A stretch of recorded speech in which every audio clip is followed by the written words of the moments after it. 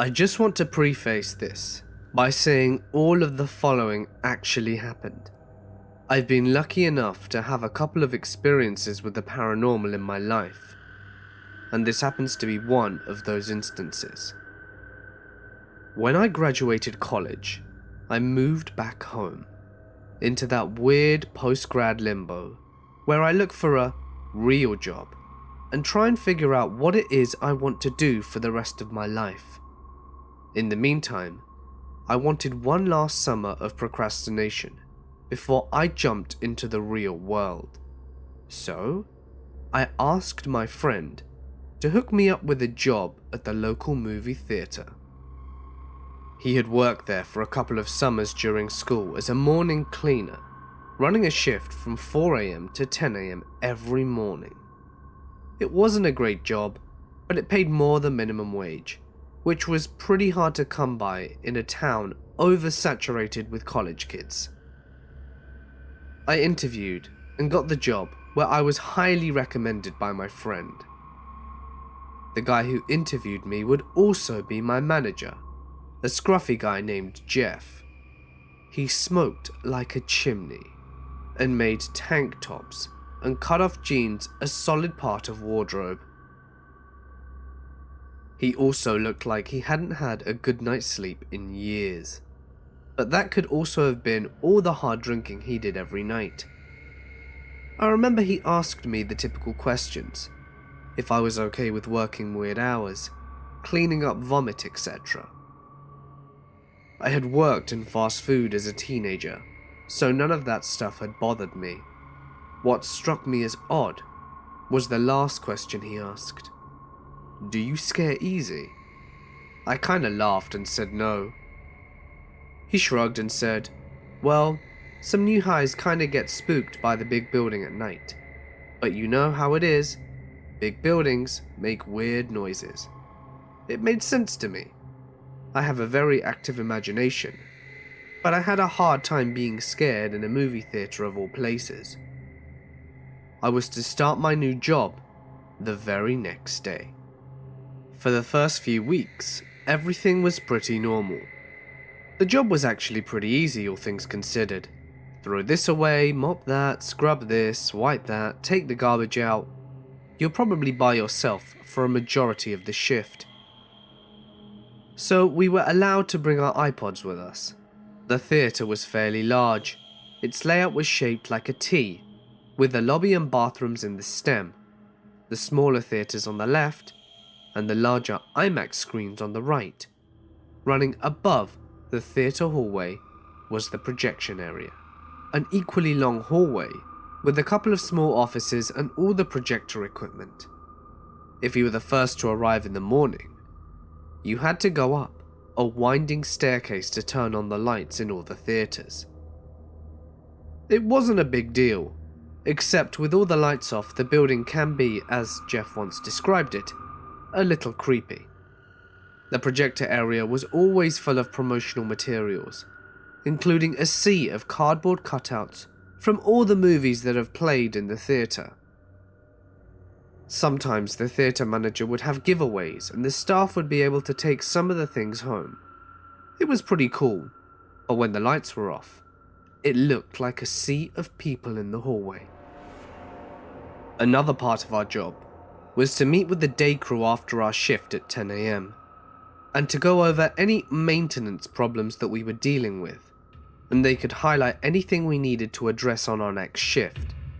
The second thing to strike me as odd was the day manager, Bob, pulling me aside after a shift. "You're the new guy, right?" he asked. I said yeah, and then he put a pair of keys into my hands. "Can you make sure this place is locked up at night? I know you guys are usually up in the back or upstairs. I don't want anyone sneaking in whilst you're occupied." I asked him if it were a problem, and he looked at me a little flustered, and went on to explain that customers, primarily women, were complaining about a lanky, tall man in a suit that had been following them from theatre to theatre, sometimes into the bathroom. The last several months, several frightened women had come to the front desk describing a 7-foot tall man in a black suit, complete with a bowler cap, walking slowly after them. A few times even the police were called. The teenagers that worked the day shift referred to him as the tall man. While he primarily targeted women, occasionally a male co-worker would catch a glimpse of him sneaking into a theatre. On a couple of occasions they would pursue, thinking it was someone trying to sneak into a movie, only to find nobody there. Sometimes there wasn't even a movie playing. We had 12 theatre rooms in total, but Theatre 5 was the worst. Nobody wanted to clean it out. When I first started, I was fairly naive about what was going on, and I didn't understand why Jeff was apprehensive about Theatre 5 and kept assigning me to clean it out. What made Theatre 5 unique was that it sat behind the bathrooms in the lobby. So, to get to the sitting area, you had to walk down a long hallway before reaching the screening room. Being that far back, you were the most secluded, especially when it's 4 AM, and the only other people that you are with are on the far other side of the building. People cleaning there would complain of nosebleeds, constant headaches, and a feeling of being watched. My first supernatural experience took place here. Theatre 5 always gave me an uneasy feeling, like I was being watched. On multiple occasions, I would take out my earbuds and shout, "Hello?" into the empty theatre. Of course, there would be no response, and I would shake it off and just go back to my routine. One day, I was sweeping out garbage from under the seats when I heard footsteps. Someone running. I look down at the front of the theatre, and I catch a glimpse of a little blonde-haired boy turning the corner into the long hallway. Immediately, I threw down my broom and chased after him. I ran down the hallway and out into the lobby, where this kid had disappeared. I walked further into the lobby and saw my boss outside the front entrance on a smoke break. "Who's the kid?" I asked, and Jeff looked at me. For a moment he was confused, but then he laughed. I'll never forget how casually he said it. "So you met Charlie?" Charlie was another entity customers often complained about. On several occasions they claimed a little blonde-haired boy was running up and down the aisles in the theatre, causing all kinds of noise and ruckus during the movie. Of course, it was in Theatre 5. When an usher would come to apprehend the child, he would be gone. The female staff affectionately named him Charlie, after his resemblance to the character in Willy Wonka and the Chocolate Factory. Charlie was also responsible for knocking over several cans of garbage, throwing papers out, misplacing things, and making our janitorial duties a pain in the arse. Charlie wasn't frightening, just more of a nuisance than anything. We used to theorize that he was the son of the tall man, but the two were never seen together. It took that experience for Jeff to admit that some people have seen and heard some things, which was his way of saying that the theatre was haunted. I found it odd, considering the theatre was relatively new. It was built in the 90s on some wetland, and according to some people that had lived in the area, the property was owned by a family who sold it off back in the 1980s. There was no evidence of foul play, and it was not an Indian burial ground. It was just a weird place where strange things happened. I didn't even realize there was a basement until my 3rd or 4th week. The basement, as I was told, was primarily used for storage. I'd give a better description, but that's as much as I know, considering the one time I was asked to go down into the basement. I didn't even know where the hell it was. It was a Thursday, and I was ready to get out of there. I remember that I had the next couple of days off, and I was ready to relax a little bit when I got home. I still had plenty of time on my shift, but this particular morning, I wasn't really dragging my ass. Jeff gave me a couple of bags and told me to drop them off in the basement. I told him that I didn't know where it was, and he pointed down the hall. The last door on the left, marked employees only, he replied. I started walking away, and he stopped me. Don't go down there by yourself. He added that with a bit of hesitation. There's a lot of shit down there, and I don't want you tripping over anything. There were usually only 3 of us working the shift. This morning it was Jeff, myself, and a co-worker named Trevor.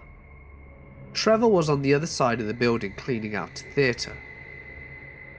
I could hear his leaf blower running. Yeah, we use leaf blowers to blow the popcorn out of the theatre. I didn't want to bother walking across the building to grab him. I figured, I'm an adult. I can drop a few bags into a room. For Christ's sake. Jeff walks out the lobby to have a smoke, and Trevor is down on the other end of the building. I'm by myself, at the far end of a dark hallway.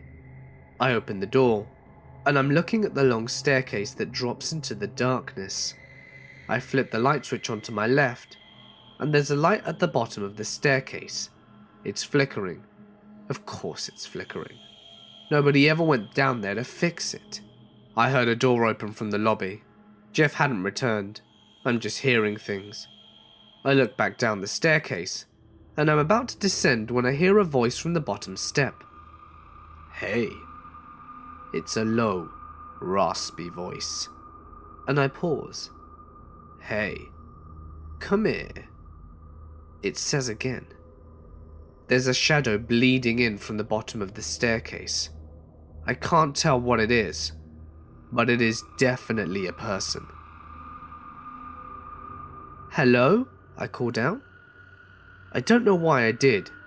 I know that I'm the only person on this side of the building. I know that there isn't just some person hiding in a dark basement. And at this point my heart is pounding, and I'm starting to sweat. Because I know it isn't normal, and I'm experiencing something that shouldn't be happening. You've got to see this. Come here and look. It says again. The voice is a little louder. It sounds scratchy, like someone with a cold. The shadow is bleeding further into the bottom of the steps. Whatever's down there is coming closer. I toss the bags down to the bottom, turn off the light, and walk down to the lobby. Jeff is walking back inside, reeking of cigarettes. I tell him about what happened. He has a look on his face that tells me this isn't the first time something like this had happened. He almost looked irritated when I tell him I was going to go in by myself. Nothing here's gonna hurt you, he finally said. I think I was taken aback more by Jeff's reaction than the actual incident. Later on, I told Trevor about what happened. We went back to the steps to investigate, and I turned on the flickering light. The bags I had thrown were gone. Theatre 5 had its instances, and the basement was particularly scary, but nothing was quite as bad as my experiences with the projector area. Around 6 AM, we would take a 30-minute break. Jeff and Trevor would usually go to McDonald's to eat, but it was always too early for me, so I'd lay in the hall and listen to my iPod. No matter how loud I turned my music, I could never cancel out the sound of the footsteps from the projector area. It sounded like a 300-pound linebacker sprinting back and forth, heavy, loud thumps up and down the hall above me. I told Jeff about it once, and he remarked that it was just the building settling, and there was a lot of equipment upstairs making all sorts of noise. Jeff wasn't the smartest guy, but that didn't stop him from insulting anyone else's intelligence. Maybe he was just trying to keep me from quitting. The turnover rate was pretty insane at the theatre for cleaning staff, and the creepiness was a big factor. The prey was pretty garbage too, but that's a whole other story. So it wasn't long before I started feeling apprehensive about going upstairs to check the projectors. and turn on the lights in the theatres below. On one particular occasion, I was walking up the steps to the hallway, and I heard what sounded like a child call my name from the bottom of the steps. I knew it was Charlie, because, well, how many children are in the theatre at 4 AM? This was the first instance of hearing my name. For a week straight, I'd hear voices echoing down the hall from the projector room, Theatre 5, or down the hall. That was easy to ignore once I put my iPod on, but it never shook the feeling of being watched. I had never seen the tall man in person. I only ever had instances where I encountered Charlie, heard noises, or saw shadows. My only experience with it was at the start of my shift, when I was the first to arrive at work. If you're first, it's your job to go upstairs and turn on the theatre lights in the projector hall. I wasn't happy about it, but it looked like it was going to be another morning where Jeff and Trevor were late, and I didn't want to mess around with my shift by waiting around. Since the projector area is dark, typically we'd carry a flashlight with us, going around flipping switches. That morning, I couldn't find the flashlight, which we'd later find in the garbage.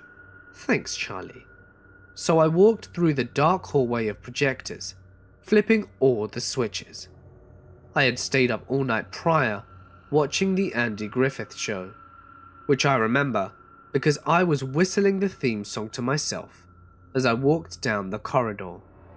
Once again, I got the feeling of being watched, and something several yards away, in the area with the projectors overlooking the IMAX theatre rooms, was staring back at me. I stopped whistling and tried to focus my eyes.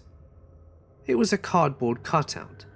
They were everywhere, so I dismissed it and was about to flip the next switch when the cutout moved. I froze. What I thought was a cutout was actually a figure hunched over. It was quietly whistling the Andy Griffith's theme song, imitating me, only whistling slowly. Slowly, it rose up from its crouch, revealing itself to be at least 7 feet tall. It was a man. All I could see was a silhouette against the red exit sign light above, and some of the projector computer monitors. It started towards me, whistling quietly. I wanted to move, but for some reason my feet were cemented in the spot, and I had cotton for a tongue. I didn't know what to do. Slowly the tall man stepped towards me. He walked with a bit of a waddle, as if he had a limp on his left leg. I couldn't exactly tell. He had taken about 3 or 4 steps towards me when something caught his attention, and he turned and walked into an office down the hall. I turned back and ran down the steps, and I waited outside the theatre until the boss and the rest of my crew arrived. I told them what happened, and they explained that the tall man existed, but that he wasn't going to hurt me. I didn't care. I put in my 2 weeks and haven't looked back. I worked overnight security in one of the largest, best and oldest hospitals in the US. My fellow security officers and I all have stories about one building in particular, but the one that I'll tell is the one that happened to me. Backstory for the building: it was built in the late 1800s, and it was originally the psychiatric building for the hospital. Now, being the late 1800s, not much was truly known about psychiatric disorders, and on top of that, this hospital was known for its medical research. With both those facts combined, you can infer that some terrible shit was done to these misunderstood psych patients in the building. A couple years before I started working security there, this building had been converted into offices after the newly built part of the hospital dedicated a section for an updated psych ward. So, my rounds for the night happened to include said building. At night, this building was empty due to recently being converted into offices, and the drones who worked there wanting to leave promptly at 5, if not earlier. In some of their haste, they had left the office doors unlocked, which is a big no-no due to medical information being located in their offices. It was our duty to go to each and every floor and make sure every door was locked, and if it wasn't, to secure it ourselves. I did my initial sweep of the building to make sure it was clear, and proceeded to do my door-to-door checks. The hallways were pretty narrow, so I could check both sides of the hallway doors at once. At the end of this hall, there were 2 sets of doors you had to go through to reach the final office, which was a dead end. Everything was secure. Awesome. Time for the next floor. I exited the 2 sets of doors from the dead end office and stood absolutely frozen from what I saw. Every door ajar, set perfectly so their own weight wouldn't cause them to shut again, and 1 wheelchair at the end of the hallway, facing towards the steps. I had heard other security officers outright reject that set of rounds due to the strange stuff happening there, but I laughed it off until that night, and I never took those rounds again. In the early 90s, I worked as a sous chef at the Hotel Colorado in Glenwood Springs. The employees went to great lengths to tell me all the juicy ghost stories associated with the place. Forbidden rooms, labyrinth basements, hauntings, etc. I never really paid it any mind. But towards the end of my tenure there, 2 very specific incidences led me to seek employment elsewhere. The kitchen in this place was built in the late 18th century, so think big, very tall ceilings, and damn near ancient fittings and equipment. The first incident happened late at night on what we used to call the bar line. It was a small kitchen off the main kitchen gallery. They had a late party in the bar, and I was finishing up a long day's shift. I had made an etouffee for the party that night, and had to clean a big arsehole pot. I had already finished everything else cleanup-wise, so all I had left was to dry and hang said big arsehole pot. The bar line had an overhead pot hangy thingy with giant hooks to hold the pots by the handles. These hooks were 4 to 5 inches deep and could have been used to hang beef. I dried the pot and slipped it on the hook and made my way around the corner to the break room to clock out and grab my shit. I am the only one left in the kitchen, so I would go through and start to turn off all the lights, and made my way back to the delivery door. As I laid my hand on the doorknob, a tremendous clangor shot through the whole kitchen. It sounded like a cannonball had gone off and made me jump about 3.5 feet off the ground. My heart is racing and my mind is going a mile a minute. I immediately turn all the lights back on and give out the old, "Is anyone there?" No one was. I grabbed the biggest butcher knife we had, affectionately named Old Choppy, and started to slowly ninja my way through the gallery, seeking out whatever the hell made that sound. After a brief but thorough search, I determined that it must have come from the bar line. Great. Nothing like a blind corner and creepy ass activity to make a man feel special.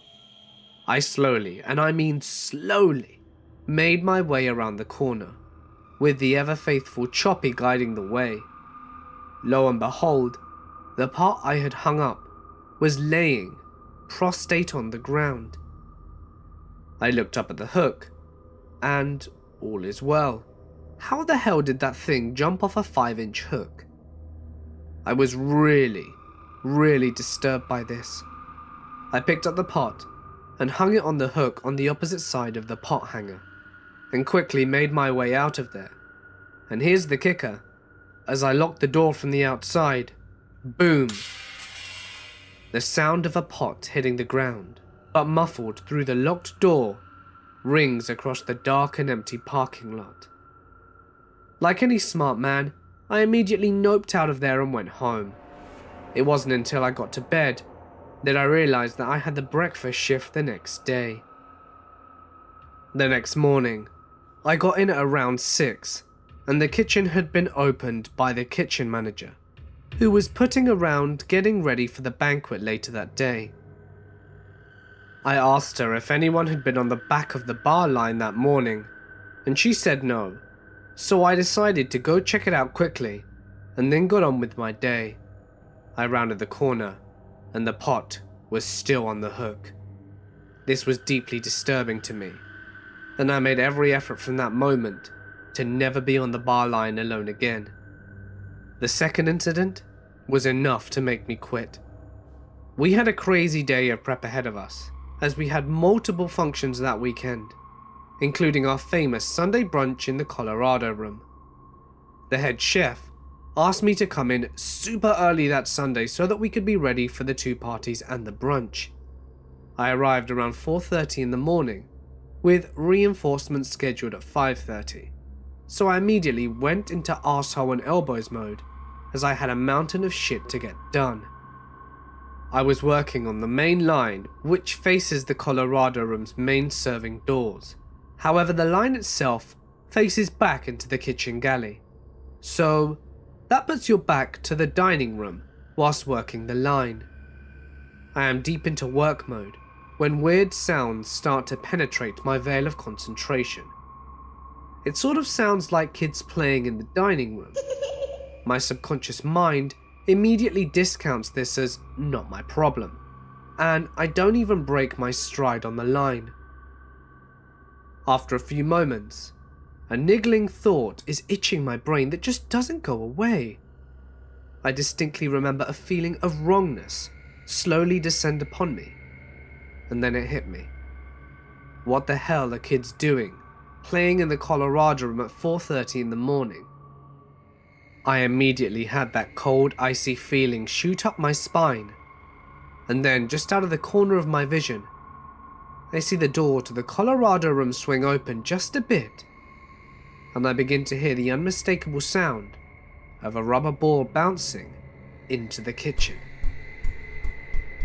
As I swing my gaze quickly to the left, I see a red rubber kickball, clear as day, rebound in the gallery, with the far-off sound of a child's laughter floating through the Colorado Room. I just froze. I have never been that freaked out in my entire life. My breath came in ragged gasps, and I stood there rooted to the spot. I must have stood stock still for a full minute, and then I heard the rear doors open and the sound of familiar voices. My reinforcements were there. I have never been more relieved to hear other people's voices than in that moment. The girl who was helping me that morning makes her way to the main line. She immediately stops in her tracks when she sees me, and I shit you not, she says, "You look like you've seen a ghost." I quickly retell the tale to her and the prep boy as we search the galley for the room, to no avail, and then turn the lights in the Colorado Room to full blazing ass daylight, and go figure, no ghost children. I put my 2 weeks notice in the following day. The manager of the hotel asked me to sit down with him a few days later after I inquired about a reference. He had heard my tale and wanted to chat to me about it, and boy did he have a tale to tell. I thought that I had heard all of the tales associated with the alleged hauntings of the Hotel Colorado, but apparently she still keeps some secrets. It turns out that not long after the hotel opened, a little girl accidentally chased her rubber ball off a 5th floor balcony and fell to her death. She is frequently seen on the 5th floor in Victorian dress and has even reportedly played catch with some of the guests' children. Her red ball was famous amongst workers of the hotel in previous generations, and its ghostly appearance frequented the banquet rooms, and yes, the kitchens too. My life has been turned upside down and backwards many times. So many times, in fact, that I wonder why the twists seem to take the shape that it has so repetitively, with the last several years culminating in several life changes that started when I was a child. Introspection set in, and I began to really sift through the years seeking answers, or at the very least, some kind of clues. Nearly going blind will do that to you. Nearly dying several times didn't seem to be the ticket. But those are tales for another time. The differences in my life from others I know has been so dramatic that in the growing darkness of my sight, I began to try and piece things together. I was always different. Going back into my memories, the differences begin right away. No one else I know can remember their first steps, getting their diapers changed, the distaste for the feel of plastic pants over their underpants as they are potty trained, the first feel and silence of being sat in a depression of snow at 10 or 11 months. I could read well before entering kindergarten because of my mother's teachings, since she labelled everything with the same name of the thing in our shared bedroom, even in my crib. Yes, I can clearly remember those times, even the abuses my parents and elder siblings sent my way, though those didn't ramp in intensity until after I was back home and turned 6 years old. Forgive me, I'm getting slightly ahead of myself, but with reason, as you will eventually find out. As to the blindness that I avoided, which you've undoubtedly been asking yourself about, trauma-induced cataracts from concussive impacts to my head, from beatings and car accidents. No, not when I was driving. These happened when I was a child, and before the law and normal use of seatbelts stepped in to protect us from ourselves. Now, needless to say, this is all completely true. I know you'll all wonder if this is the case. As I am a child of two nations, born in the US, this means a large amount of my cultural background goes into the sum of my parts, with a Cuban father and a mother from England. You can see what an amazing contrast there would be between the two parts of my family. The differences are so vast, with one half being very spiritual, Santeria being a large part of the religious makeup of the Cuban side, and on the other is the Celtic influence of my mother's family, with deep ties to the old faiths of the islands of the United Kingdom, all the way back to the old religion of pagans and druids. As a baby, I never knew how protected I was by my tías, which means aunts in Spanish, and their diligence to keep the house that we lived in safe from the other world that they knew was there, and feared terrifically in fact. Constant blessings, use of camphor, holy water, and cleansing with incense happened all the time.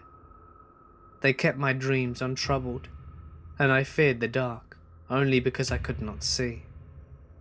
Eventually we moved, and the home I would grow up in did not have any of those benefits, as I began to see things in the darkness most easily. Aside from feeling things, when I was near something spiritually active at a distance, I could see things too. Take for example my Uncle Mickey and his wife Olga. As a little child, we'd go there all the time because Auntie Olga was my godmother. Her mother lived with them, but had her own room, and was very old and in not the best of health. But she had an aura about her that said that she was kindly, and wished that she could do more when my brothers and sisters and I came to visit than just sit in her room or lie in bed. Sometimes, she'd be too exhausted to get out of bed, and we would have to play quietly on the other side of the house on the covered porch. I had a habit of wandering off and going places that I was told not to go, following feelings that seemed to draw me. In fact, sometimes I would wander blocks away from home or from parks, scaring my family silly. I would go to my tia Olga's mother's room, and as I'd walk in, a man standing next to her bed would look up and smile at me most of the time. My memory of him is hazy now, as it is of her, but I remember dark but warm eyes, steely grey hair swept back and slicked back down to keep it neat with a light blue guayabera.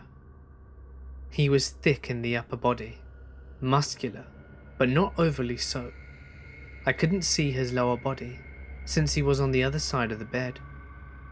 She would look away from him to me, following his gaze, and see me standing in the doorway. I would greet her, "Hola, señora," and then my Uncle Mickey said something from behind me to get my attention. I'd look, to turn to see what he said, and when I'd look back, the figure, the man that I had just seen, would be gone. There was no place for him to go, I should point out, and no one else lived there since my cousin, Michael, had moved out some years before. Keep in mind these events happened when I was 4. No one would ever tell me who that was. No one wanted to even mention it. The fact is, it only started whispers between adults about the events. Fearfully whispered discussions amongst them. Discussions that I was not even allowed to think on eavesdropping on. It wasn't long after that my Aunt Olga passed away. I never found out who the man was in the room with her, but I was assuming it was someone very close to her, for the simple fact that I never felt menaced by what I saw, and the room felt brighter as she passed. My mother's relations had come to visit us for a little while, and I do believe I even got to see my great Aunt Lily more than once in the US. My mother's father, Granddad, had been setting aside money since she'd left home to have her come home, either to stay or for a long visit, and this money he'd saved up from quitting smoking. Funnily enough, he'd been saving for so long that the amount had grown high enough for us all to come visit them during the summer. My father had to work, so he couldn't come with us. His job was very demanding, and our talismans, given to us by the Cuban side of our family, were not allowed to come with us, and remained in a box back home, despite our loud protestations. My mother was most insistent, as she was embarrassed by them. My time in England was not boring. We walked everywhere, or took buses or trains, and we were dragged to every mall, castle, monument and palace of interest that my mother could think of. This is in direct contrast to the part of Los Angeles where we lived, that required a car and a long trip to get anywhere meaningful. It was a shock, to say the very least. All of this whilst travelling between homes of my granddad and Nanny, that's my grandmother, and my Aunt Sonia and Aunt Celia in various places around the country. When we first went to stay with our Aunt Celia, it was a bit of a shock. Upon first stepping through the front door and removing our Wellington boots, I noticed that the air was thick and cold. To the left of the large front door was a toilet behind a closed door under a large staircase with a banister. My eyes were drawn to it as we were led inside by my aunt, distracted with talking to my mother about her coming wedding. Another reason for our presence, so my mother would be there for her younger sister's wedding. The cold stopped as we got to the 3rd stair and turned right onto the landing and proceeded up the stairs. Now the air was just thick and unwelcoming. We were shown to our rooms, the ones that we would be sleeping in. Us children. It was across the hall from Celia's room, and next to my mother's room. I kept looking at the door to my aunt's room, a pulsing sensation in my ears and pressing on my chest. So distracted was I, that I didn't even notice I was being asked something by my mother, as she ushered me into the room to unpack. Celia smiled at me as she opened the door to her room. Something about getting into her regular clothing, now that she was not travelling anymore that day. I looked past her into the room, with eyes wide, and the feeling of dread growing. She saw my curiosity. "What is it, Sean?" she asked. I looked past her shoulder into the room. Past her. I could see her bed and nothing else. I looked back at her as she entered the room, and then walked out of sight to the right towards what I would later learn was the walk-in wardrobe. During this, she crossed my view of the bed, and when it was clear enough again, I saw something that chilled me to the marrow, and the pressure came back enough to make me gasp. There, in the bed, now, sat an old woman in a sleeping cap and nightgown that looked like someone out of the 18th century. Her hair was grey and tied up in the cap. Her skin was parched and wrinkled. She couldn't have been older than 70. The woman was sitting there in the bed, looking in the direction that Celia had walked out of my field of view. Then slowly she turned to look at the doorway. It seemed at the time that she was turning her head at the sound of my gasp. Her eyes were angry and unwelcoming. At that moment, my sister and mother walked past, breaking my line of sight. As they walked past to go down the stairs to get the rest of their suitcases and unpack, I stood frozen, my brother asking me what was wrong as they walked by. And after they'd passed, the woman was nowhere to be seen. I told no adult, nor my sister, as I remembered the response seeing things like this had gotten me in the past. I confided in my brother only, and he told me that he hadn't seen anything. He proceeded to tell my mother and sister all about it. During the rest of our stay, I kept my eyes averted from her room so that I wouldn't have to risk seeing that woman again, and refused to use the upstairs bathroom, and I'd have to pass her and risk seeing or feeling her presence again. My grandparents' flat had no oppressive feel to it, but there was a ghost all the same. A figure would walk into the bedroom where my brother and I slept, look around, and then leave. He was dressed in an odd helmet, shaped like a brimmed soup bowl, with a chain strap and a strange heavy jacket, with leather buckles that looked water resistant. I could never see his feet, as it was always too dark in the room. As the man entered, he always seemed to bring light with him, almost as if he glowed mildly. Otherwise, I would not have been able to see much of him in the middle of the night.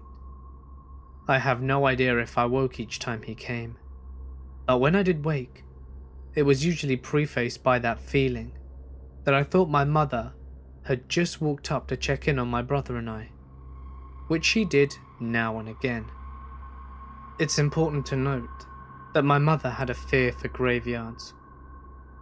She's been tracing our family tree for ages, and this meant that we were usually dragged to find headstones with her maiden name on it. One particular grave near my grandfather's flat was apparently where my great-grandparents were buried. The graveyards were never empty of people walking through and looking around.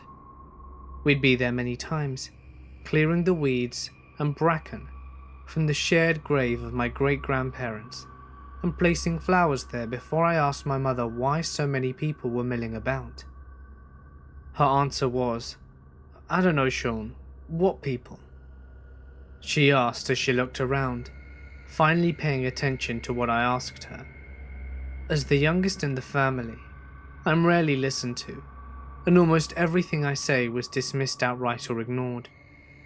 Never before had I wished that my mother had ignored my question. I looked up at the people who were walking amongst the graves and pointed at them.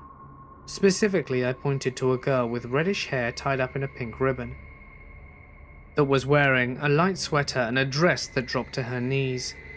We were in our rain gear, and this girl and all the others were not. They were all in different attire. They looked dressy, such as suits and dresses, whilst others were dressed casually. Some looked like they were dressed in the current clothing style. Some were considerably older. I had not noticed it from before that moment. Further, not a single one of them had an umbrella or rain gear of any kind. It was at that moment that I realized two things. Ghosts can appear in the daylight and outside, because as a child, I assumed that being outside and being daytime meant I was safe from them, but I was wrong. These ghosts had suddenly become aware of me, all of them, as if they were discomforted at scaring me. They all turned to look at me with an impassive expression on their faces, except for the girl I pointed at, and then each of them turned away and faded from sight. It was almost as if they had pulled a screen in front of themselves, or stepped from one room to another by changing the focus of their attention. The girl with the reddish hair and the pink ribbon, she didn't disappear. Instead, she smiled and stayed fairly close, listening to our conversation and watching, all in a completely non-threatening manner. No one seemed to notice her throughout the whole time we were there, which I was eager to cut as short as possible. Threatening or not, I was leery of her and unwilling to let her be close, always keeping my mother between us. I have no idea who she was, and I was too scared to find out or even try to talk to her. Funnily enough, the church for that graveyard is where my Aunt Cecilia was married that summer. That's where my grandfather was buried when he died of a massive heart attack in his flat in August, just after my mother's birthday. And no, I never saw him again. His spirit, despite staying in the flat for many more days, never came to me. Nor, might I add, did the man in the helmet ever appear for me again. I'm sure most of this seems innocent as far from dangerous for you guys, but you have to see it from the point of view of a 5-year-old child. Not only that, you'd have to understand that before this, I'd never encountered so many so often. I'd only ever seen things swirling or faces peeking out of my closet. But there was so much to be seen in England, ever more so. Though we stayed with the relations, we never went to stay with my Uncle Billy. We did, however, get some chance to visit distant relations, distant in both lineage and in mileage. One set was in Scotland, and with nothing spiritually noteworthy to say, except that I felt safe, almost as if I were back in my old home, as though something was protecting me. But the scariest experience I had was visiting our cousins Glenys and Roy. They were a nice couple, with a home that had a past, that had no clear answer for. At my aunt's wedding, we were told by my Aunt Celia about the ghost of the bed. It was an antagonistic spirit that menaced with only male adults that slept in the bedroom, shaking them with shrieks and attacking them in other more painful ways. They look into the history of the house, and it went back about 200 years, being one of the oldest homes in Wales, with a history rich and mostly lost through time. Of course, Roy had only been told these things and never tried to sleep there himself. A friend of his had tried and left in the middle of the night, never to return. No one stepped forward with more information as to why the spirit did what it did, whether it was male or female, or what had brought its darkness into the home in the first place. All this was recounted by Celia with dark glee, as she looked onto the paranormal. Terrified at what I might end up seeing, the trip to Wales was long and arduous, as we had to stay on the train for several hours and make a few changes and then ride a bus. Before it was all over, I had been menaced by my sister and brother with the idea of ghosts in the house. Ghosts they didn't believe in or could see. Menaced with the idea of being put into a bedroom I was so scared of sleeping in. You know that's how it is with children. We're going to put you in there, Sean. We're going to make you sleep upstairs with the ghost. They'd torment me, them wailing like ghosts, holding their hands up, making poses like a revenant out for human blood. I'd wail and run, scared out of my wits, already at the knowledge that I was going to be near it. Certain, in fact, despite my mother's claims that they wouldn't, and that they wouldn't make me sleep in that accursed room. I passed out on the last bus, despite trying to stay awake in order to make sure I was able to make certain that I was not put in the wrong room. My siblings had a nasty habit that once they knew about the ghosts I could see, they'd lock me in closets just to hear me shrieking in the dark, and it was sometimes not void of others.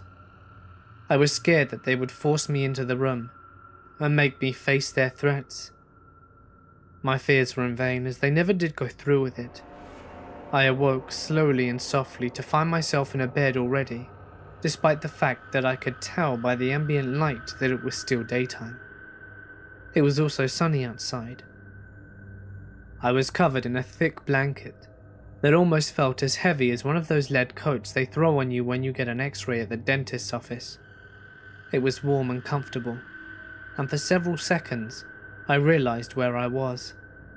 Then terror blossomed in my chest as my heart began to hammer against my little ribcage. I sat up, struggling under the weight of the blanket. Sitting up, I looked around the room.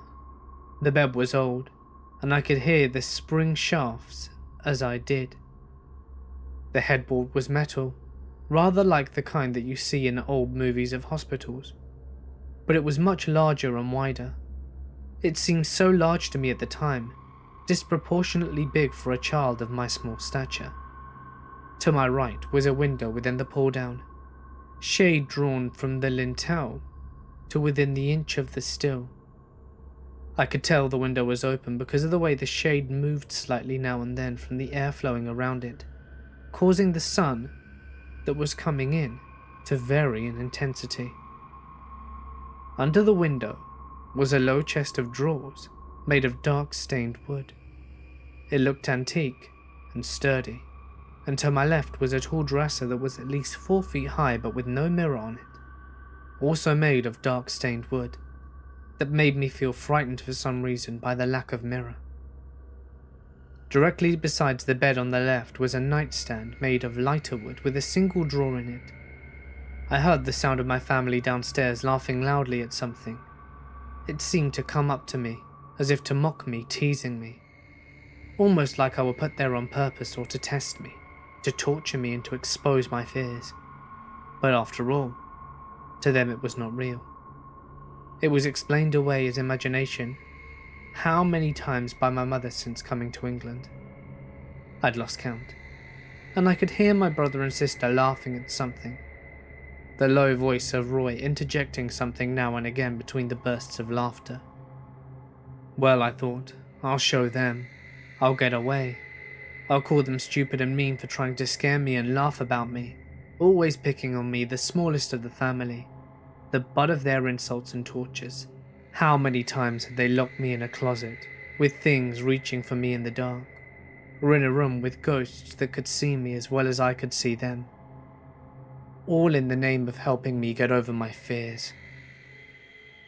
Tears began tracing down my face as I thought of this, but now they intensified from drops to streams that blurred my sight as my horror and feeling of betrayal intensified. My cheeks were soaked and stung slightly from the hot, salty tears. I moved to get up, but paused. I felt it then. Through the whole of my body I felt it, like suddenly I was deep underwater. The pressure was intense, and almost like a nightmare in intensity. Like drowning out of water, sinking deeper and deeper every second. the crushing feeling growing tighter and tighter around me, pressing on my little chest. My shoulders creaked as they were forced into my body, and my wrists were crushed into my stomach, almost as if a gigantic hand was gripping me. Looking back now, I have no idea how I survived. I tried to move, but my arms could not defend whatever it was that held me. Another chorus of laughter from underneath the door drew my attention downwards, and I could see the gap beneath the door, with the light from the hallway illuminating a small patch of wooden carpet and the edge of the rug on which the bed sat on. Fighting to draw enough breath to scream for my mother, all I could do was sip the little air at the time into my lungs and let it out. I tried to make noise, little gasps for help, "Mummy," and calling for my sister and brother. But looking back, they couldn't have been louder than a whimper. They were far from where I was, and downstairs, and they would probably ignore me if they could, as they usually did. I felt betrayed, as well as terrified beyond comprehension, but it wasn't even close to what I was in for. A sound, distant but persistent and strange, reached my ears, and then in the silence of the room, it didn't echo. It seemed as though the sound was sucked away as soon as each sound finished. It grew steadily louder, and by the time I could tell it was getting closer, the grip hadn't lessened on me, and in fact, began to push down so my little legs were bent at painful angles on the bed. The springs squeaked in response to my downwards pressure into the bed, and then I heard my mother say, "I think I heard Sean upstairs. I'll check on him later," going to step out for a cigarette, and it trailed off, as she must have gone outside. The sound of the door opening and closing, and then silence. They had all stepped outside, and I could now hear the sound of my brother and sister laughing distantly from the open window to my right. My right hip protested, the pain of being crushed in the semi-sitting position with my right leg splayed out on the right, and my left extended in front of me. The noise I'd heard now seemed emboldened at being alone in the house. I could finally tell, at last, what it sounded like. It was like a groan, only it sounded like a person groaning whilst inhaling rather than exhaling. And it didn't stop this time. It was inhaling and making the sound, getting louder and louder and closer, but I couldn't see from where. My eyes were now rolling around my sockets, searching every corner of the room to see if I could find the source of the sound, all whilst my mind was crying for my mother, my tears now soaking through the neck of my polo shirt in front of my chest. The groan stopped for an instant, and then began again, louder this time, as I sensed it was very near. I looked down at the doorway. Something had attracted my attention despite the new, burning pain in my chest. What attracted my gaze was the light from under the doorway, which was slowly going out. It was being blotted out, as if by shadows or something moving over the source of the left of the door to cover the light. Eventually the light was absorbed by a solid line of shadow, and I knew it could not have been a person. A person could not make this kind of completely eclipsing shadow over the light. There would be a shape of feet or legs or something. The sound was now just outside the wooden door, louder than before, and something more.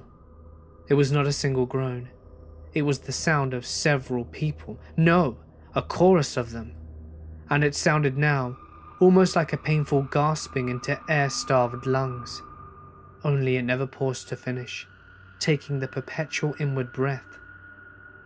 The groan didn't sound like it stemmed from pain. No. It sounded almost like an engine getting going, as if it was drawing something it wanted into it. The louder it got, the more I hurt at the pressure of the crushing sensation. As I watched, the shadow over the light was taken by something darker, and it began to slide under the door. It was darker and fuller than before. I could see an amorphous mass sliding underneath the door that was darker than midnight, and it entered the room. The sunlight that came in and around the shade in the window grew dimmer. The pressure on my chest surged angrily as I was suddenly flung back in the bed and banged my head against the slated metal headboard, which in turn smashed the wall. The sound of it, though, should have been loud, but it sounded like a muffled clunk to me, as if the sound had been sucked away or muffled underwater or with a pillow. My head, now dazed from the collision, was too loopy and weak from lack of oxygen to appreciate the reality that I could now breathe. All thoughts of escape had long gone, and I wanted my mother to come and rescue me, to drive it off and protect me, to enfold me in her arms. But I realized that this would not happen. Despite her promises, she put me here and allowed me to be in there, and either way, she didn't really care about me. Blarily turning my gaze downwards, I watched the foot of the bed for signs as I prayed. Let me die fast so it can't touch me or take me. Please just let me die. I was so scared that all my limbs had gone cold from shock. The groaning started at an all-new intensity, revving upwards in the chorus of sounds, and my eyes grew wider in terror as the dark mass now surged upwards in the air as if standing. And it didn't even stop.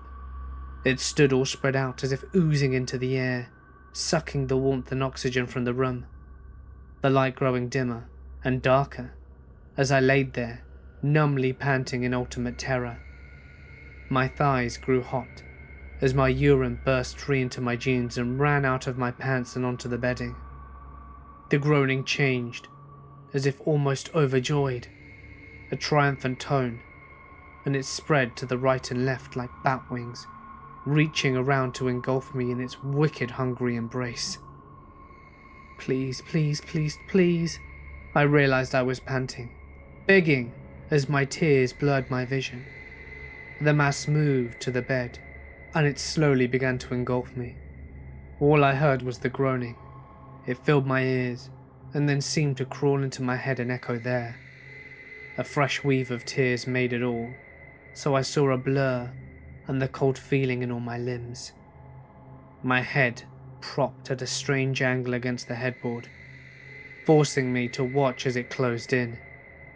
The anticipation of its icy touch on my already cold skin repulsed me, and I began to shiver uncontrollably.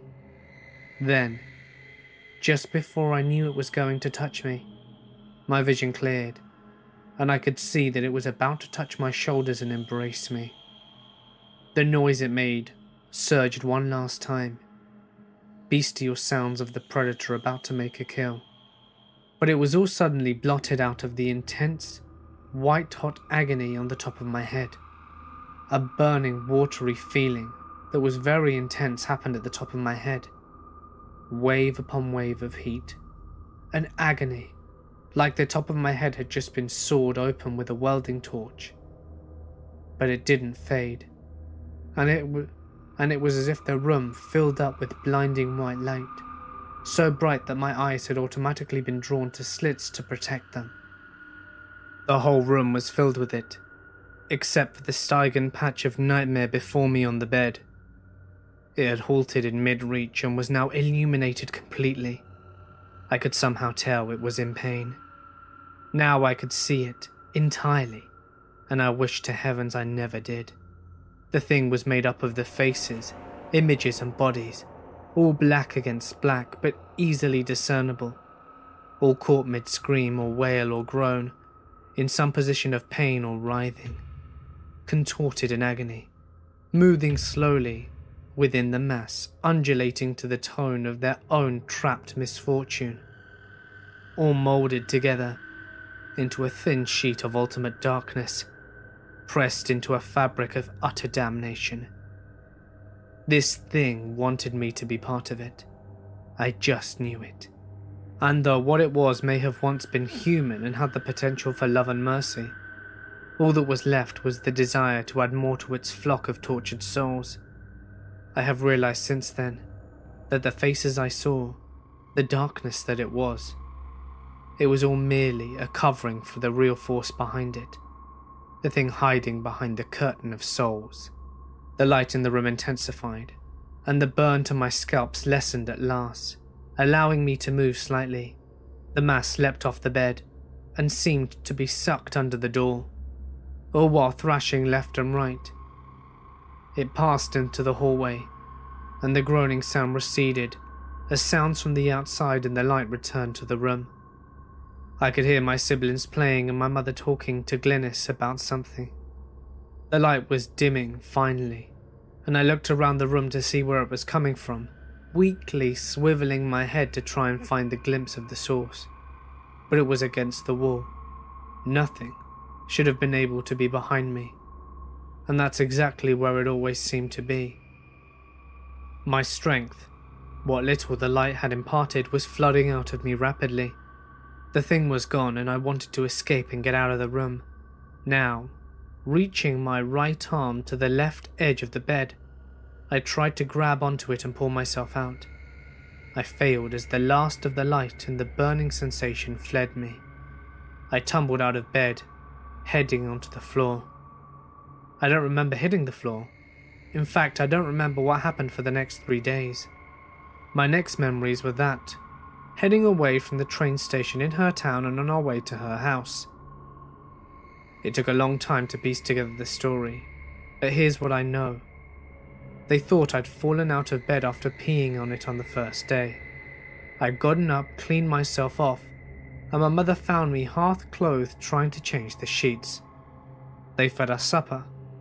I ate heartily at the wonderful food that Glynis had cooked, and then we'd gone to bed.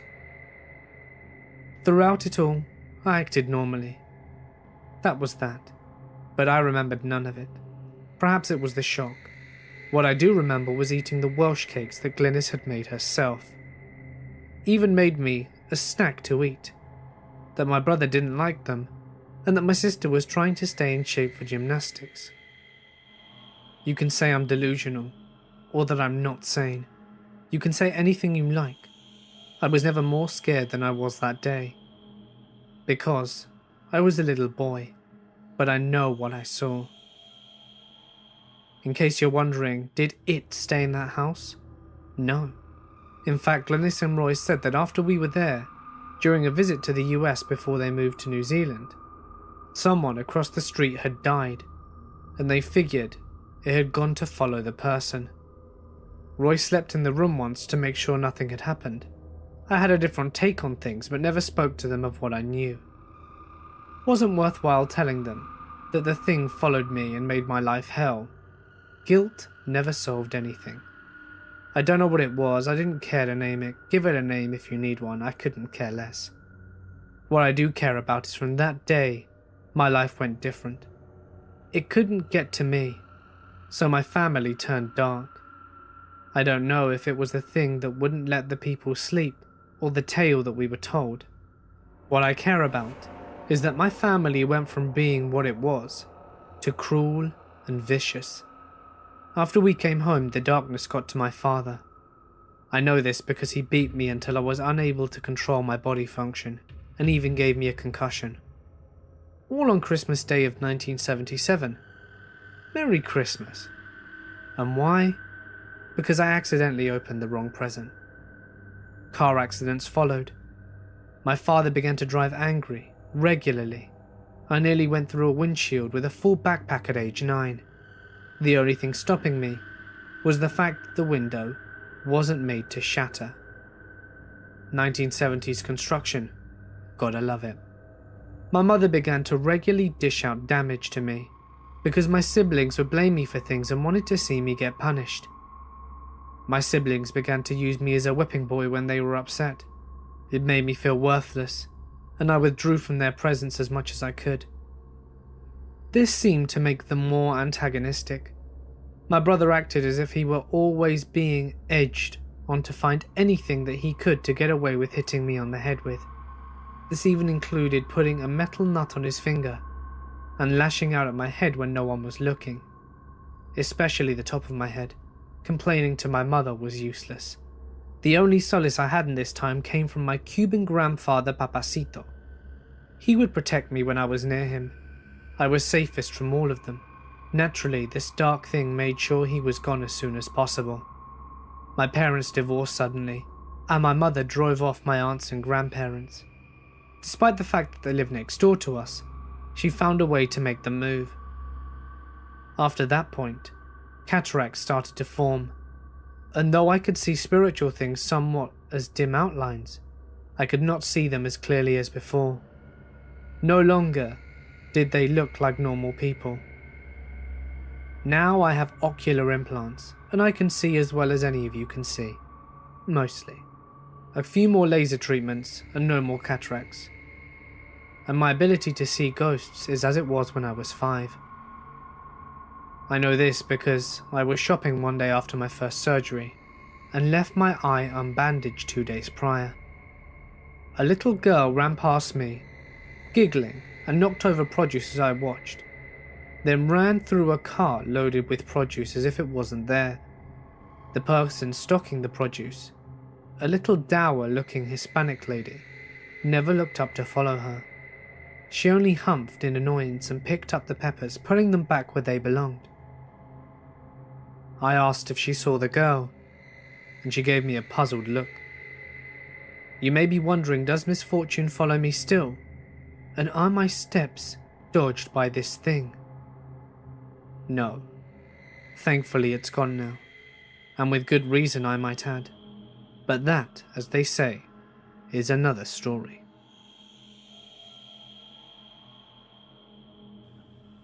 When I was 13, I experienced the ghost of my grandmother. She died in her sleep whilst taking a nap on the living room couch. Afterwards, according to my father and grandfather, every now and again, they could hear her make the trip from the bedroom to the kitchen and open the refrigerator door. A trip she made many times when she was alive. At first, I thought my father and grandfather were making this up, having fun at my expense. A couple years after she passed away, my father and I went to spend the weekend with my grandfather. My father and I slept on the living room couch, as it opened into a double bed. The same couch my grandmother died on. My grandfather left the house to go to a next-door neighbor's house to play poker. My father and I went to bed in the living room, and my father went right to sleep. I, however, laid awake, reading a magazine. After a while, I heard the noise of the back bedroom door being pulled open. I heard the sound of shuffling feet, and I heard the creak in the floor directly in front of the bathroom doorway. I hear more shuffling feet. Then I hear the fridge door being pulled open, and I hear the sounds of glass bottles in the fridge door clinking against each other. Feeling thirsty, I decide to get out of bed and join my grandfather in the kitchen for a cold drink. I go into the kitchen, only to find I'm alone, by myself. I was puzzled. I could have sworn I heard my grandfather walk from the bedroom into the kitchen and open the fridge. It was at that moment that I remembered that my grandfather wasn't home. He was over at the neighbor's house, and he hadn't come back yet. Then I remembered my grandfather and father's ghost stories. And then I got scared. I raced from the kitchen into the living room and leaped over my sleeping father into my side of the bed. Then I went to sleep. I don't know how long I slept for before I woke, but I felt a feeling of paralyzing fear in my body. I was frozen. I was lying on my right side, and it took me a while to work up the courage to turn my head to the left. My head was covered by a blanket. There was a shadow being cast onto my blanket. The shadow was the outline of a head and the shoulders of a woman with a beehive hairdo. My grandmother used to always have a beehive hairdo, even years after it went out of style, up until she died. I had heavy breathing coming from the shadow. I had to work up the courage to move one of my hands to remove the blanket off my face, and when I did, in an instant, the paralyzing fear I felt was gone. The shadow was gone, the sounds of heavy breathing was gone. My father was still sleeping. I pulled the blanket back over my head and went back to sleep, only to wake up on my right side, and the paralyzing fear was back.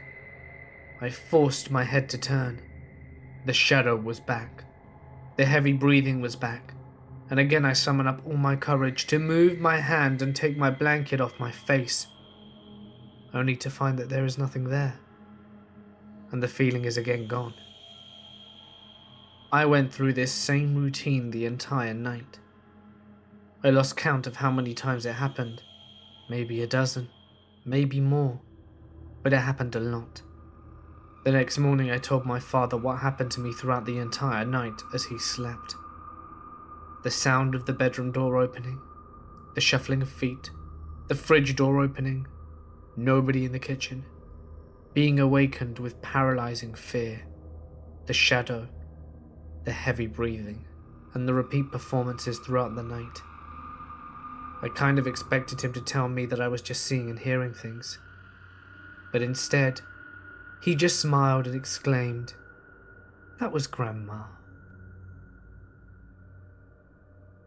I was 17 at the time, and always believed in the paranormal, but never really had a true experience until one night that I vividly remember till this day. So one night I was sleeping in my upstairs room, looking like usual, and for some reason I woke up at around 3 or 4 in the morning, which wasn't that unusual, but this night was very odd. When I woke up, the entire room was lit like a soft light, kinda grey, which was odd because the room was always pitch and had no streetlights or nightlights to produce any ambient light. So I really didn't think anything about it until I saw something that looked like a woman figure standing down the end of my hallway. At first I thought I was dreaming, but I wasn't. It didn't feel like a dream. It felt too real to be anything like that. I continued to stare at the figure down the hall, thinking it was my mum, but thought to myself, why would she be up at this time of hour? When I tried to call out, I couldn't. I was just frozen, not able to move nor speak. Now this is where it starts getting strange. At this time, I'm still staring at this figure, and it starts moving closer to me. It started moving floor by foot, like it was skipping through time, like in a panel-style movement. The odd thing is I wasn't afraid when I should have been scared shitless because of some strange personal entity coming slowly towards me. It finally reaches my doorway and just casually walks to the foot of my bed and stands there. The figure is dressed all in white, looked almost like a wedding dress, and I couldn't see its face as it was covered by a veil, but I knew it was a woman, just looking at the features. I was still not afraid, but I did feel this deep sorrow and sadness coming over it. It was only inches away from me at this point, and I just remember crying for no reason. I never cry. It was like I was feeling what it felt. This whole ordeal lasted about 10 minutes, and then it slowly just walked out of the room and vanished down the hallway. I then passed out and woke up later in the morning. At this point, I was scared shitless and couldn't understand what I had just experienced. I call her the woman in white. I never saw her again after that, and from that day I get goosebumps just thinking about this. Years ago, I used to work at a church as the head sound engineer. The bulk of the job required me to be active during the days for summer services. Occasionally, there would be tasks that would be done whenever I got the chance.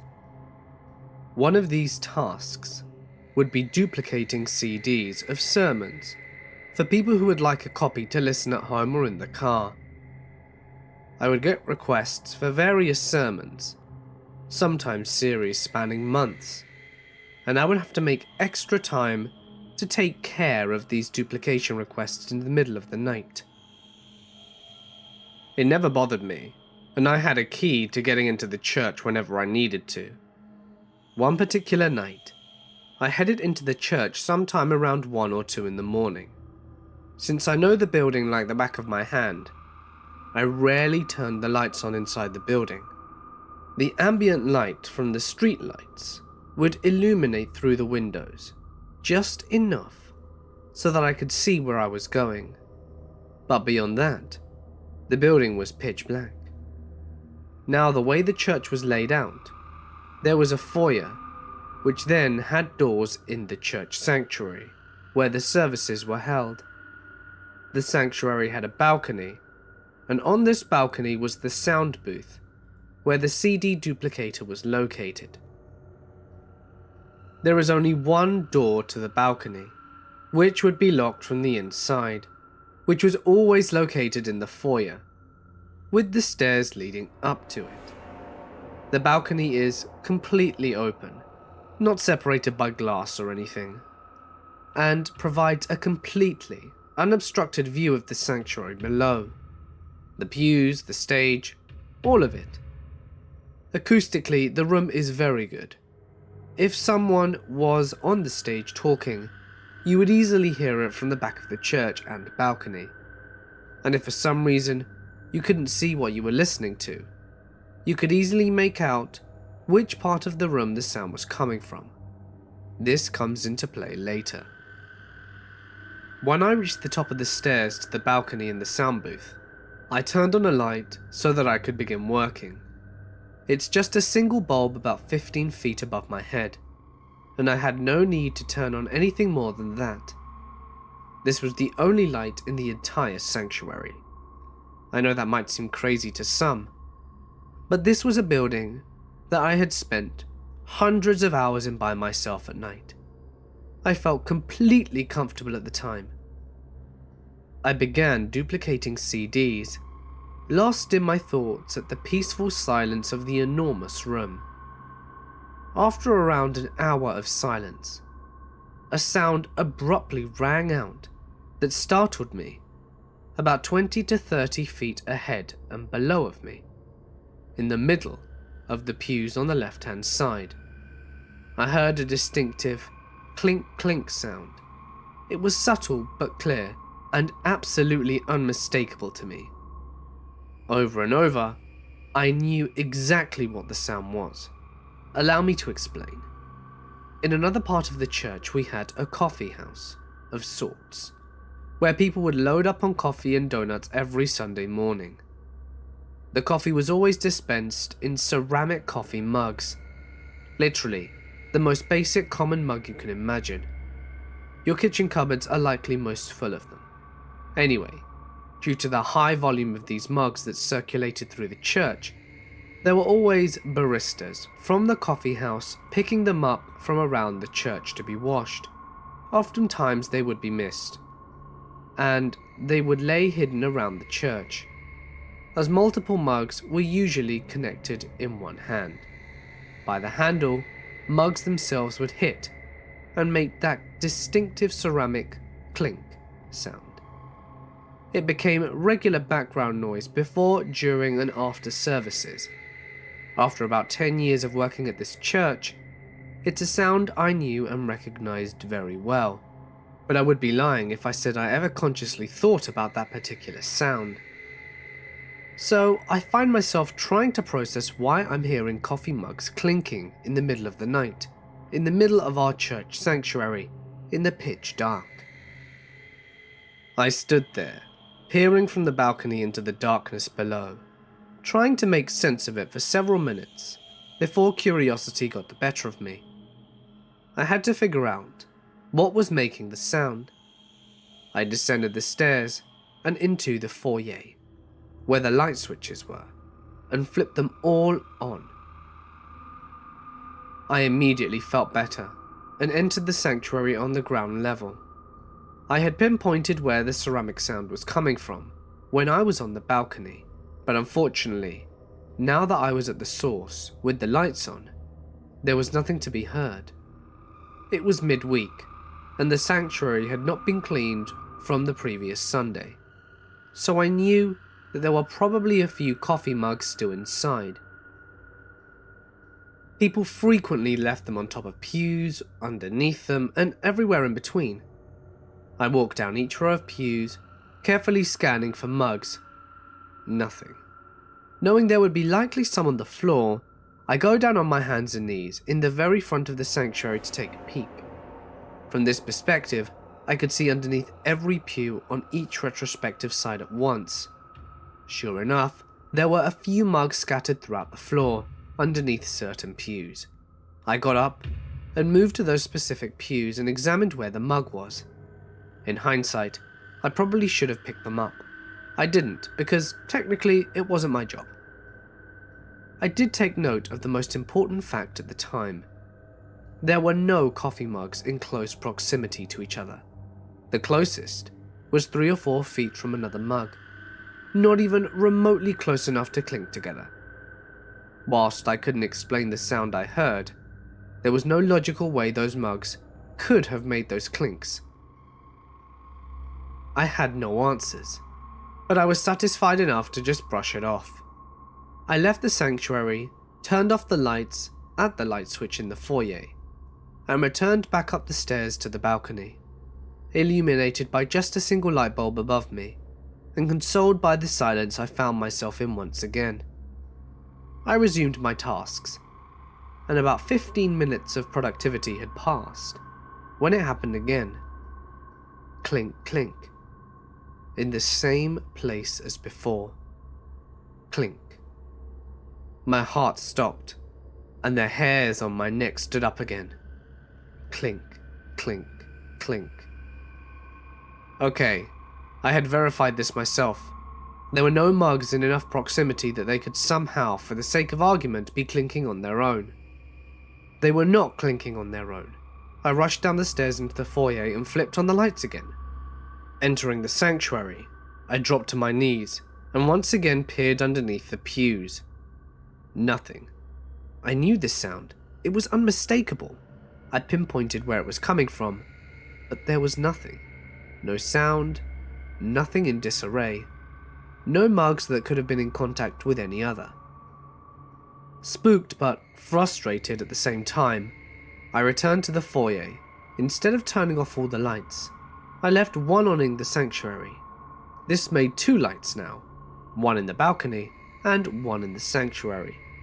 The addition of this light helped set me a little more at ease as I walked through the balcony door to the bottom of the stairs. I locked it from the inside. I don't know what was going on, and maybe I was being a little paranoid at this point, but I wasn't going to take any chances. I went up the stairs once again to attempt to finish my task on the balcony. About half an hour of silence had elapsed, just enough for me to settle the idea of nothing weird happening for the rest of the night. Then it happened again. Clink, clink. Might as well have been a gunshot. I stood up and scanned from atop the balcony. There was twice as much light in there now, and enough to illuminate the room, even if it was still dim. But there was nothing. Nobody was playing a prank. There were no ghouls, spectres, or shadow people dancing around. No big, aha, revelation. Clink. It continued, and so did I. I wanted to go home, so I ignored it. The sooner I finished duplicating these stupid CDs, the sooner I could get out of this damn church and get some sleep. Clink, clink, clink. Again and again. Maybe about 15 minutes, maybe about another half hour or so. I lost track of time. All that I know is that eventually, it stopped. The silence returned. At one point, I resolved that all of it was ridiculous. There had to be a rational explanation, and as such, it was stupid to hold up on my locked balcony. I went downstairs to get a drink, and on my way back, I flipped off the remaining light in the sanctuary. No need to waste electricity. I reasoned I'm not going to let some stupid sound dictate fear all night. I returned to the balcony and left the door unlocked, illuminated once more by my single light bulb. I popped in a few more CDs, and then it happened.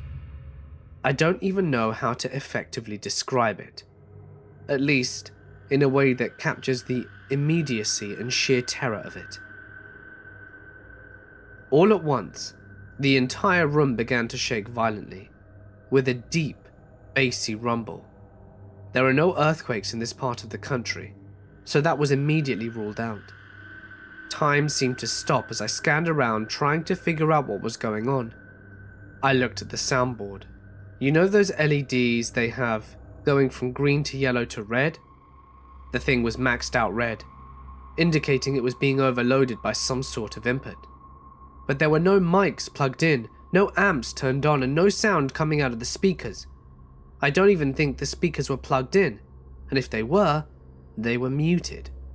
At the time, I had done professional audio for over 5 years, and this wasn't something technical. The entire sanctuary rumbled and shook, and after about 30 seconds, it stopped.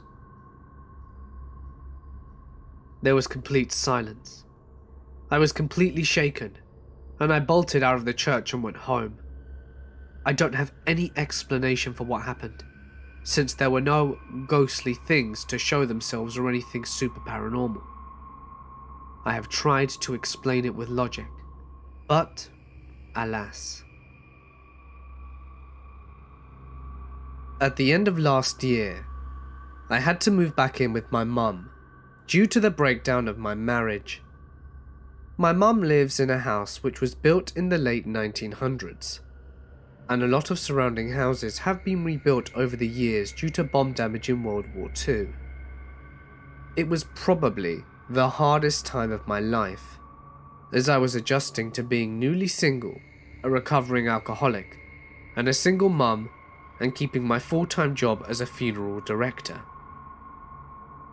Strangely enough, I could comfortably stay late at my work, on my own, in the cold room, presenting people in their coffins on my own. However, I would dread going home to my mum's house.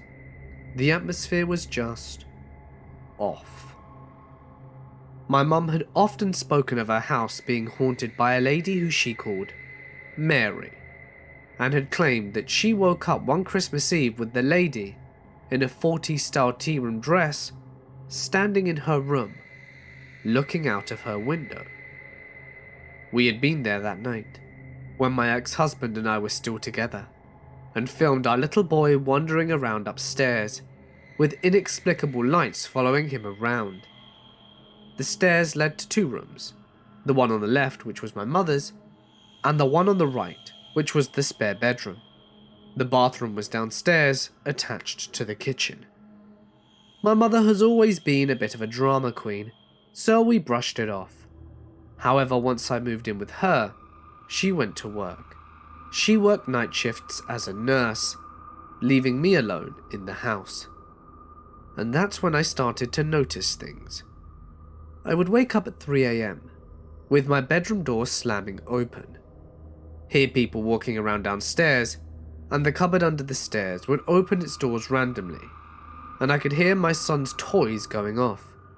Despite spending 90% of my time around dead people, I felt petrified. The atmosphere was all wrong, so I did what any 25-year-old would do and hid under my duvet until my mum got home at 7 AM. A couple of weeks later, I was sitting on my bed chatting up people on Tinder when something hit me and fell onto the bare floorboards by my bed. It was one of my knitting needles, which had been embedded in a ball of wool across the room.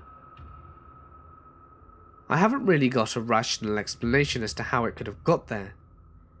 In January, I took an overdose in the spare room. I had lost my job that day, and it was the straw that broke the camel's back. I took 360 Tamadrol, with some other meds and a litre of vodka. Obviously, I ended up surviving, but had done quite some damage to my body. I sat in the lounge trying to read a book when I saw someone prep around the doorframe from a height. The stairs are right behind the doorframe, so it was as though someone was stood on the stairs peering round. My mum was sleeping off her shift at the time, and her bed is noisy, so I knew it wasn't her, and this person, or Mary, was unnaturally white. I moved out into my own flat in April, and really couldn't wait to see the back of my mum's house.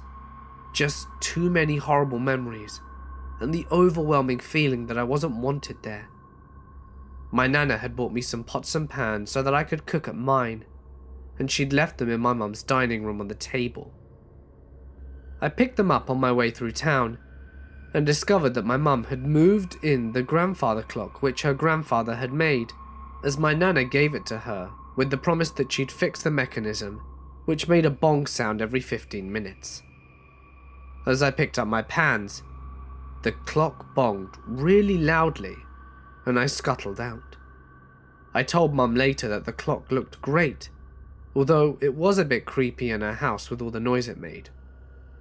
That's when she told me it didn't have the weights or pendulum, so it would have been impossible to make a noise. My nana and uncle have both stayed at my mum's house and have had very similar experiences. I try to stay away because although I don't think there's anything harmful there, it makes me feel unsettled staying there for any length of time. When I was in college, my dorm room was haunted. My bedside lamp would turn on and off by itself when nothing was wrong with it, and my things would sometimes slide across my desk without being touched. It was creepy, but my roommate and I would just kind of ignore it. It only happened with my stuff as far as I knew. Then one day, I was in my dorm room taking a nap, because my roommate was gone for the weekend. I fell asleep and had a dream of a black figure holding a staff following me around. My dream was basically a recap of my day activity, running errands, going to class, and when I saw him, I remember feeling intense dread and going, "Oh, it's you?" I felt like this creature had been following me for a long time. It had been completely black, with huge eyes and white teeth, and it had a very unsettling grin. It seemed like it was taunting me, for lack of a better term. I woke up from my nap and rolled over, and it was at the edge of my raised bed, grinning. I squeezed my eyes shut and hoped it would be gone, but when I opened them again, it was on top of me, and I couldn't breathe. It seemed like this lasted forever, but finally I was able to get it off me and fully sit upright. So I turned on my bedside lamp, and then it turned off. And by this time I was so hysterical, so I pleaded, "Oh please, oh no," and turned it on. And then it went off again, and I finally fled my room. I didn't tell anyone except my sweet mate, who lived next door. She was understanding and gave me a little Buddha figure that I still have next to my bed years later. And while this could be explained by sleep paralysis, the absolute scariest part was that next day my other sweet mate, who knew nothing of what happened to me, said that she was in her room with the door open and saw a shadowy figure of a man standing in the hall looking at her. And then it turned away and took a big step towards my room, at the exact same time I was sleeping that afternoon.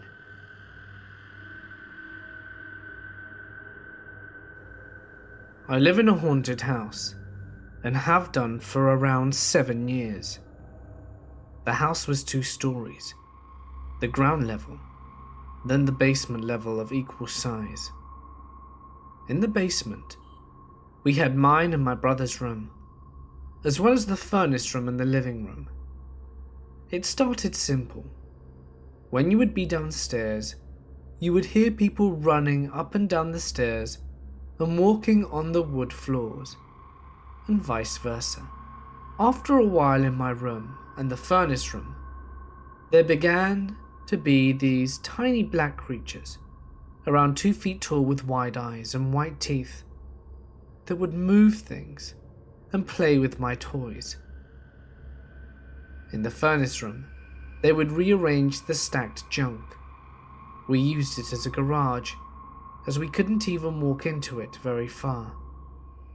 If that wasn't bad enough, we began seeing tall human shadow-like figures in a pitch-black room where you can't see your hand in front of your face, but you could see a shadow figure.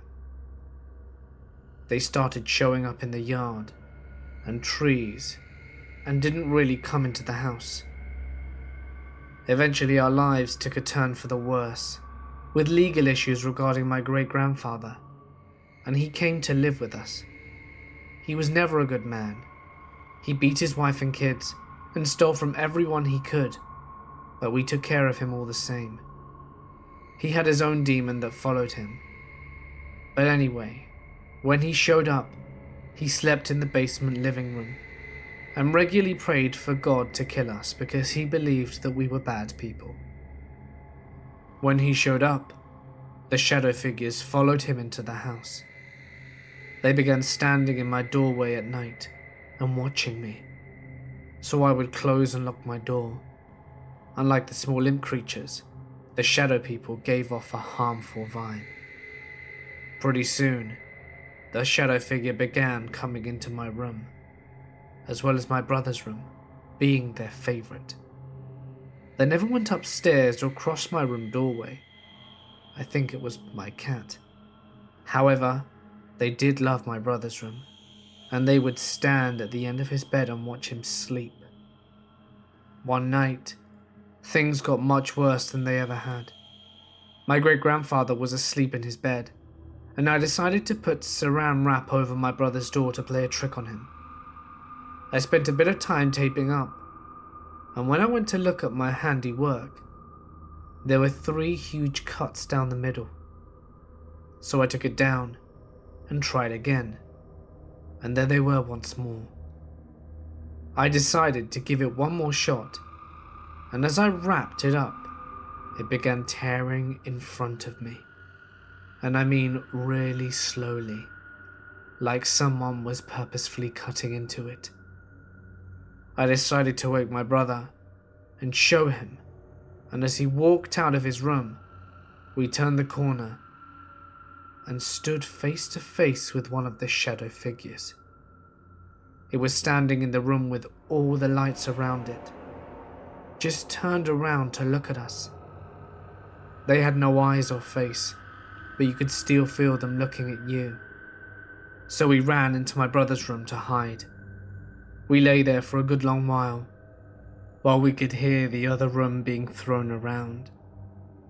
After a few hours we drifted off and slept through the night. After that, the shadow figures messed with my brother quite often. I believe it was because when we turned the corner, he was in front, and he was the one the shadow figures looked at. They began to physically attack him. My brother had a friend over, and my brother took a swing at one of the imps and it disappeared. But when they woke up, they had bruises all up and down their backs. As things got worse, the shadow figures wouldn't let us out of our rooms, and one night, when my brother left his room, one grabbed him and told him to get the hell back in bed, which my brother promptly did. A while after, my brother went to India with my dad on a business trip, whilst we still lived in that haunted house. Whilst there, my brother went into one of the old temples with the door low that forces you to bow to all the gods carved into it. He ended up buying these glass bracelets for my mother and sister at the temple. Nothing happened until he got home though. My brother and dad came home from India, and about a week went by and just the usual stuff happened. However, I started to see a small cat run up and down the stairs. Now in a house with 3 cats, that wasn't unusual, except that this cat had no body. from what I could see of the cat, was a spinal column and a head, and it all appeared to be made of smoke. Seeing what I'd seen in that house, I didn't think anything of it. Over time though, the cat got aggressive. I couldn't leave my bedroom after a while, and I don't mean that the cat sat outside and wouldn't let me out. When I would go to leave, I would become extremely heavy and tired, and as soon as I left my room, I'd hardly be able to move at all. This only happened at night, so I just passed it off as being too tired to make it past the bathroom. I dropped that theory when my brother began to tell me that the cat would sit on his chest at night and look at him. He said, whilst it was on him, he couldn't move or make a sound at all. I still believe that these things left him alone because of my cat. Once I rescued him, they never came back into the room as long as he was there. We ended up taking the bracelets my brother bought whilst in India and breaking them all. After that, we never did see that cat again. But the shadow figures and the things that followed my great-grandfather were still in the house. My mother believed us when we told her that all these things were in the basement and that we'd experienced them a lot. She told me that so had she. My dad, however, didn't believe us at all. Not until we were moving and he experienced it firsthand. Like I said before, my grandfather was in no way a good man. He had done so many things to hurt people that it would take me a long time to just list all the things he did. When he came to stay with us, he was 92 years old, but still coherent. However, he couldn't move that well and couldn't reach for anything below his waist, so he had to change his pants, underwear and socks. He would regularly pray for us to be hurt and killed, so it wasn't too unusual to find him talking to himself. He was always afraid of the night though. This was around the time things with the shadow figures were getting bad, and my great-grandfather was telling us that he had this demon following him around, which we just wrote off as him going crazy. Eventually, we would find him laying on the ground outside the bathroom, saying things like, "It pushed me down," or "It's trying to get to me." We just figured the hell, and we took extra precautions to make sure he wouldn't again. We found him there a few more times, and we began to see scratches on his feet, starting at his ankles and running down to his toes, like something was grabbing him. It was odd, because he could never reach for his feet. This was when my dad started to become a little uneasy about the house. Now, we moved out very shortly after this, but due to recent robberies in the neighborhood, we had someone stay at the old house during the day, and one at night whilst we moved everything to the new house. My brother, who was 19 at the time, wanted to stay the night there alone, so my dad was there during the day. My dad said that all day he would hear people talking downstairs, and they would constantly sprint up and down. When he were downstairs, he'd hear them running back up the stairs.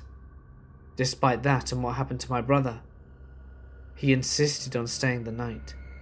He was going through a ghost hunting phase. My brother stayed 2 nights in the house, and I honestly could never get him to tell me what happened whilst he was there, but he told me that it was some of the scariest shit he'd ever experienced. He said he thought the shadow figures were angry that we were leaving, and that at night, the house went crazy. We still own the house, and I want to go back and stay the night, but honestly I'm afraid of what might happen. So, when we took in my great-grandfather, he also brought his cat, Angel. She seemed normal enough, and didn't do anything too unusual, just the normal creepy cat things. With her, we had 2 other cats. There was my brother's cat, Relish, and then my sister's cat, Whiskers. relished slept in my brother's room, but when things started getting crazy, he would look up at the ceiling and howl all night, and eventually he would not come downstairs anymore, which was good because he peed on things. Whiskers slept upstairs or outside, so we never saw much of him. Angel was different though. The imp and shadow figures never bothered her or paid her any mind. She always just walked right by them around the basement at night without any fear. I had her in my room for a while, but the more she was in there, the more the things in the basement would come into my room, so I stopped letting her sleep with me. However, shortly after we rescued my cat, they left my room alone, as long as he was around. When a bit of time passed, Angel would spend all night in the furnace room, which is where the little imps would stay. I think it may have been because of the heat in the room. Either way, it became nearly impossible to keep her out of there. We never really paid her too much mind, except she would always sit across the room from my great-grandfather and watch him all day. After a while, my great-grandfather left and we had his cat that was tearing up the house, so we had to get rid of her. When we first got her, we drove her up from my great-grandfather's house, which is 5 hours away. She didn't make any noise, never seemed upset. She was always this way on car rides, such as to the vets or when we had to clean the house and take the pets out for the day. She never was bothered by the car. When we took her to give her away, however, she was different. She started just as quietly as normal, but once she got into the car, she began screaming at the top of her lungs. We thought she was just afraid of the car and kept going and going, and then she began shaking her crate so violently that the car shook. Once she began shaking, she stopped screaming and growled in the deepest, most threatening way I've ever heard. I've grown up with cats and know how they sound when they're scared or on the attack. But this was nothing like I've ever heard. My brother and I pulled over and were so terrified by this cat and not knowing what to do that we began to pray out loud. I didn't know what to say, so I just asked for protection. What was odd was the movement. I finished the prayer and Angel went quiet. The car stopped shaking and the cat wasn't making any more noise. The look in her eyes went from aggressive to the calm look it normally was. As we kept going, every time Angel began to shake and growl, I would recite the same prayer to myself and it would stop for a while. I'd like to think she was just frightened, but honestly I can't help but feel there was something wrong with her to this day. She never did seem right, but that was far from unusual. In conclusion, after moving away, we were a lot happier and everything was a lot calmer and tranquil. I hope for the next residents of the house, for their sakes, that whatever malicious entities still reside there get bored and leave.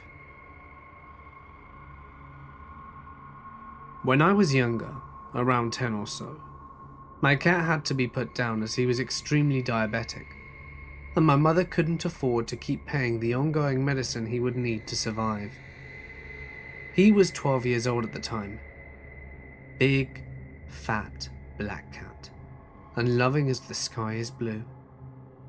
We were best buds, and in my younger days, I would innocently harass the cat so much he would never put a claw mark on me.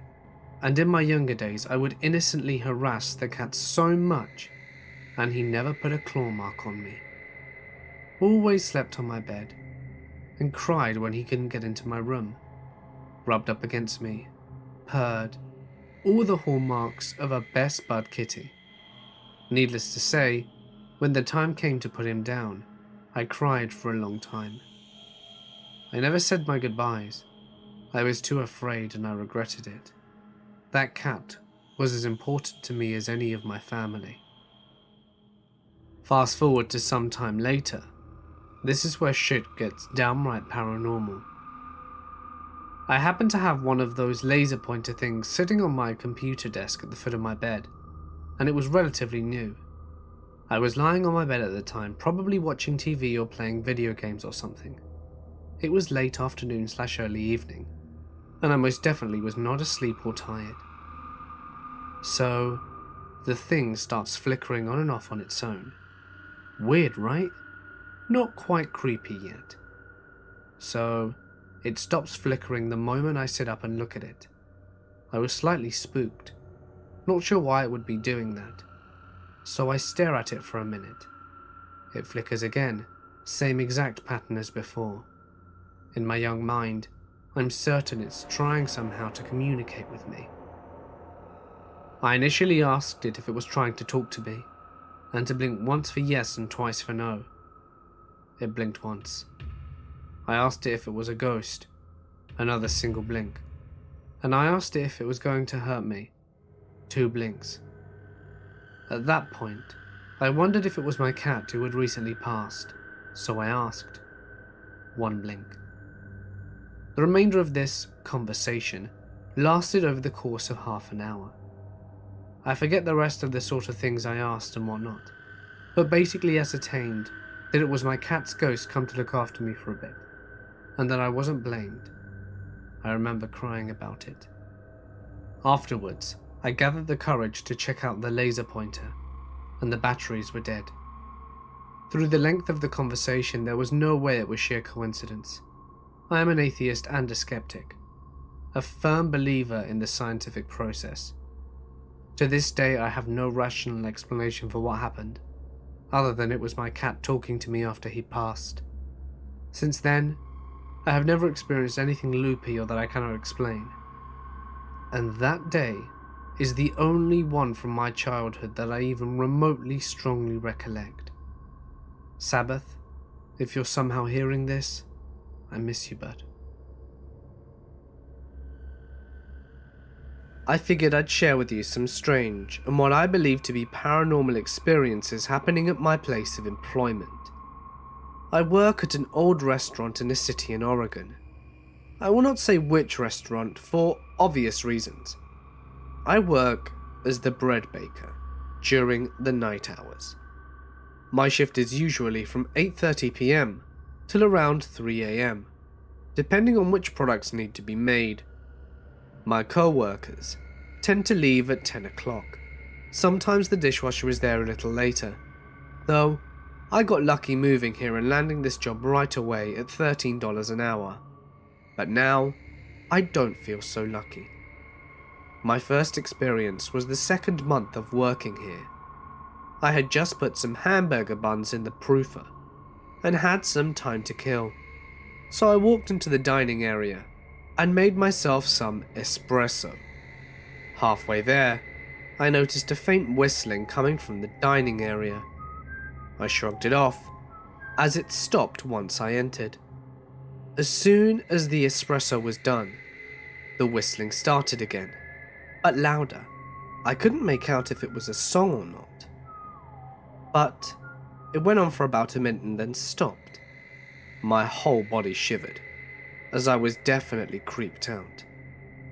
The next day I mentioned this to the dishwasher, and she looked at me for a minute and then sighed. She told me the building was most definitely haunted, and that she constantly hears the whistling as well, but only when she's by herself. Sadly, the conversation ended there, as she doesn't speak English all that well. Fast forward a few weeks later. This experience freaked me out quite badly for a few days. I still get chills thinking about it. You may not think it's creepy, but it was. They have a huge walk-in cooler, filled with tons of prepped food, and so on. This was about 11 p.m, and the dishwasher was still there.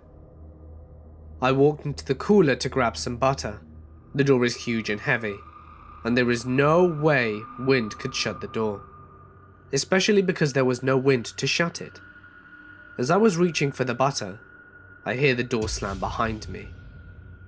I was obviously startled, and thought maybe the dishwasher closed it, thinking I left it open by accident. I walked to the door, and started yelling for her, hoping she would hear me, and after about 3 minutes, no response. I panicked. It was super cold in there, and I kept banging on the door and yelling. And about 10 minutes later, she finally heard me and opened it, looking confused. Shivering, I asked her if she closed the door on me, and she said no. I told her that the door closed on me, and the look on her face freaked me out. I texted my boss and told him what happened, and asked him to check the security cameras. When he answered, he told me he watched, and said that he saw me walk in, and about 10 seconds later, the door slammed shut. No one was behind it. It just shut by itself. That never happened to anyone else. We were both confused, and I was weary. A few weeks after, in the dining room, they mopped the floors after every night. I noticed that they were in their usual spot on the tables, and I didn't think much of it. As I was making bread dough, at about 12 AM, something happened that I can't explain. In a span of almost 5 to 10 seconds, I heard the loudest crash coming from the dining area that shook the whole building, and the lights went out quickly and came back on. My heart was beating so fast and I felt nauseous. I had no idea what happened. I ran into the dining room and my heart sank from fear. All of the chairs were on the floor, scattered, and a few definitely broken, and then the whistling began. I immediately called my boss, and he rushed over. We went to the office and watched the security cameras. The video showed the chairs on the top of the tables, and then the lights went out. They came back on, and the chairs were scattered all over the floor. The look on his face filled my body with dread. He promised to stay with me for the rest of the night, and I told him I was becoming scared of working by myself. He said I would be fine. This happened a few days ago, and it took everything in me not to quit this job. This was probably the scariest thing I've ever experienced. It was around 2:30 AM. The baguettes were in the oven, and it was almost time for me to leave. I had to use the restroom, so I walked into the dining room to get to the restroom. I heard the whistling, but very faint. It was becoming normal, and since nothing had happened for a while, I wasn't creeped out. I got to the restroom, locked the door, and sat down to do my business. About 10 seconds in, I hear a faint whisper come from outside the door. I chalked it up to just hearing things, and then I heard someone knock very lightly. My heart stopped. I was alone, or so I thought. I sat there in silence. Another light knock. I very quietly finished my business and pulled myself together. I stood somewhat closer to the door to try and hear what was outside the door. Another knock, and then I heard a faint whisper say, "Hello?" I almost screamed and almost pissed my pants, even though I had already peed. I kept quiet, in fear. Maybe this wasn't a ghost, but a junkie or creeper who managed to slip inside somehow. It knocked again, louder this time. The voice whispered, "I know you're in there." It sounded like a man's voice, but I couldn't tell, and it began to jiggle the door handle. And that is when I flipped out. I screamed, "Leave me alone!" The handle jiggled more violently and then stopped abruptly. I stood there in fear. After about a minute, it slammed the door so hard, I was surprised it didn't fling open. My heart was racing, and tears were streaming down my cheeks. Everything went silent for a good 20 seconds, and there was another loud bang that shook the whole restaurant. The door swung open so violently, and there was no one there. I ran out of there so fast, screaming and crying. The chairs were flung about, tables overturned, coffee cups shattered on the ground. I ran into the kitchen and grabbed my things, shut the ovens off. Hell, I didn't care if the baguettes were done or not, and ran out of the building and into my car. I called my boss, sobbing and hyperventilating, and he told me to wait in my car. He arrived about 5 minutes after. his car flying into the parking lot. I got out, but told him I would not be going back in there. He went inside and came out about 10 minutes after, looking wary and upset. He told me he watched the security. I was just a kid of 9 years old, and I certainly didn't believe in ghosts. I was raised in a strictly Christian household, and the closest thing to ghosts that my family believed in was demons. And it was a brand new house, just built, never lived in a brand new development. We moved in on Halloween night. It started out like the sort of things that you could explain away. Loud creaks, doors slamming by themselves, sudden drafts that didn't seem to have a source. Things you would expect in an old cliched horror house. Sure, but not a new one like ours. Then, I was home alone all day, sitting at the family computer. A single footstep sounded down the hall, and then a few more, gradually getting closer. I assumed that my parents had come home, or my sister, or anyone, and I called out, but there was nothing. I grabbed the phone and ran over to our basement. After I called my mother, she confirmed that everyone was out and that no one was supposed to be in the house but me. I convinced her that I must have imagined it, but I swear those footsteps were as plain as day. None of these things compare, though, to our basement. My younger sister and I played there, but unfinished levels had some faulty lighting, and the lights often flickered or went out. Whenever they did, we'd run upstairs quickly, but never without catching a glimpse of the man we called the Trenchcoat Man. A tall, shadowy man in what appeared to be a trench coat and hat, ducking behind some unfinished sheetrock. There were more stories. Friends who, unprompted, mentioned a similar-looking figure in the basement. One crisis involving a girl taped in a cabinet, and other things. But I was constantly trying to convince myself that I was only imagining it. I was a highly logical child. Everything to me had to be maths or science, and ghostly activities sounded like something my eyes invented or my brain mistook. My parents, Christian as they were uncomfortable when I brought it up, and as I got older, I tried to forget about it. Even now, more than a decade later though, I can remember it with perfect clarity, and my most vivid example of ghostly activity. I'd gone to fetch something from our basement, retrieved it, turned around, and walked towards the stairs, which were located next to a pile of junk, an old microwave, some books, and other things. The instant I turned around, I saw her. A woman with beautiful, shiny, long golden hair, sitting cross-legged atop our old microwave. She was smiling, looking at the opposite direction, and running her fingers through her hair. She was completely transparent. I stopped completely and stared. I blinked. I pressed my fingers on my eyes until I saw those flashing lights. I tilted my head to other angles, but alas, she was real.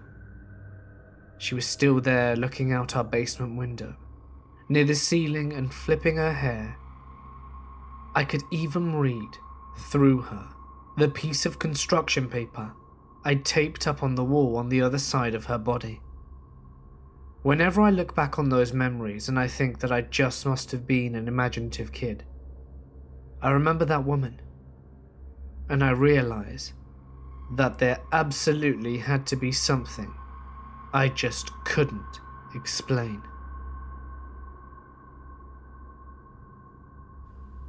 My cousin was alone in the kitchen, washing the glasses after the guests had left. It was around 8 or 9 p.m. at the time.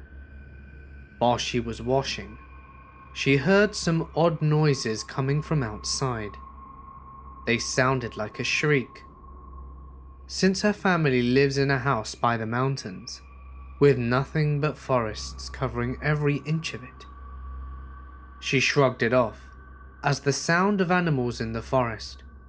But then she heard it again, a shriek, almost like a laughter, right before the sound of a tree rustling.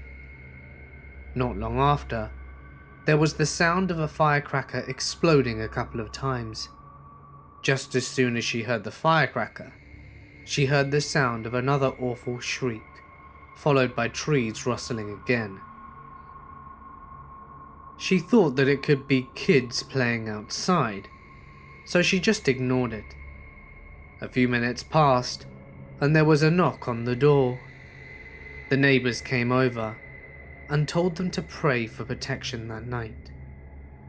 When they asked about it, they said that they saw a female ghost known as a Pontiac. The neighbors said they heard noises coming from the coconut trees in their compound, and when they went to check it out, they saw the ghost clinging onto the tree, prying open a coconut. They scared it away using firecrackers, and it jumped down into the forest. My cousin didn't sleep well that night. She refused to sleep alone in her room, and slept with her sister for a few nights after that. Now, you may not know what a Pontiac is. They are basically a Southeast Asian version of vampires, only that this one doesn't suck blood, change into a bat, or sleep during the day.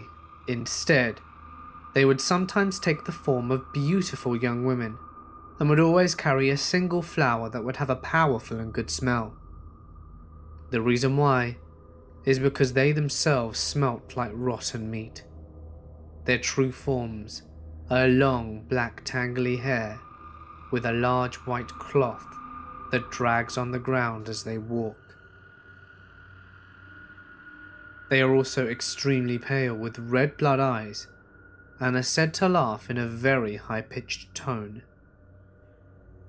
It is said that the Pontiacs are spirits of pregnant women who died before they were able to give birth, which is why there are stories here of women who are about to give birth, seeing them lurk around, seeing them just a few days before going into labor.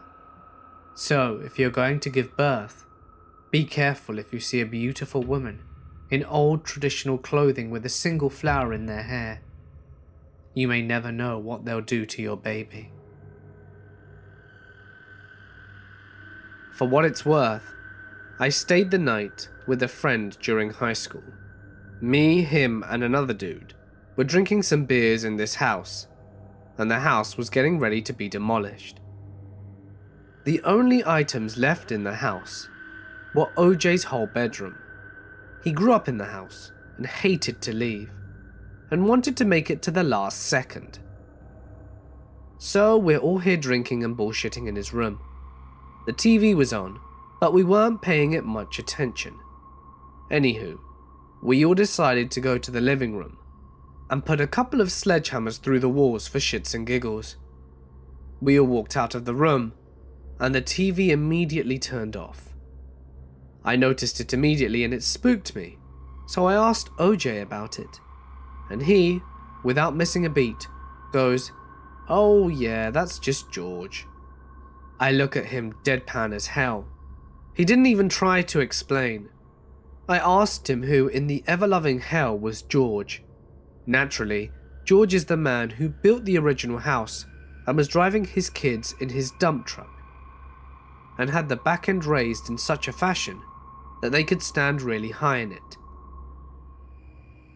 Well, long story short, they got decapitated on a railroad overpass, not but 200 yards from the house down the country road. So George hung himself in the attic. And not only did he hang himself, but the attic is only about 5 feet in height, So that dude put a rope around his neck and lifted his feet high enough, yada yada yada. You get the point. So he went on about the other shit that George and the kids would do around the house. Stuff out of place, doors and windows opening, closing. The usual weird ghostly shit, right? Well, I didn't believe a lick of this paranormal bullshit, even with the TV going off in front of me. But old OJ looked at his clock, and it was around 3:45 in the morning. He looked at me and said, "At 4:04 exactly, you'll start to hear intermittent tapping noises, always in twos. Tap tap, pause, 5 seconds, tap tap."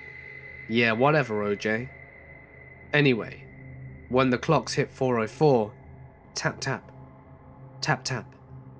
Me and OJ and Nate were all in the same room. I could see their hands and feet, anything that could be used to make this tapping noises, and it very clearly wasn't them. I turned white. I mean, I was turning whiter than a ghost when I realized that it just might actually exist. And OJ just looks at me very nonchalantly and goes, "Told ya."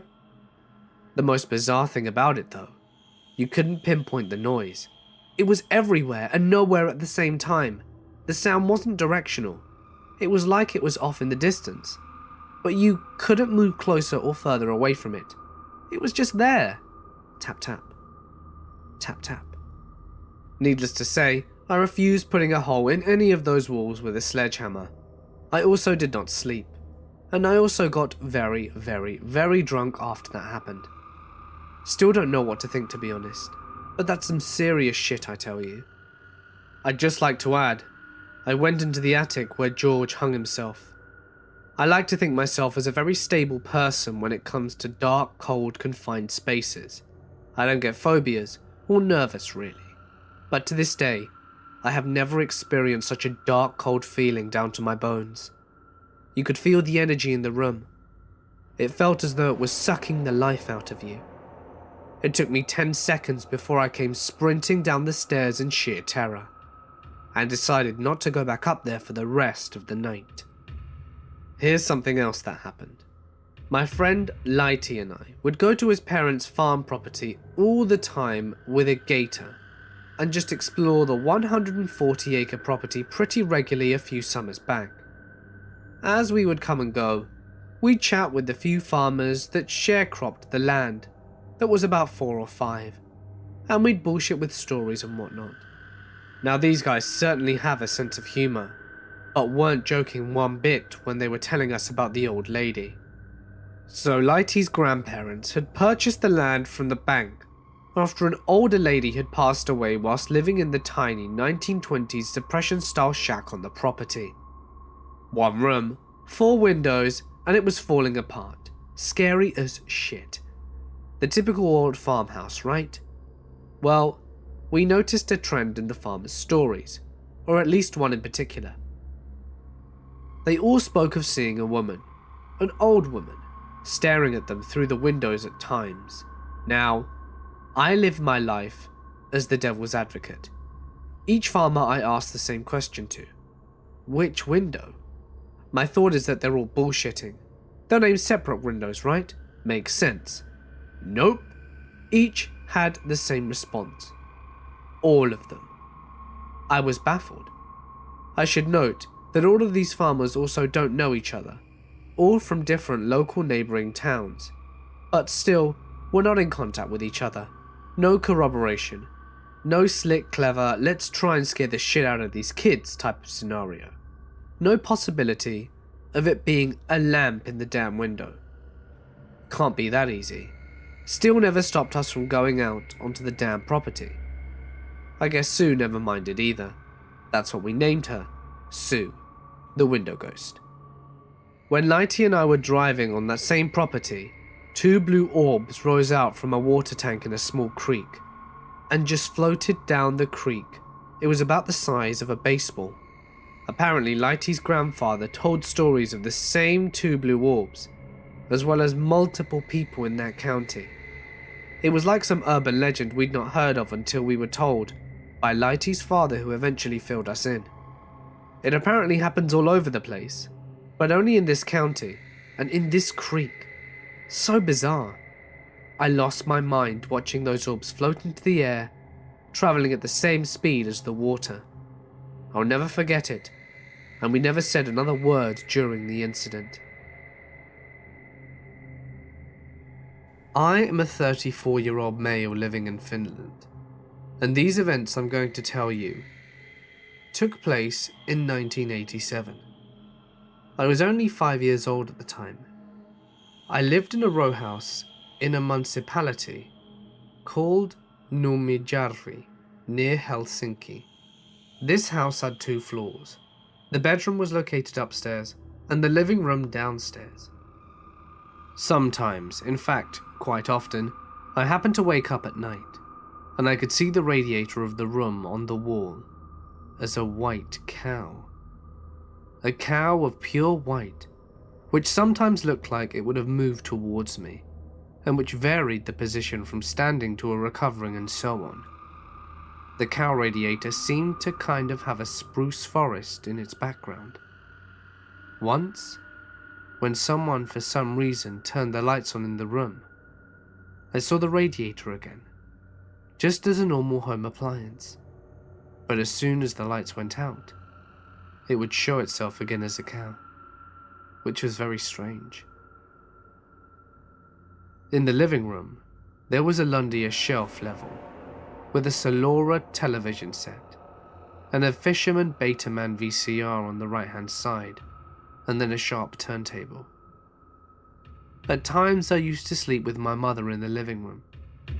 The digital clock of the videotape recorder, whose colour was green, shone so brightly in the darkness of night that it interfered with sleep, especially with my mother.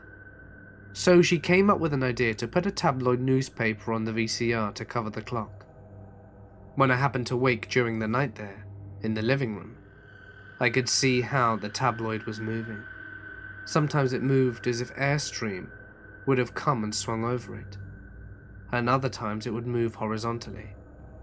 Despite the fact, the clock didn't appear. Once, when my mother went to the bathroom at night, she switched the kitchen extractor fan light on. The kitchen was located next to the living room. The tabloid newspaper on the VCR showed up in my eyes as normal, and when the light was switched off, it continued moving again, completely on the loose. My cousin lives in a hostel with 10 other girls in one room. All of them were gone, except for her and the girl who sleeps in the bed across from hers.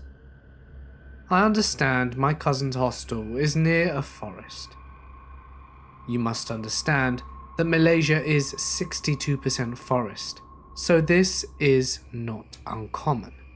It was around 10 PM at night, and my cousin was lying down in bed, watching K-drama on her phone with low volume without headphones. Out of nowhere, her roommate called out to her. She paused the video to look at her friend, and her friend had a very fearful face. "What's wrong?" she asked her, and her friend's gaze turned over towards the window of their room before my cousin looked back. "You didn't hear that?" she asked. There was a silence, but my cousin couldn't hear a thing, and she shrugged. "No, I heard nothing." And then it was quiet again. Her roommate's eyes lit up when she stood up. "There it is again! It's still there, you don't hear that!" She half shouted at my cousin. My cousin, getting freaked out, tried to listen for anything, but still heard nothing. "It's a Pontiac. It's laughing outside. How can you not hear that?" She immediately jumps back in bed and curls up under her blankets in fear. Hearing that sent chills up my cousin's spine. But she still couldn't hear anything. "I think you're just imagining things," she says to her and attempts to watch her video again. Her roommate protests, but both didn't leave each other until the rest of their friends returned that night.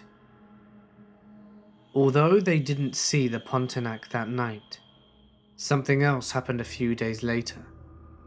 Two of her roommates were in the bathroom around 8, and they noticed that one of the stalls were occupied, but the door wasn't locked. They could see someone's feet as they walked in, so they assumed it was one of the students who lived in the hostel as well. But as they approached the stall, they saw through the slit that it was my cousin. She was sitting there on the toilet, doing nothing. They spoke to her and asked if she was okay, but she didn't reply. They just shrugged it off, and they went back into the room, assuming that she'd probably be back in a few minutes. They went directly into the room, and the moment they walked in, they stopped, because my cousin was sitting there on her bed doing work. "Didn't I just see you in the bathroom?" one of the roommates asked. My cousin looks at her weirdly and shakes her head. "I don't go into the bathroom alone. You know that. I've been here the whole time," she says. Both of her roommates felt chills up their spines, because they knew that they'd just seen her before they left. And even if she ran out of the bathroom to get to the room first, there was no way she could have done so without them seeing. So it was freaky that they saw a spirit that copied the way my cousin looked. Could it have been the same one? There was a small door that led to an attic space in my bedroom when I was 11 years old, and it became habit that I would shut the door as I walked into my bedroom a couple of times a week. I didn't think anything of it.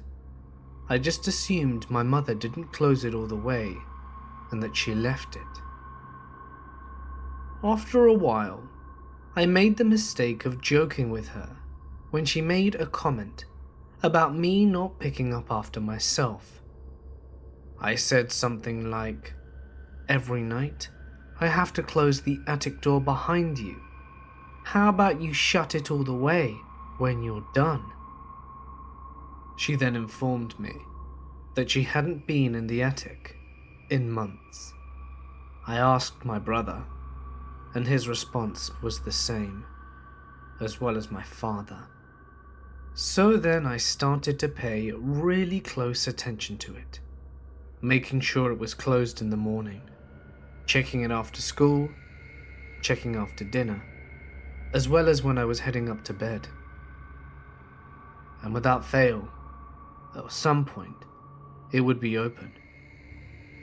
After a couple of months of wandering, studying, and experimenting, I thought I'd see what happens if I just don't shut it. I opened the door before school and checked it after school. It was still open. I checked after dinner, still open. Before bed, it was still open. Now I'm laying in bed with my mind going crazy with the open door across the room.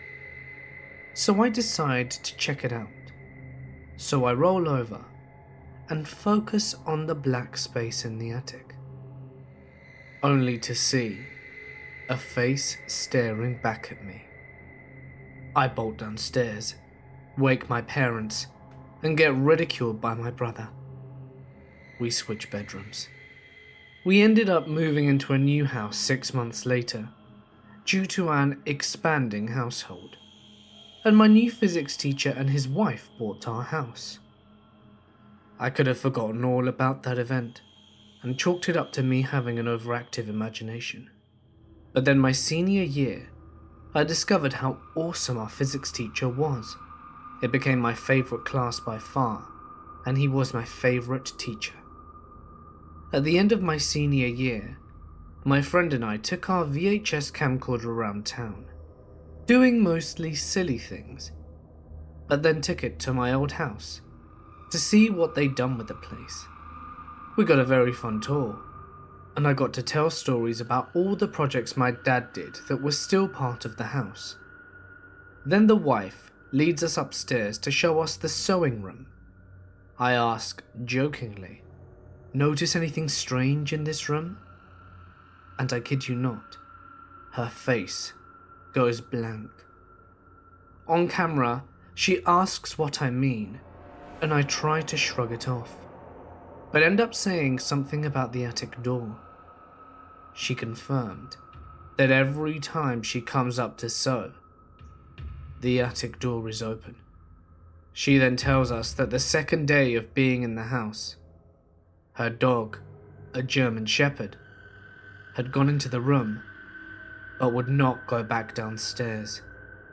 He started barking and could not be consoled, and then jumped through the window, landing on the tin roof over the porch, and then running off. The dog did not come back until the next day, and has not stepped foot into the hallway that leads upstairs since. I had the initial thought that I could show my parents and brother the story I had filmed, but I just decided to let it be. When my aunt told me this story, it was so casual, as though it was no big deal to her. But I didn't sleep well that night, or for a few nights for that matter, after hearing it, and I swear my mind wasn't helping either, because it kept on creating noises and images that weren't even there. So here's the story. My aunt and uncle were driving down a long and lonely road late one night. They were traveling and decided to use a less crowded road because they needed to get to their destination quickly. This road was long, with nothing but dense forest on both sides of it. Not even a single light or car is available on that road, so you can guess that ghosts or spirits like to lurk around, since there's no one there at night. As they were driving along this road, my uncle saw something in the distance. At first glance, it looked like a person crossing the road, so he slowed down. When they were driving closer and closer, the figure started taking a clearer and more defined shape. Horrified at what he was seeing, he came to an immediate stop. There, right in front of them, was a floating head. The head had long black hair flowing in the air, and from the head attached its spine and organs, but it had no limbs or torso. It was making a jingly sound, like a glass clinking. It floats across the road without taking any notice of my aunt and uncle's presence. Shivers ran all over their body, and they felt the cold breeze that ran to their very core. They were seeing a ghost called a Hantu Balong. My aunt was brave enough to even look at the spirit as it passed, staring at it and trying to find the rest of its body, but saw none. When the head disappeared into the forest, they immediately sped up the car to get the hell out of there. I wasn't sure if they saw anything else that night, but that was enough to scare the shit out of me. It didn't help that I had to stay alone that night either, and I swear my mind likes to psych me out too, by creating that jingly noise that isn't even there. So thanks, Auntie, for giving me all of those sleepless nights after telling me that story. Though it makes me wonder, if such a thing can be seen, who's to say they aren't real? A trick of the mind? A hallucination? It's possible. But what if they weren't either? And how come they both saw it at the same time? I am definitely a people person, so it didn't take me long to work my way up the ladder at our hotel. I loved that hotel. It was really old, built in 1967, and despite the shambles it was in when I worked there, it used to be the most happening place in town. The decor was unlike a lot of hotels you see today. Elaborate chandeliers with imported Spanish tiles and beautiful handmade stained glass skylights. A lot of people were shocked that our rooms were only $50 a night, but it wasn't before long I realized that something was just off about that place. We had this service hallway that connected our kitchen and storage rooms to all of our conference rooms. It was my first day, and I'm taking a tour of the facilities with my manager whilst he's showing me around.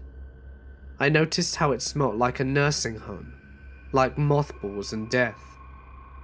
And it was just unnaturally cold, especially for Louisiana in the spring. The deeper we go down the hallway, I started to actually feel sick. I put it off as my nerves, but whatever is in that kitchen/hallway scared the shit out of me a couple of weeks later. I was working the 3 to 11 p.m. shift. Around 8 or 9 p.m, I went to find a guest some silverware from the kitchen. I was still pretty new there, so after searching for the light switch, I gave up and used my phone as a flashlight to grab the silverware. That's when I noticed the sound of footsteps. Really fast footsteps. I start to turn around, and someone or something ran right past me in the dark, knocking over the stack of chafing dishes on the prep table. Needless to say, I said hell to the silverware and ran straight out of there. I ended up calling a housekeeper, who stayed in the hotel occasionally to grab it out of the kitchen, but she said no one was in there. No one working there wanted to go into that hallway. Even the cook would bring her granddaughter with her in the morning to keep her company while she got breakfast started. No one ever knew exactly what was back there. But I guess, then again, we just didn't want to find out. After that experience, I was sufficiently scared, but curious. I had become friends with our elderly breakfast cook, a little old woman probably in her 70s, Mrs. J. She mentioned to me that she'd been working there since the early 70s. She began telling me stories that made me never look at the hotel in the same way again. From what she told me, the owner was a cheap bastard, even when I worked there, and he didn't want to purchase actual security cameras for the entire property. So, he installed 2 actual cameras in the lobby, one at each entrance, and one by the pool, but placed mock cameras down the halls, giving the appearance of security, when actually they were just plastic boxes. Anyway, one night a young lady checked in, stinking drunk all by herself at 1 in the morning. She requested a smoking room, which are only located on the back of the property on the 2nd floor. This area also has one of the many blind spots from our cameras. She goes to her room, and no one hears from her from the rest of the night. Not unusual, it's a hotel. That is until the housekeepers show up in the morning to find the woman in the parking lot, covered in blood, whiskey, and bloated. Apparently, after she checked in, she continued her binge on the balcony, facing the parking lot. She must have fallen off and bled to death there. The horrifying part is that she must have still been alive after the fall, because of the trail of blood behind her, like she was trying to crawl for help. And because there were no cameras, the front desk was blissfully unaware. We always had problems in that wing of the hotel afterwards. Domestic violence cases always came out of that wing. People's tempers just seemed to skyrocket when they stayed over there. Another interesting story she told me, and I ended up experiencing. There was a country singer named Charlie Rich who died in one of our suites. Our suites were located inside the actual lobby, facing the front desk. He had a pulmonary embolism whilst his wife was eating breakfast in our restaurant. Mrs. J was even there when his wife found him dead. room 208. Ever since, a lot of customers have complained of people knocking on their door at odd hours, but the front desk never saw anyone go into the room. One customer came running out in the middle of the night. He ran up to the night auditor and told him that there was a man in his room. Of course, when the night auditor went to investigate, there was no sign of an intruder. A lot of the time, when the room would stay vacant for a while, the TV would turn on by itself. I even saw through the open window, it just turned on, and always the same channel, CMT channel 71. Charlie never really bothered the staff. I even found myself talking to Charlie on our more quiet nights. Sometimes, I even played my old country playlist for him. I ended up quitting after working there for 5 years. The owner was doing some sketchy things with my paycheck, so I said my final farewell to the hotel that I had grown to love so much. Not even a year after I left, the owner suddenly shut down the hotel. Not sure why, but all the employees were told not to come back the next day, or ever. They left everything in there.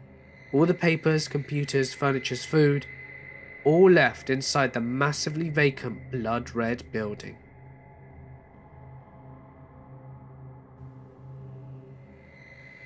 I have many aunts and uncles, and each of them have their own creepy experiences while working at one point in their lives. The one that I remember the most is the one that told me the stories of her working late at night at an old factory in the middle of nowhere. This was before she was married. There are several incidents that had occurred in that factory regarding the paranormal. My aunt only told me 3 of them, and all of them happened in the women's bathroom. My aunt has to work during the dead hours of the night with few other female workers to help organize documents for the factory. There were only about 5 or 6 of them at work in the office area, so the rest of the factory was dead silent. One night, my aunt wanted to use the bathroom, so she left alone since the bathroom was right down the hall. As she was in there, she heard the main door open. She thought it was one of her colleagues, and then she heard the stall door at the very end slam shut. The way the stall was closed was by no means ordinary. It was a big slam, loud, intentional. It was quiet for a few seconds before another door slammed shut, equally as loud.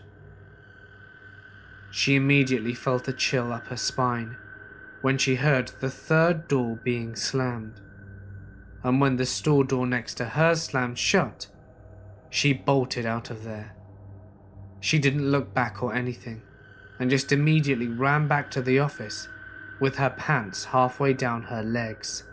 She indecently burst into the office, terrified, and her colleagues all stare at her. They were all there. No one had left the office ever since she had. They all asked her what's wrong, and she said that she heard something slamming the stall doors over and over. They said that they'd heard it too, but assumed it was her doing. Perhaps she was venting her frustration. She denied it and said that it wasn't her, and she's not sure who did it. But, in truth, she didn't want to know. On another occasion, another one of her colleagues was in the bathroom fixing up her hijab alone. The bathroom stalls were all open and empty, and she can see them all through the mirror except for the one at the very end. She was minding her own business, and she kept on hearing scuffling and ruffling noises coming from somewhere in the bathroom. She had heard something being torn before another odd noise. She stops and looks around to see if maybe another one of her colleagues came in without her noticing. When she saw nothing around her, she finally realized that the noise was coming from the very stall that she couldn't see inside of. Slowly and scared, she approaches the stall to see what's going on. When she reaches close enough to see inside through the mirror, her heart stops, her body goes cold, and her face turns whiter than a sheet. In the bathroom, she sees a small childlike spirit with long frizzy hair crouching over the toilet, eating away at the trash. She can see blood dripping down its hands as it devours the period pads that were in the can. Alarms went off in her head, and she immediately backed away and ran all the way back to the office and told her colleagues about the incident. Let's just say they all decided to leave earlier than usual that night. The last one is of another colleague of my aunt. She was alone in the bathroom, fixing her hair, and was about to leave when she felt a presence next to her. She turned her head and saw a woman who looked exactly like her. And when her colleagues came in to see what was wrong, the figure was gone. She decided to go home immediately after the incident. This story happened when I was in my last year of college, wherein we had to make our thesis and defend it as a requirement for graduation. Me and two of my friends, John and May, planned to have an overnight stay at John's house to work on our thesis. After class, we went to each of our homes to get our things for overnight, our documents, and the stuff we needed for the thesis. By 7 p.m, we were all in John's house, had our dinner, and then we began typing away. We were all doing great, and came up with lots of ideas and codes for the output of our system. But by midnight, we started to feel fatigued. But none of us wanted to sleep yet. We were very much in the mood for just finishing the system we started, so we decided to tell some ghost stories to wake us up. John started and told us that sometimes in his room, in the same room that we're in now, he saw a ghostly figure standing by the corner of the room and just look at him. Me and May looked at each other. Then we began looking at every corner of the room. We both looked at each other again and laughed it off. We were not quite convinced of John's story, but from that we felt awake enough to continue with our system. We were working very hard, and at about 2:45, we felt sleepy again. But this time we wanted to rest by that time, so we tucked in and placed a cushion on the floor for us to sleep. We had our blanket on me, May, and then John. Just as we were all laying, May started scaring us, saying that there's someone creeping at the window, which I was closest to. John and I were not scared, and turned it against her, saying that she is also close to the window, so she can easily be reached by something outside. She got scared, stood up, and changed places with John. Now the arrangement is me, John, and May. May covered herself with a blanket, also covering her face, and then, one by one, we fell asleep. Here comes the frightening part. A few minutes later, I heard something scratching. I looked around, but there was nothing or no one there. Then I noticed that my body felt frozen. I tried moving my fingers and feet, but I seemed to be paralyzed. I tried speaking, but my mouth seemed like it was stitched together. I looked around and saw them both asleep, May still covered with the blanket. Then all of a sudden, May sat up, facing me, her whole body still being covered with a blanket. She then stood up in this weird way, stood up like she was a robot, slowly moving, and the blankets were still covering her. Then I noticed something horrifying. As I looked to my right side, I saw May at the corner end. She was still there, fast asleep. She never stood up, and her blanket was no longer covering her body. As a matter of fact, the blanket was nowhere near her. I started to realize that it wasn't May at all who had stood up. I started to freak out more. as I looked at the person or the thing covered by the blanket coming closer to me. I tried eagerly to move and scream, but to no use. It got much closer and closer, and I decided to close my eyes and thought that maybe it would just go away. After a few seconds, I opened my eyes and saw it just a few inches from my face, looking like it was ready to suck the life out of me.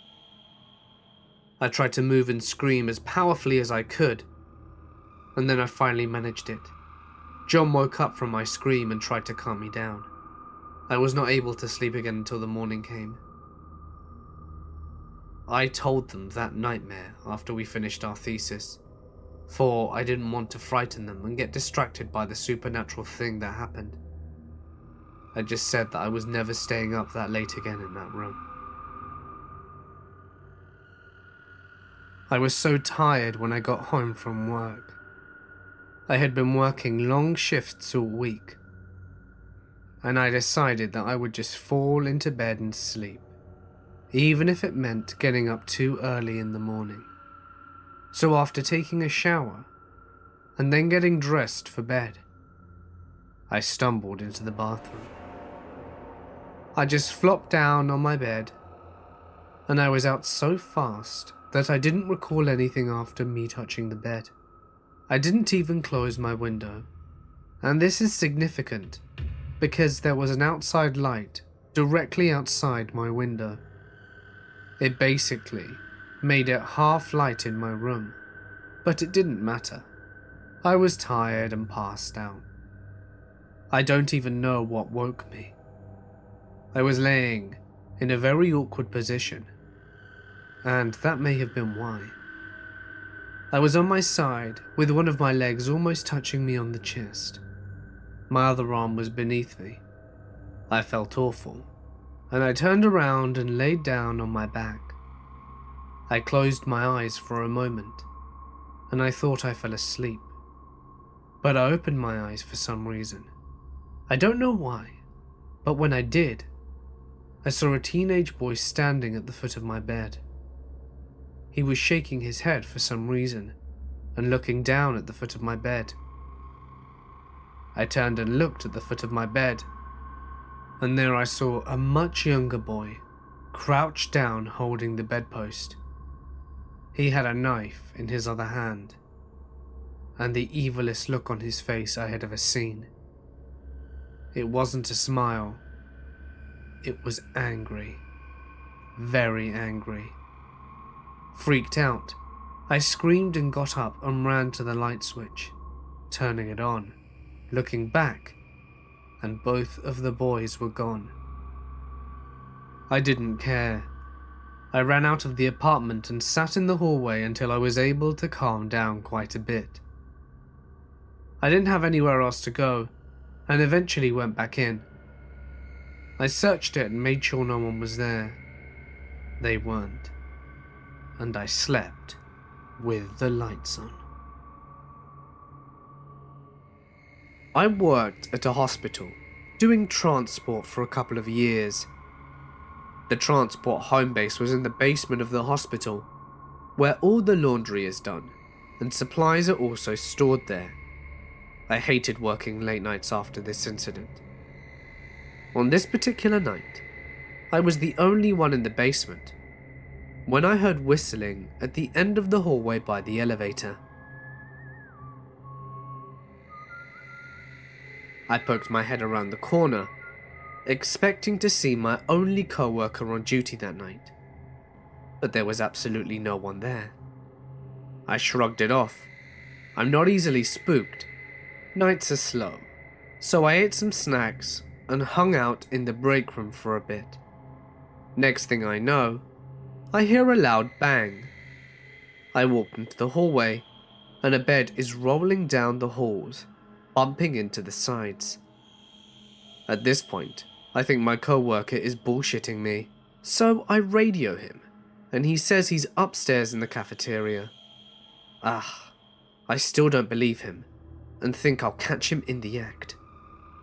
I walk past the laundry room, and the machines start. I pop my head in, expecting to find him there, but it's completely empty.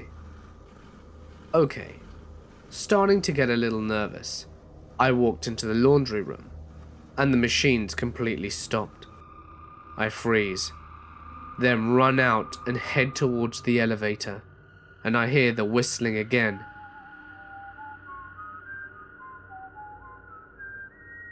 At this point, I know I am the only worker in the basement. As I am standing there waiting for the elevator, things start falling off the shelf down the hall. Boxes of gloves, tissues, packages of tubes.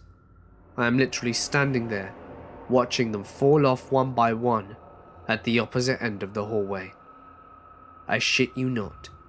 My entire body broke out in goosebumps. My hair stood on the end, and I had a strong gut feeling I was being watched. I was not alone. As I was getting into the elevator, I feel what felt like someone brushing my arm. I went upstairs and found my co-worker in the cafeteria and freaked out to him. I got out of there and transferred soon after that. The creepy thing to add is that I usually whistle mindlessly to myself at work.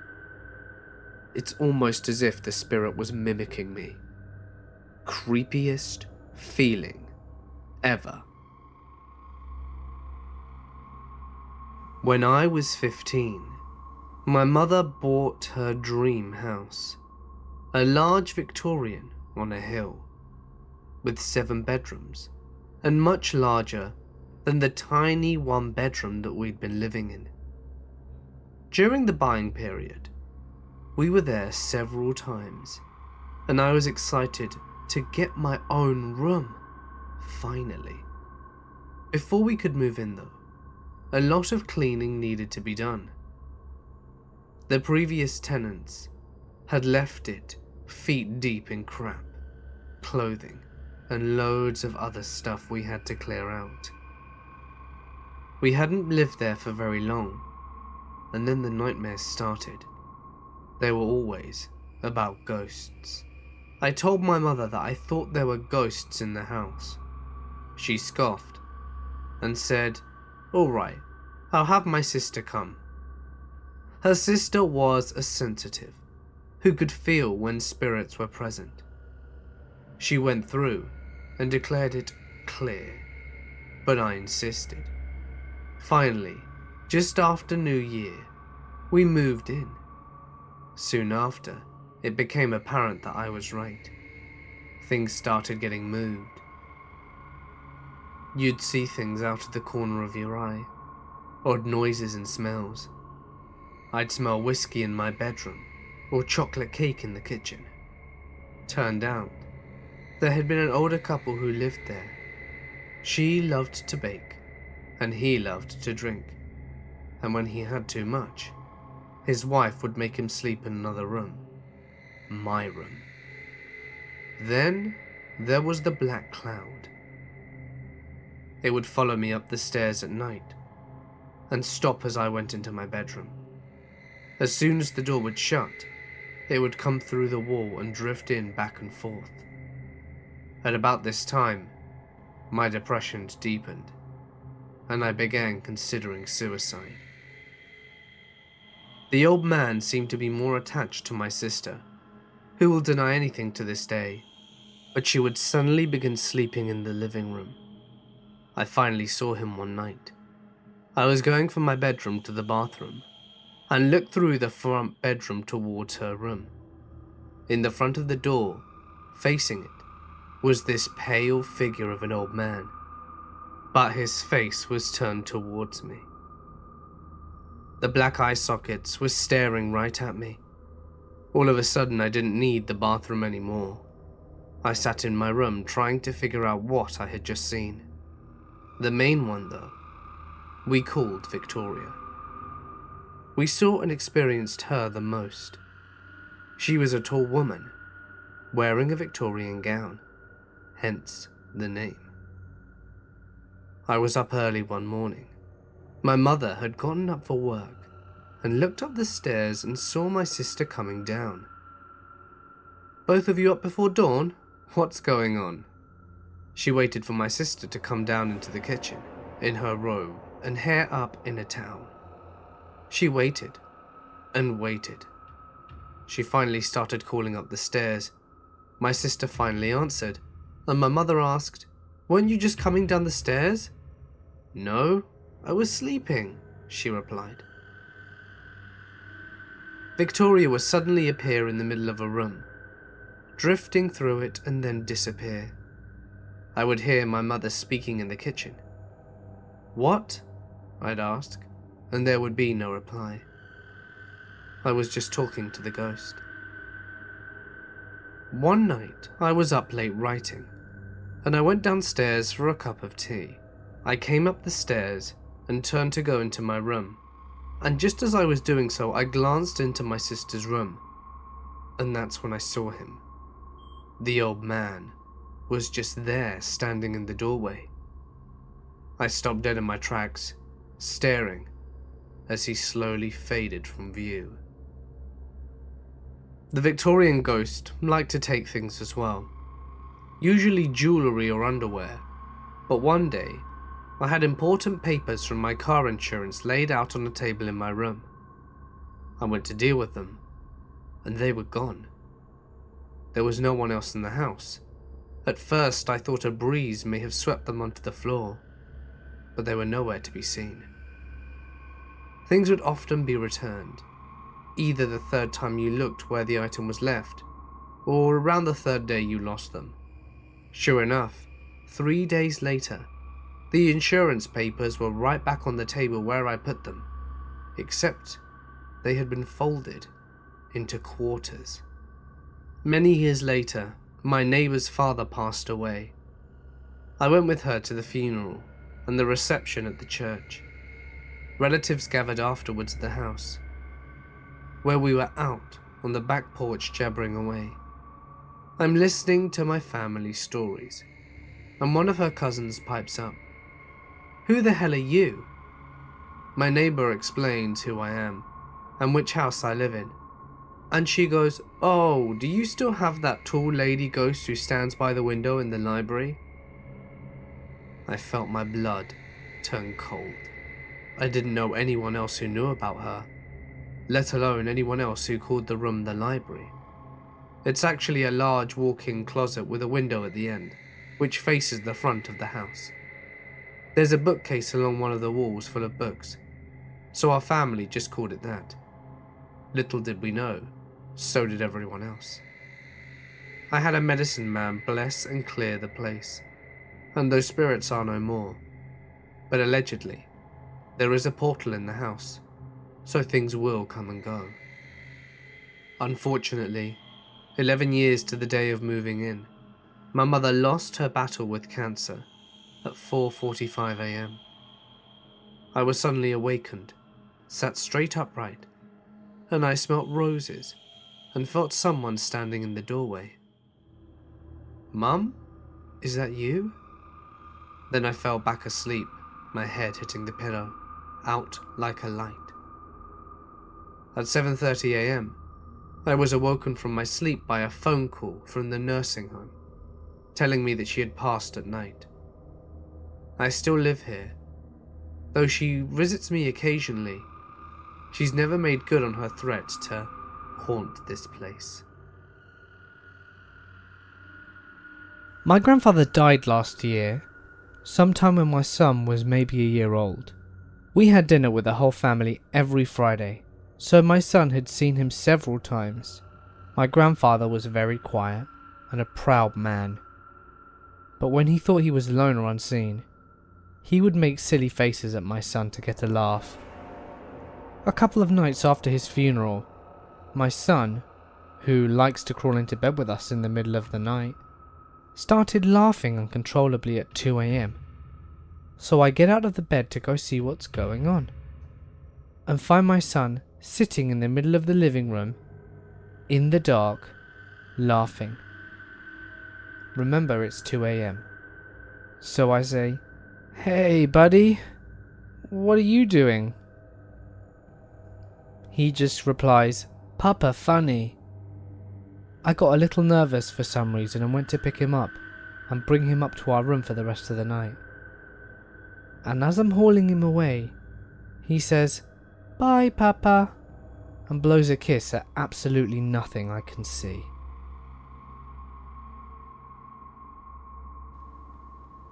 My aunt is single and a workaholic, so she has the habit of coming home late. The latest she would usually get home is around 11 PM, and the earliest would be about 5.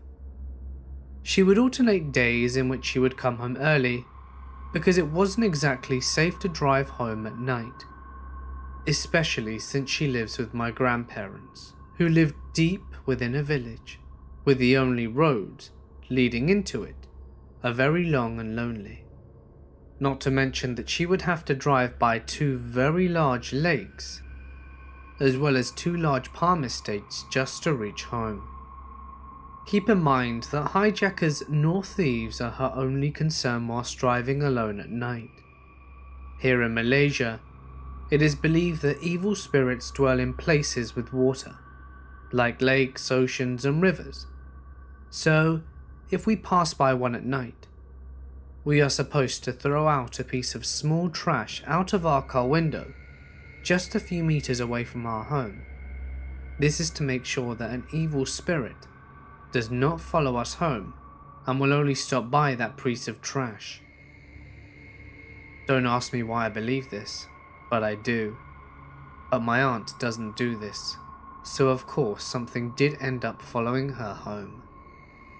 One week, my aunt wasn't going with her original schedule of mixing up the times of going home. For 4 days straight, she drove home at exactly 11:30 PM, except for Friday. That one night, she had to stay until 1:30 AM. When she got home, she felt something strange. She got out of her car and felt as if she were being watched. Not just ordinary watched, like something with evil intentions was staring at her in hatred. She immediately locked her car, closed the gate, and walked straight towards the front door. As she opened it, she noticed that all the lights in the house were on, and I mean every light. She saw my 2 cousins who were staying over for the holidays, curled up with each other on the bed in the living room. She approached them and asked them what was wrong, as they appeared to have fear in their eyes, and they confessed that they were staying up because they thought they heard something and were getting afraid, so waited for her to arrive. My 2 cousins and grandmother were sitting in the kitchen where the front door is. They were talking to each other, and all were waiting for my aunt to arrive home. It was around 11 PM when they heard someone turn the doorknob, before inserting the key and unlocking the door. My cousins and grandmother waited for my aunt to open the door, but nothing happened. My grandmother waited and called for my aunt's name, but there was no answer. Terrified, my cousins went to turn all the lights on in the house and went to the living room to keep an eye on all the doors in the house. My grandmother went to make sure that all the doors were locked in the house. They told my aunt that they really thought it was her, because it made the exact same noises that my aunt does when she arrives home, jingling the doorknob before inserting the keys and unlocking the door and everything. My cousins thought it was someone trying to break in, but nothing else happened for the rest of the night. When my aunt told this to my mother, I felt chills around my body. My aunt says she might know who or what exactly it was, and she blames herself for it. She knew that it was one kind of evil spirit that she must have accidentally brought home from the lakes because of her consistent timing and getting home late that night during the week. Whatever followed her home mimicked exactly the way she'd done before entering the house. The good thing is that my grandmother didn't try and open the door, because if she did, she would have let in the evil spirit. And God only knows what would have happened if she actually did. Ever since that experience, she immediately resumed her normal schedule of alternating the times because she didn't want another one following her home. After my uncle committed suicide in 2006, a couple of strange things began happening around the house. There were the typical haunting style things, like my brother insisting his stereo would turn up by itself when he was listening to music, or the time that his TV turned off all by itself. But I figured that all of it could have been chalked up to electronic interference. This particular incident, however, was just plain weird. For background, it should be noted that my uncle stayed with us about 15 years prior to his suicide. This was during the height of his drug abuse, and he slept on our couch for a few months before my mother decided to kick him out, as she had 3 young children to worry about at the time. So back to present day 2006, and my brother's friend, called John, is hanging out at our house. He was always a fairly sensitive and spiritual kind of guy, and he actually had no prior knowledge of my uncle's death. So John is sitting on the couch talking to me and my brother when he suddenly stops and says that he can feel a presence in the room. My brother and I kind of laugh at this because this is your typical John, always sensing something. But he stuns us and said, "Your uncle's sitting next to me, and he says hello." My brother and I were pretty shocked because, like I said, John had no prior knowledge of my uncle's death. Not only that, was the exact same spot that my uncle had slept on 15 years prior when he started staying with us. There is absolutely no way John could have known any of that, because it wasn't something that my brother had ever mentioned to him. Now fast forward a few years, another strange incident occurred one night when I was heading to bed. I had just turned out the light to the kitchen and had started walking down the long hallway that leads to my bedroom. I had literally just shut my door when I hear my name being whispered. I stand there not knowing what to do. The whisper had caught me off guard because it sounded exactly like my uncle's voice. I shake it off, thinking I'm probably imagining things and go to bed. A few days later, for whatever reason, I can't remember, I tell my mother that I thought I had heard my name being whispered, and that it sounded like my uncle. You know what she tells me next? She had actually been home one day the week before, and was in the kitchen making lunch for her and my dad, when she hears her name being called. Then she calls out to my dad, who was in the next room, and asks what he wants. He said he hadn't called out to her, and he also hadn't heard her name being called. But then he tells my mum, "Oh, you want to know something funny? I was out in the garage one day last week when no one was around, and I heard my name being called." Then Dad says that he called out and didn't hear anyone, so he went back to working on his bike, thinking nothing of it, and thought that he was just hearing things. The voice we had all heard sounded exactly like my uncle's voice. It's definitely a strange coincidence that we all heard our names being called, when we all aren't the kind of people who just hear things, and in such a short space of time with no knowledge of either event. And this was during a time when none of us had been thinking about my uncle to have the suggestion put into our heads.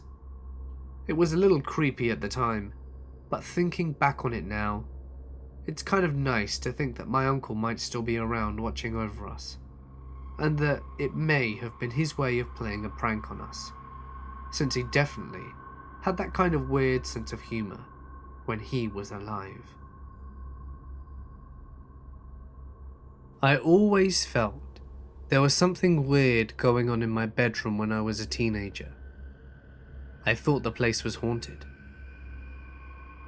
I heard noises coming from my closet all the time, and the door would randomly be opened when I entered the room, despite me knowing for a fact that I had closed it. Normally, when I told my parents about these things, they would dismiss it. I would be told that I probably forgot that I had left the door open, and that the noises I heard with just the house settling or an animal on the roof. I guess I understood why my parents didn't believe me. They didn't believe in the supernatural or anything like that. Anyway, this happened on a night that I stayed up, really late doing homework.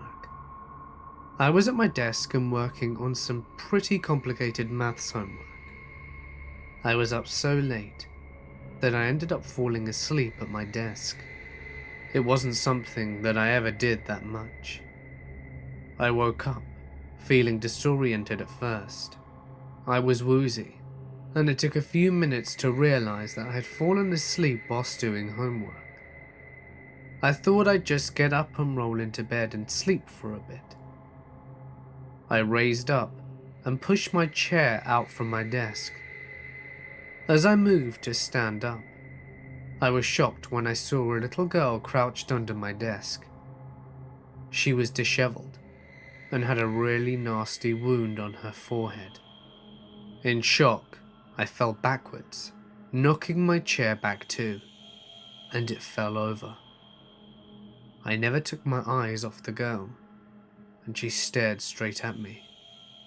Then, I struggled to get up, and when I got to my feet, she was suddenly gone.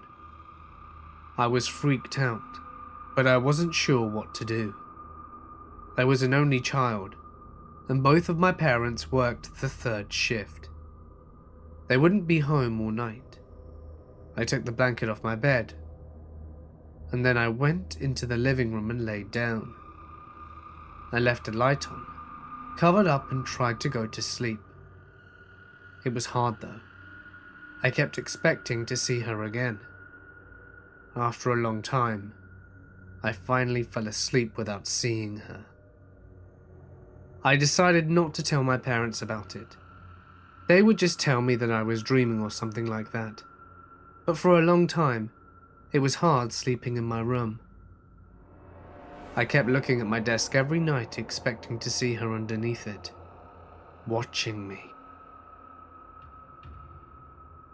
Number 2.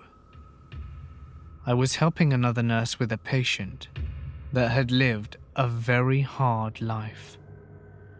He had numerous things going on, from cardiac to renal failure. You name it, he had it going on. This man was very much afraid to die. He never told anyone why, but I suppose everyone's afraid to die really. Every time his heart monitor beeped, he would just go into a raging scream. "Don't let me die! Don't let me die!" He clearly wasn't ready to go. At 2 a.m, his cardiac monitor starts alarming VTAC. We both rush into the room, and I am pulling the crash cart behind me. When I get to the room, the other nurse is completely white. This man was sitting about 2 inches above the bed and was laughing. His whole look had completely changed. His eyes had a look of pure evil on them, and he had the most malicious grin on his face. He laughed at us and said, "You stupid cows aren't going to let me die, are you?" And then he laughed again. We were kind of frozen. I did reach up and hit the code blue button, and when I did, the man went into VFib. He crashed back on the bed and we started coding him. But after 20 minutes, it was called. 5 minutes after the code was called, several of the cleaning team were in there doing their business when the man sits up straight in bed and says, "You let him die. Too bad," and then begins laughing maniacally.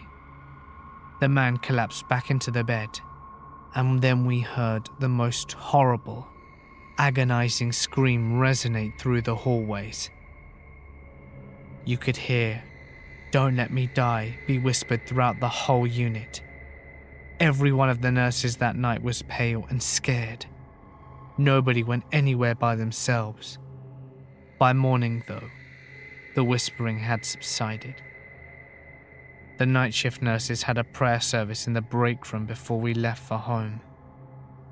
But still, we all had nightmares for weeks.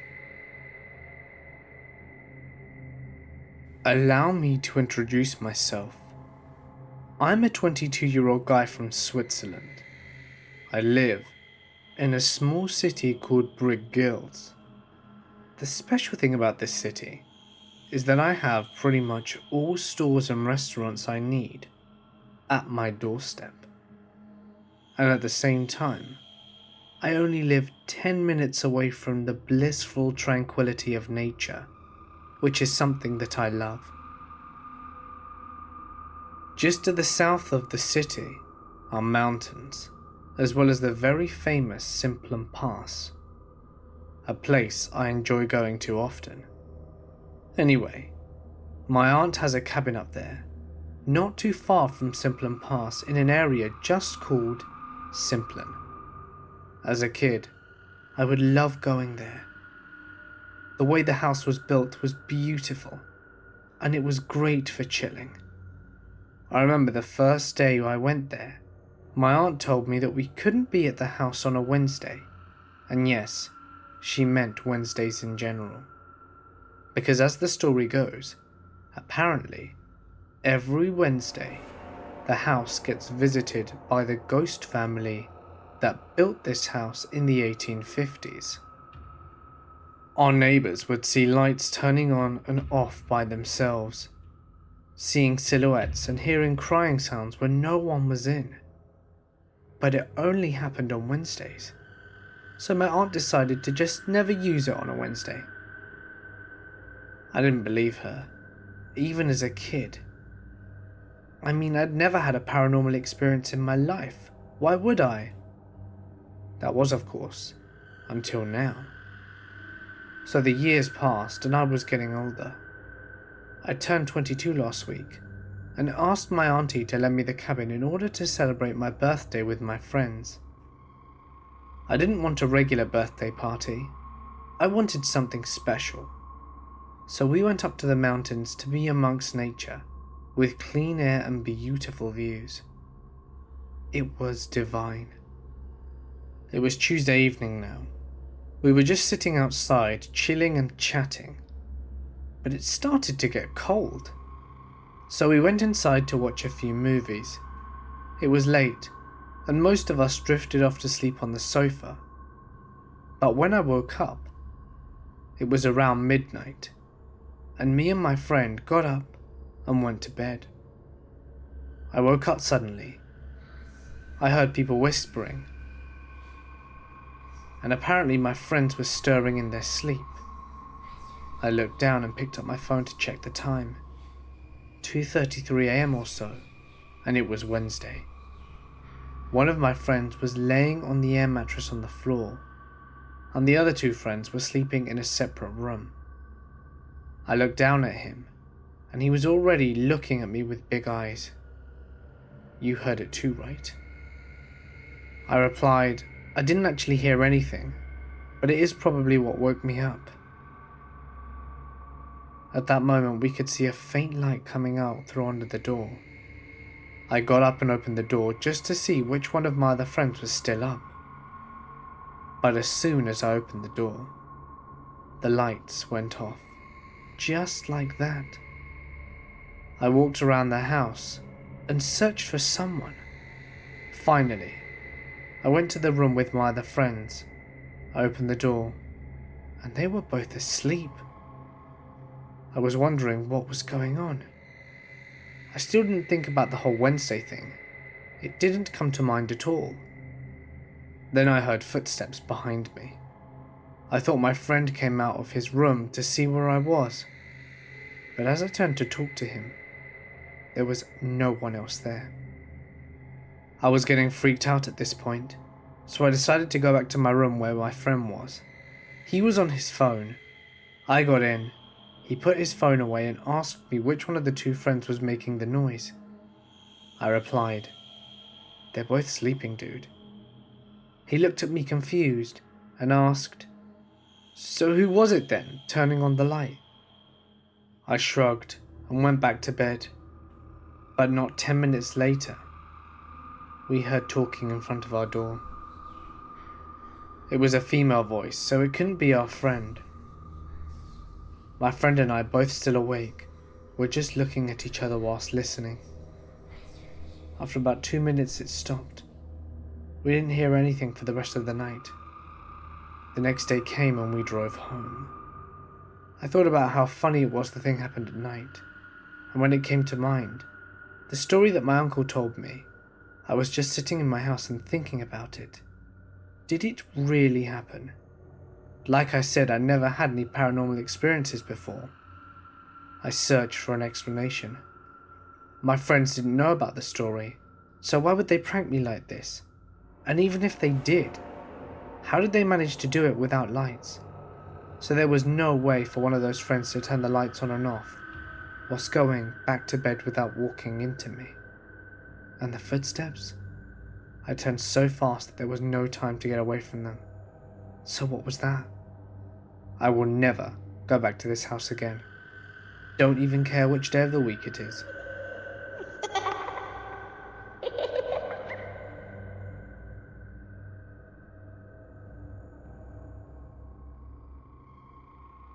This was told to me by my cousin that lived next door to me through my teenage years.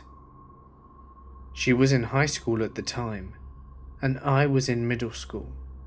But we would ride the same bus along with a bunch of other kids that lived down our same street, as well as our siblings. She told me that one day she got home after school and she decided to take a shower because their high school was having soccer tryouts during their 7th period, and she did not get a chance to shower at school before the bell rang. She said she'd been in the shower for about 15 minutes when she heard the front door open and close.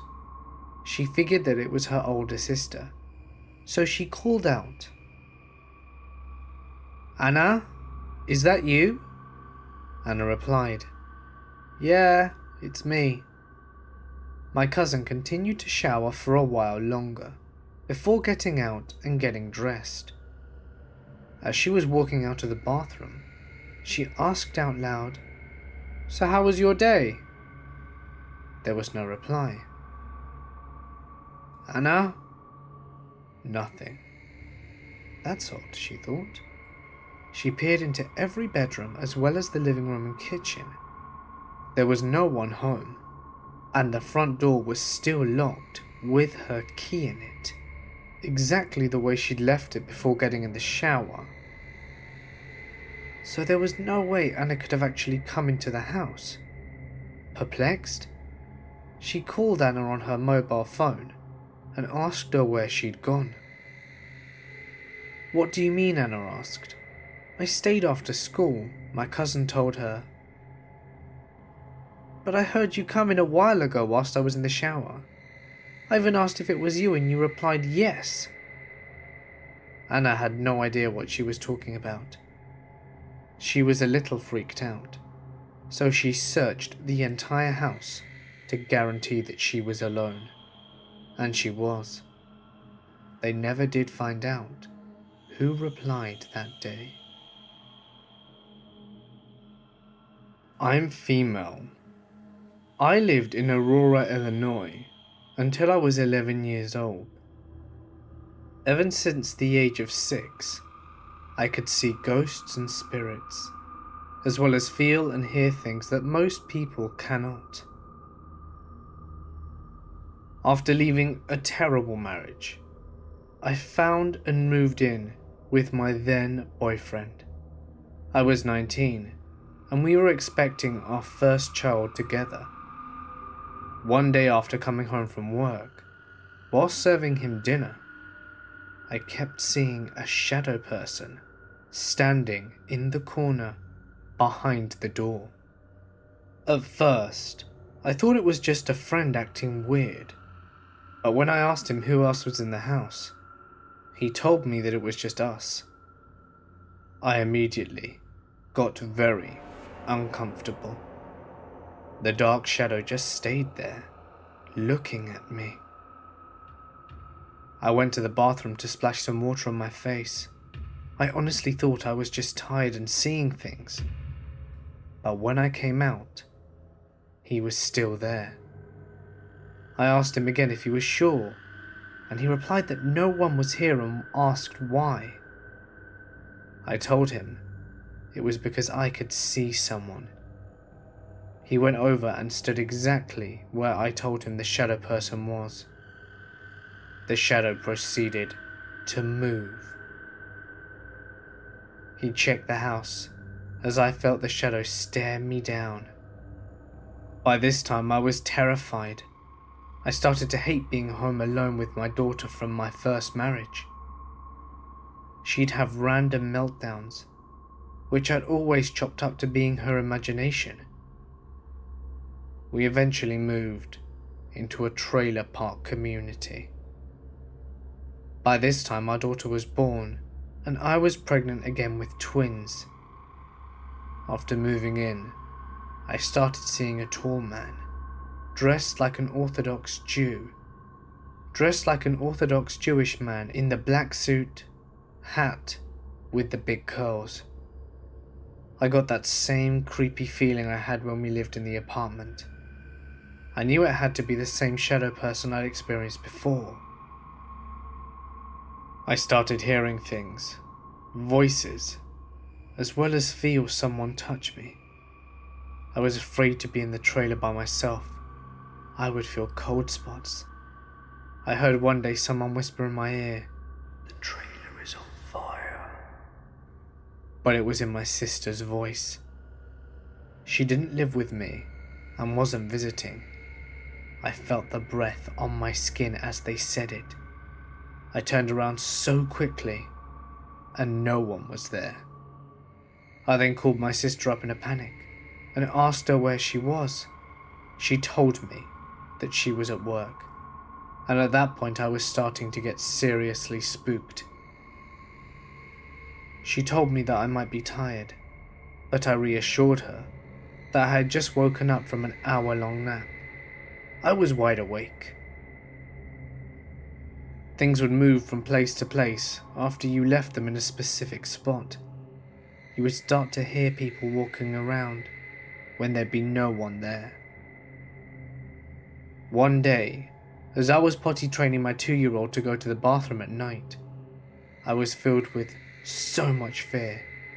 As I crept towards her room, I saw the man in the black suit standing right in front of her door, as if he were guarding them or waiting for me. I froze the moment I saw him. I finally summoned enough courage to take a step forward, but as soon as I did, so did the man. I took a step back and so did he. I wanted to run. I felt a fear like never before, but I wanted more than anything to get this spirit away from my girls. Halfway down the trailer there's a window. Trust me, it helps with visuals. I start taking a step forward and so did he. No backing down. I kept repeating to myself. Every step I took brought us closer, and more fear attacked everything within me. As we came face to face, I inhaled deeply and stepped forward. Never in my life have I had so much fear in me. I can only describe it as this. This spirit is passing within me. I lost my breath instantly. When I started stepping forward, I was immediately filled with every ounce of hate this thing had. I felt hate, vengeance, depression, the need to kill, betray and defeat, and so much anger. I could only describe it as borderline demonic. I was paralyzed, but not out of fear. I truly could not move. After about 2 minutes, I was able to continue moving and regained my breath. I hurried down the hallway to see that he had turned to look at me, staring at me intently with those dark eyes, filled with everything I had felt. Then I continued to walk as he did, and he gradually faded. I woke up my daughter, tucked her back into bed, and whilst I cried. In the year 2010 or 2011, I was beginning to explore YouTube. I watched cat videos and music videos most of the time. But one day, I found an incredible singer. She was doing cover songs and had an amazing voice, and I really liked her cool punk style.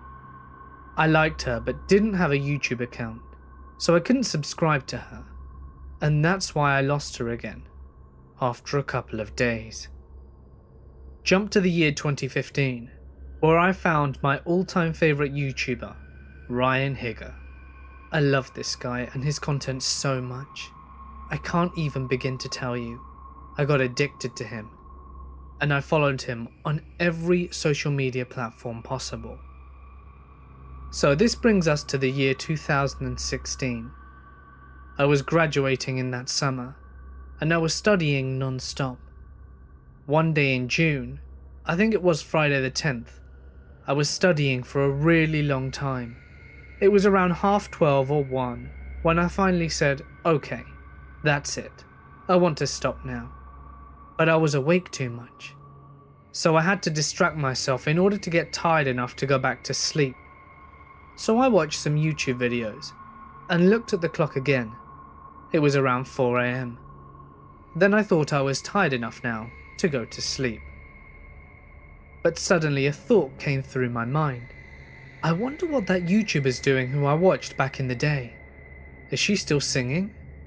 What is she doing? And most importantly of all, what was her name? But I couldn't remember her name. I hadn't thought about her in years, so it wasn't a surprise that I couldn't remember her name. But I didn't want to try and look her up that night because I knew that I wouldn't be able to find her immediately. And I was tired and was pretty much done for the internet for now. The next morning I woke up and started scrolling through my Twitter notifications. I noticed that Ryan Higger had tweeted something. Oh cool, I thought. Let's see what he says so I can give it a like. And when I saw it, I saw hashtag prayers for Christina. I didn't know what to think of that. I was confused as I didn't know what was going on. And as I kept scrolling down my feed, there was another one. Please tell me that hashtag RIP Christina Grimmie is just a messed up rumour. My whole body froze. I was staring at my phone in disbelief, shock and terror. I knew the face that I was going to see when I googled that name. I couldn't stop my fingers from moving off my phone because I was too scared. I knew the name. I remembered it again. After a minute of staring onto my phone without really looking at it, I googled the name of the girl. And yes, it was her. It was the YouTuber I thought of the night before. She had been shot right after a concert and died. That alone was sad enough because she was such a talented artist. And I'm 100% sure she would have had an amazing career if that incident hadn't have happened. But the fact that I hadn't thought about her in over 6 years, not hearing a single thing about her here in Austria, and then thinking about her on the night of her death? That's too crazy for me. And it still is. I mean, how can it be possible? A couple of weeks later, I thought about the experience and wondered, when did she die exactly? I mean, what time? So I looked it up and searched for the time difference between Orlando, where she died, and Austria, and the time of her death. Once I had that, I counted back the hours of the time difference and got shocked again. She got shot at almost exactly the same time I thought about her. Perhaps this is just a coincidence, but they do say that some people, like mediums, can tap into a special and different kind of energy that lets them in on a wealth of information.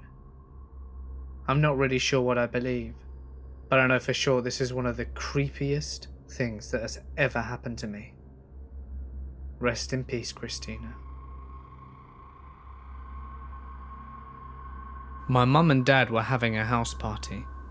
I can't remember what for now. It was a good few years ago, My family from other parts of the UK had come to visit for their party, and a few were staying in the house. My mum's sister, Janet, was staying with us and was upstairs getting ready, whilst my mum and I were making sandwiches and other food ready for everyone to arrive, whilst also talking to her other sister Laura in the kitchen. Auntie Janet came storming down the stairs, hair still a little wet, hairbrush waving around, and marched right up to my mum's face and still waving her hairbrush and now saying at my mum, "I said, I'll be ready as quick as I can." Mum asked what she was talking about. You standing there looking at me in the mirror. I said 3 times to you, I'll be down as soon as I can. It's really creepy. My mum stayed calm. No one's upstairs but you, Janet. I've been here cooking with Laura and my daughter the whole time. The two of us nodded in agreement, telling Janet the truth. Mum had been in the kitchen the whole time. She even had her oven mitts on from taking things out and adding more things to the oven.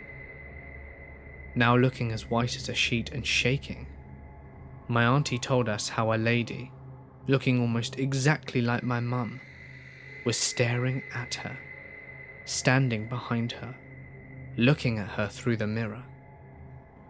My auntie turned her hairdryer off, not taking her eyes off the mirror, and said, "Give me a minute." The lady walked away and started going down the stairs. My auntie drove the 2 hours home that night, not wanting to stay at my parents' house. I am a single mother of 5 sons, who are now adults. While they were teenagers, we lived in a century home, beautiful and large with plenty of room for my brood. I should mention, our house was the house that all their friends congregated to. There were rarely nights on weekends and summers that we had less than 6 teenage occupants. I tell you this to try to make you understand that these stories I'm about to tell you are truth and corroborated by many people. When we first moved in, everything was nice and quiet for a few months. Then slowly, activity progressed. My sons and I were all having unexplained happenings. They didn't tell me for almost a year because they didn't want to frighten me. My first experience was being woken up at around 3 a.m. At first, I was in a half awake and half sleep mode. What woke me was a very loud noise coming from upstairs. It sounded like the boys were rearranging furniture. Very heavy furniture. Loud scraping. So loud that I was sure they were scratching the wooden floors. I instantly became furious and marched upstairs ready to bust some butts. When I got to the top of the stairs though, all was quiet and dark. I started opening bedroom doors, only to find all the boys sleeping soundly. I thought, wow, that was a vivid dream. To my dismay though, it happened a couple of months later and became more and more frequent until it was almost a weekly event. I was speaking about this with my neighbour and she got a really funny look on her face. I asked her what was wrong and she said, "I don't want to scare you, but when my sister, who's clairvoyant, was over, she looked up at the window, pointing to one of the boys' rooms, and said, 'She has company.' I asked her what she saw, and she said she saw a man and a woman in old-time clothes staring back at her. At some point, I decided I want to share my experience with my sons. When I did, they all broke out with their own stories. Some of them had been touched, some just heard noises, or felt their beds being shaken violently in the middle of the night. Here are a few of the most memorable ones that stand out in my mind. We being myself and around 7 to 9 teenagers filling up every square inch of the living room, We're all just visiting and half watching Family Guy. My youngest decides he was tired and going up to bed. Away he went, only to return a short time later with pale skin and wide eyes. He said he'd gone to his room, closed his bedroom door, and got into the top bunk. That's when he heard the door handle turn, heard the door open, then shut again, and then felt someone sit on the bottom bunk. He figured it was his brother and leaned over the bunk and yelled something trying to scare him. He said he froze completely when there was no one there. He was completely alone, hence the wide eyes and pale skin. He truly looked like he'd seen a ghost. One morning, I woke up to find my boys and one of their friends all sleeping everywhere in the living room, which wasn't allowed in our house. I woke up my second oldest and asked him what the deal was. He said that they couldn't sleep upstairs because something was opening and closing all the doors at night. He said they'd wake up and prop things in front of the doors to prevent them from slamming, only to be awoken by slamming. He said, "Ma, those ghosts keep moving the stuff we put in front of the doors. We just decided to sleep down here," and I couldn't blame them. My oldest subsequently joined the Marines, and on his month-long furlough after his Iraq tour, he had a very creepy encounter.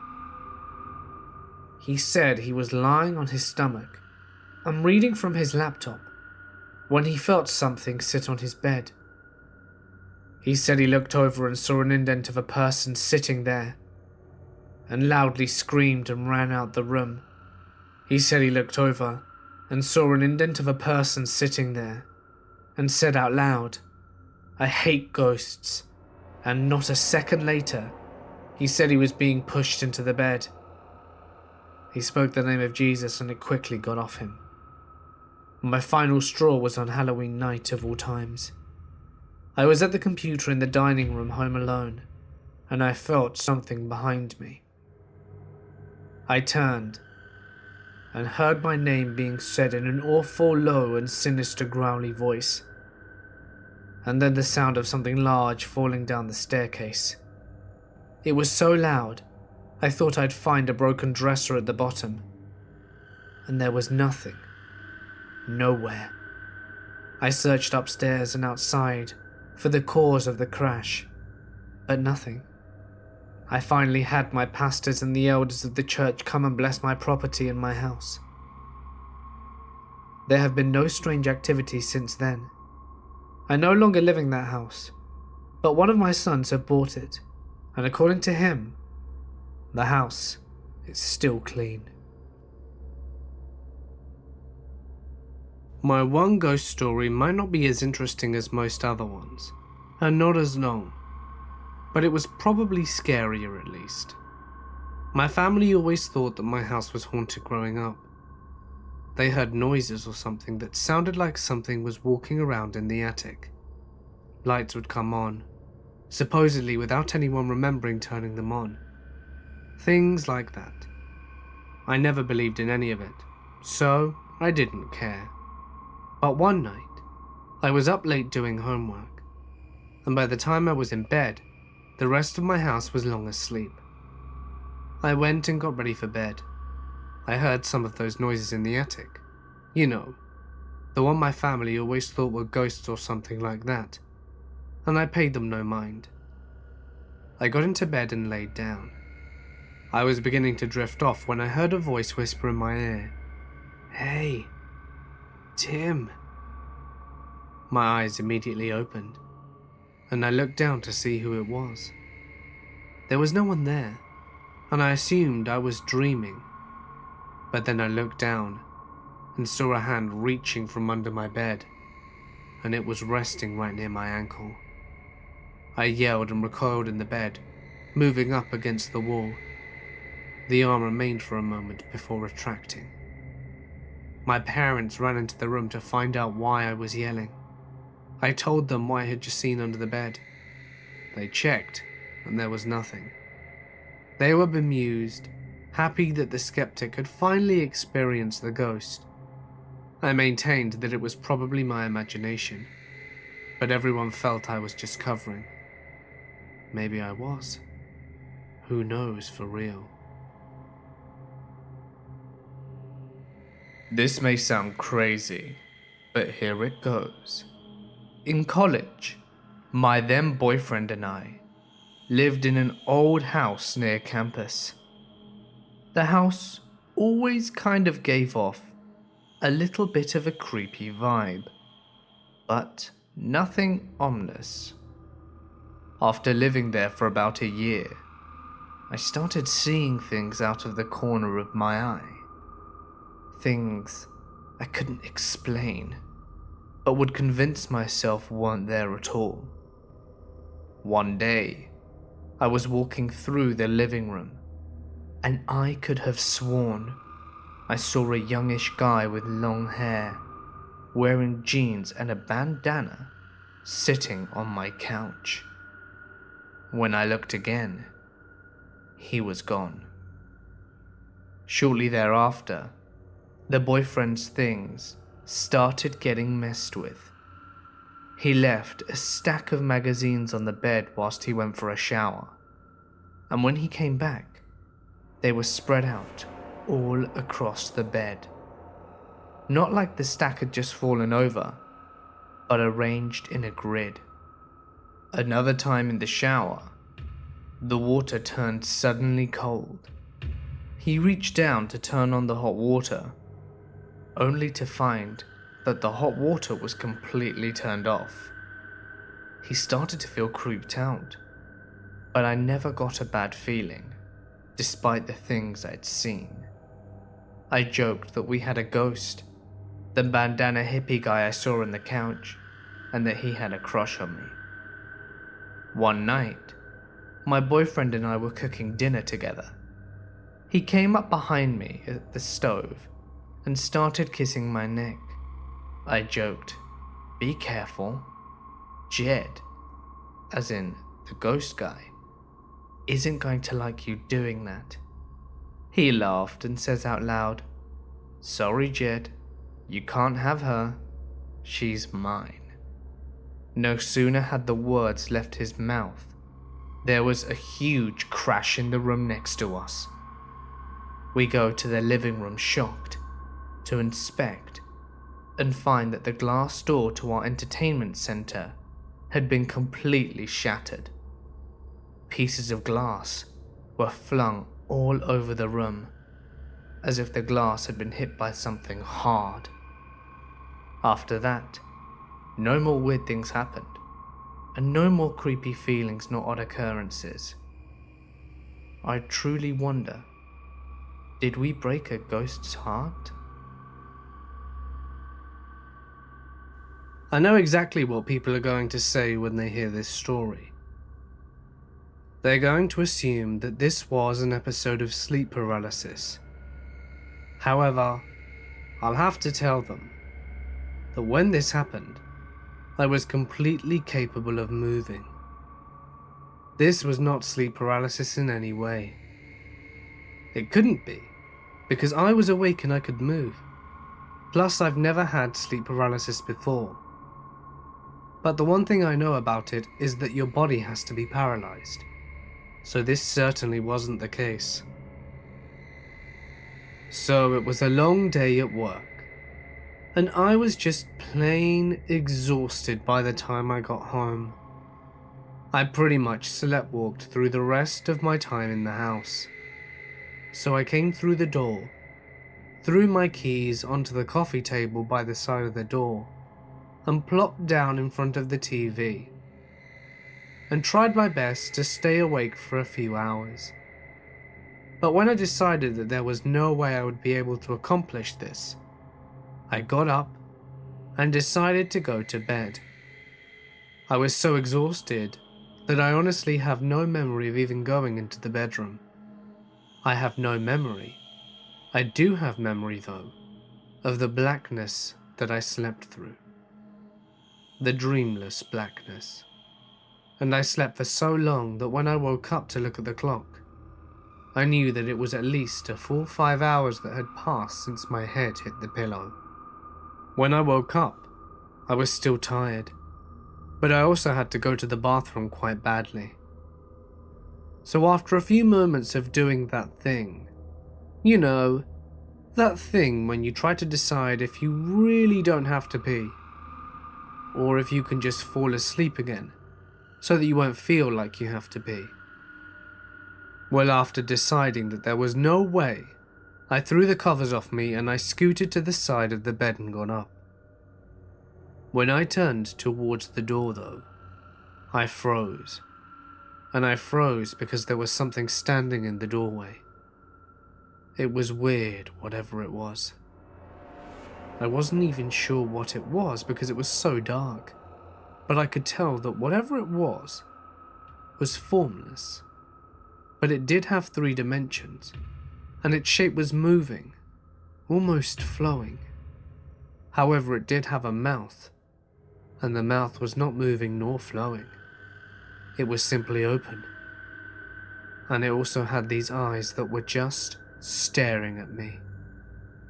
At that moment, all of these thoughts began running through my head, like thinking this creature wanted to eat me or something. It didn't move though. It just stood there and didn't take its eyes off me. I didn't think it was a ghost because I'd always heard that ghosts didn't really look at you. But I knew that this creature or whatever it was looking straight at me. I stumbled back over to my bed, not knowing what else to do. So I pulled the covers over my head, thinking that if I did that and then removed the covers, that the ghost or whatever would just disappear. I pulled the blankets down tentatively, and when I looked, it was still there. I tried again and it was still there. Whatever was going on, it wasn't moving towards me at all. It was just looking at me. I did the only thing I could think of. I put my head back underneath the blanket and just left it there. I didn't look back again. If it was not a ghost, and it was not going to do something, there was obviously nothing I could do to stop it. That didn't mean I had to look at it though. After I had my head in there for what felt like half an hour, I looked back again, and it was gone. I, however, was too worked up by what I saw to go to sleep. I just laid in bed all night, looking and hoping that it would never come back. Here's a little background, so that I can explain my experience a little better. When I was younger, I had a great-grandmother that used to babysit my cousin and I. This woman was evil. She was so horrible to me. She used to tell me how fat I was, and when I got hurt, she would never comfort me. However, there was one cousin that my great-grandma absolutely loved. She never hid the fact that my cousin Jean was her favorite. I can remember when my great-grandmother passed, I never cried once. My cousin Jean, on the other hand, was a mess. 20 years in the future, I headed up to visit my cousin Jean. I arrived at her apartment and unpacked my things in her room. I looked at the photos on her dresser, and there is a picture of my great-grandmother. I have to admit, I looked right at it and gave a snarl. After all those years, I still have bad feelings towards this woman. My stay was awesome, and the last night there, I got up from my sleep to use the bathroom. All the lights were off, except for a couple of night lights lighting the way to the bathroom. When I got to the bathroom, I didn't want to turn on the light, in fear of waking up my cousin. As I'm sitting on the toilet finishing up, I had the sense that there was something in the hallway watching me. I didn't see it, but in my mind's eye, I could see this creature hunched over on all fours. It's hard to explain, but I could tell that it was female. It just stood there staring at me. I had a sense of total fear. I flushed the toilet and washed my hands and ran down the hallway to my blow-up mattress and got under the covers and closed my eyes. As I lay there, praying I would fall back asleep, I felt the corner of the blow-up mattress slowly move down. It was as if something was kneeling on it. All of a sudden, something grabs my arm, and I feel a surge of electricity shoot through my body. I was completely paralyzed. I squeezed my eyes shut and prayed for it to go away until I finally slept.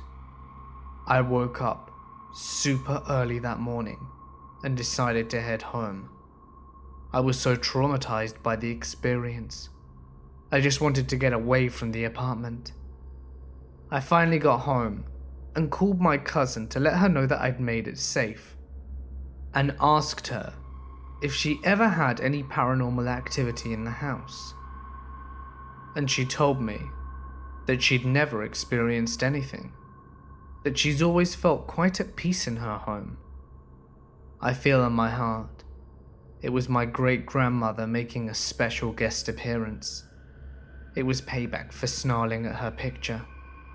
A year later, I went back to visit my cousin. She'd bought a new place, and my mother and I wanted to visit and stay there. My mother and I unpacked and got comfortable in the room. After I sat down, I was looking around the room, and I spot the same picture of my great-grandmother. Instinctively, I snarled at it. You know, you'd think I'd learned my lesson from the first time, but I really didn't like that woman. The snarl really came out of habit. The next day, my cousin, my mother and I go shopping. We were gone for half the day, arriving at my cousin's house. When we were all walking through the front door, my cousin was the first to enter, followed by my mother and then me. When I shut the door behind me, the couch pillow went flying off the couch. My mother turned to me wide-eyed, mouth open. I shook my head and actually laughed. I knew it was my great-grandmother, letting us know that she was still there, and she was still unimpressed. This happened when I was 13 years old. I began hanging out at my friend Sean's house, more often after school. My parents didn't have any problem with it. As long as you got your homework done, they always told me. And yeah, I did get my homework done. But I have to be honest, that this was not why I went over there. I went over there because he had a Super Nintendo and I didn't. And yeah, this was in 1992. Often I would go to Sean's house and wouldn't get home till about 9 or 10 at night.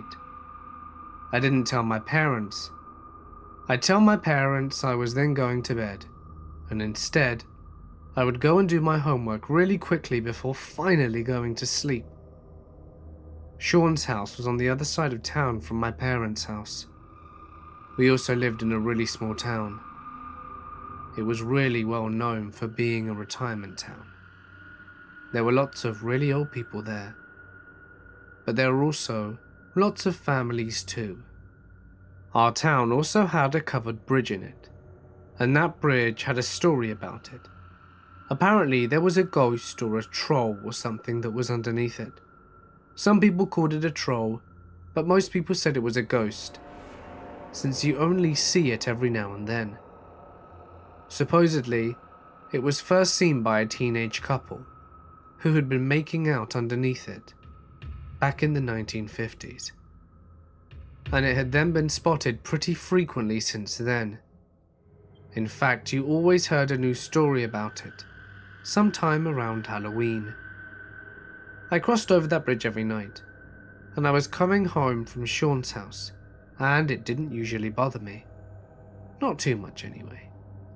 I have to admit to sometimes running really quickly across the bridge in scarier instances, like around Halloween. Well, this happened in April. I remember it for many reasons, but one of those reasons was that Legend of Zelda: A Link to the Past had just been released. Sean got a copy of it the day it came out, and the two of us were addicted. It was a single-player game, but we collaborated on it and got further along. On this night, we had lost track of time. We made so much progress, and by the time it was time for me to leave and go home, it was way past midnight. It was a weekend, so my parents really didn't care, but I hated walking home that late. I told Sean that I would be back next afternoon, and I went on my way. When I got to the bridge that spanned the small creek, I was shocked to see it was completely blocked off. There had been an accident on it earlier that day, so I would have to go down under the bridge in order to get home. I had done it plenty of times before, but never at night. I got down nervously and made my way across the small creek.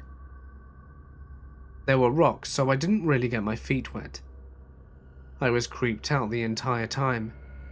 I kept thinking that I heard noises that probably weren't there, and the noises that were there were even worse.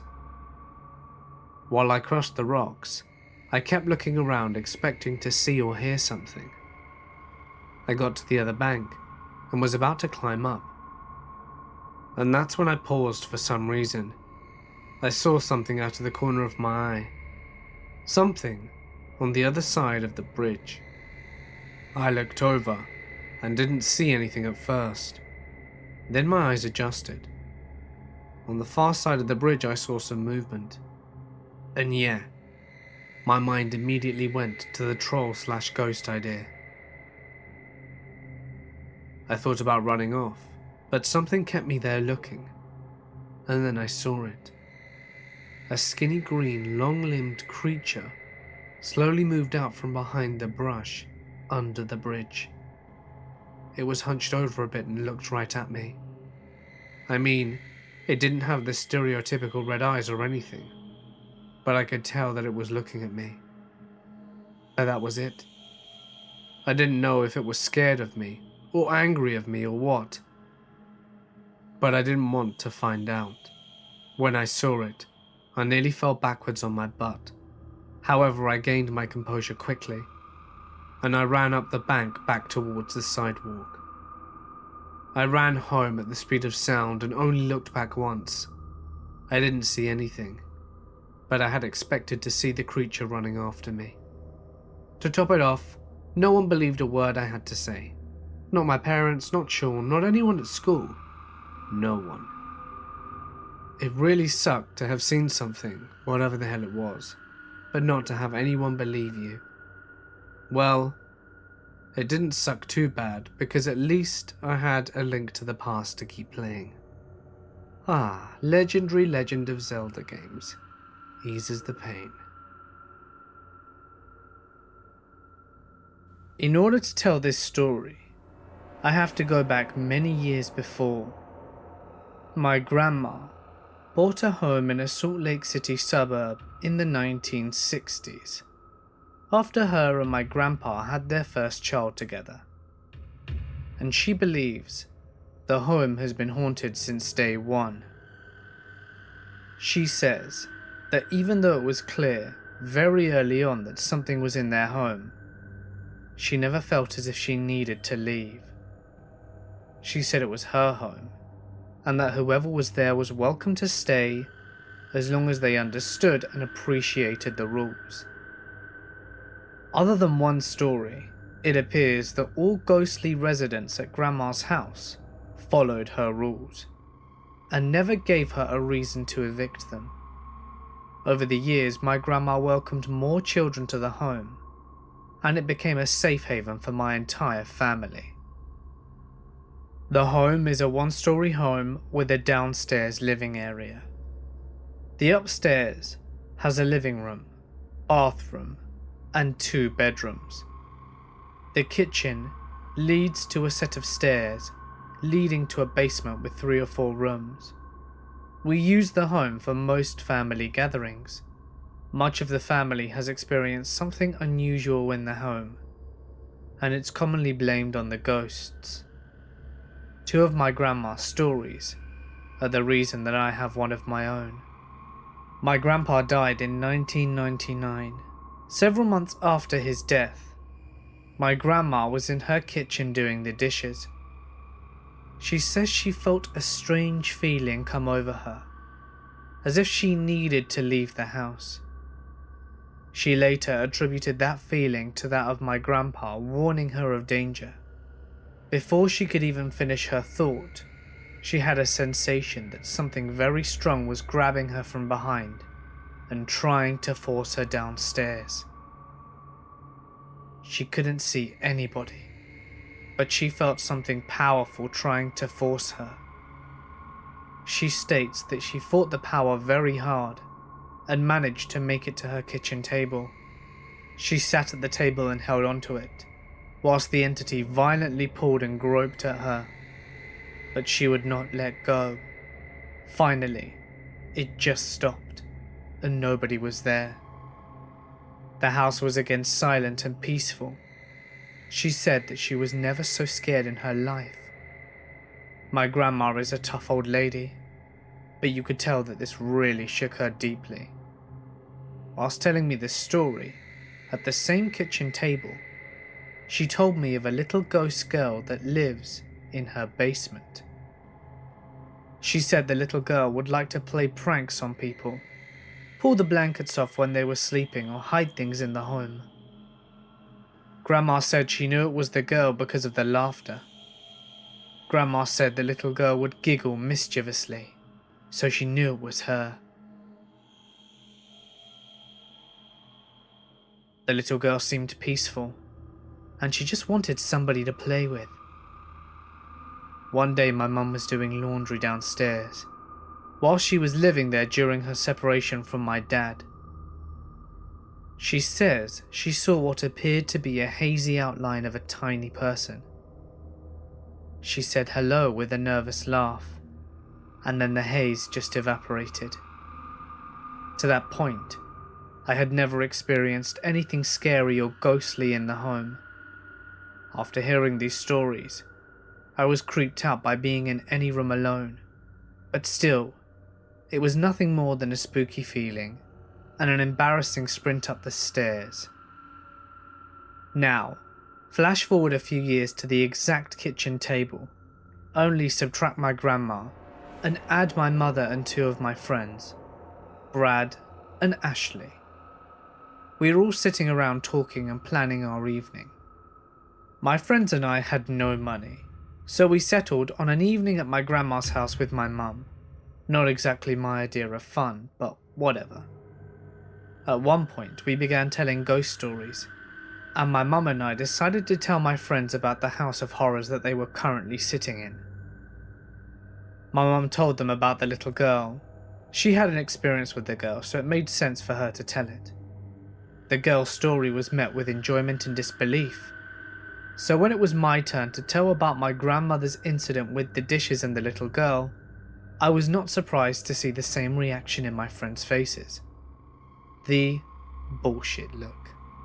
Next, almost as if on cue, the cheap yet expensive looking chandelier that hung above my grandma's table exploded. Now I'm not even talking about a blown bulb, I'm talking about 4 light bulbs actually exploding simultaneously. Glass went everywhere. After a few moments of looking around at each other, we all decided that we needed to get out. After tripping all over each other in an attempt to save ourselves, we all managed to make it outside. We all left the house within minutes. My mum went home, and my friends and I went and got ourselves intoxicated as hell. The ghostly pyrotechnics were of course the talk of the evening.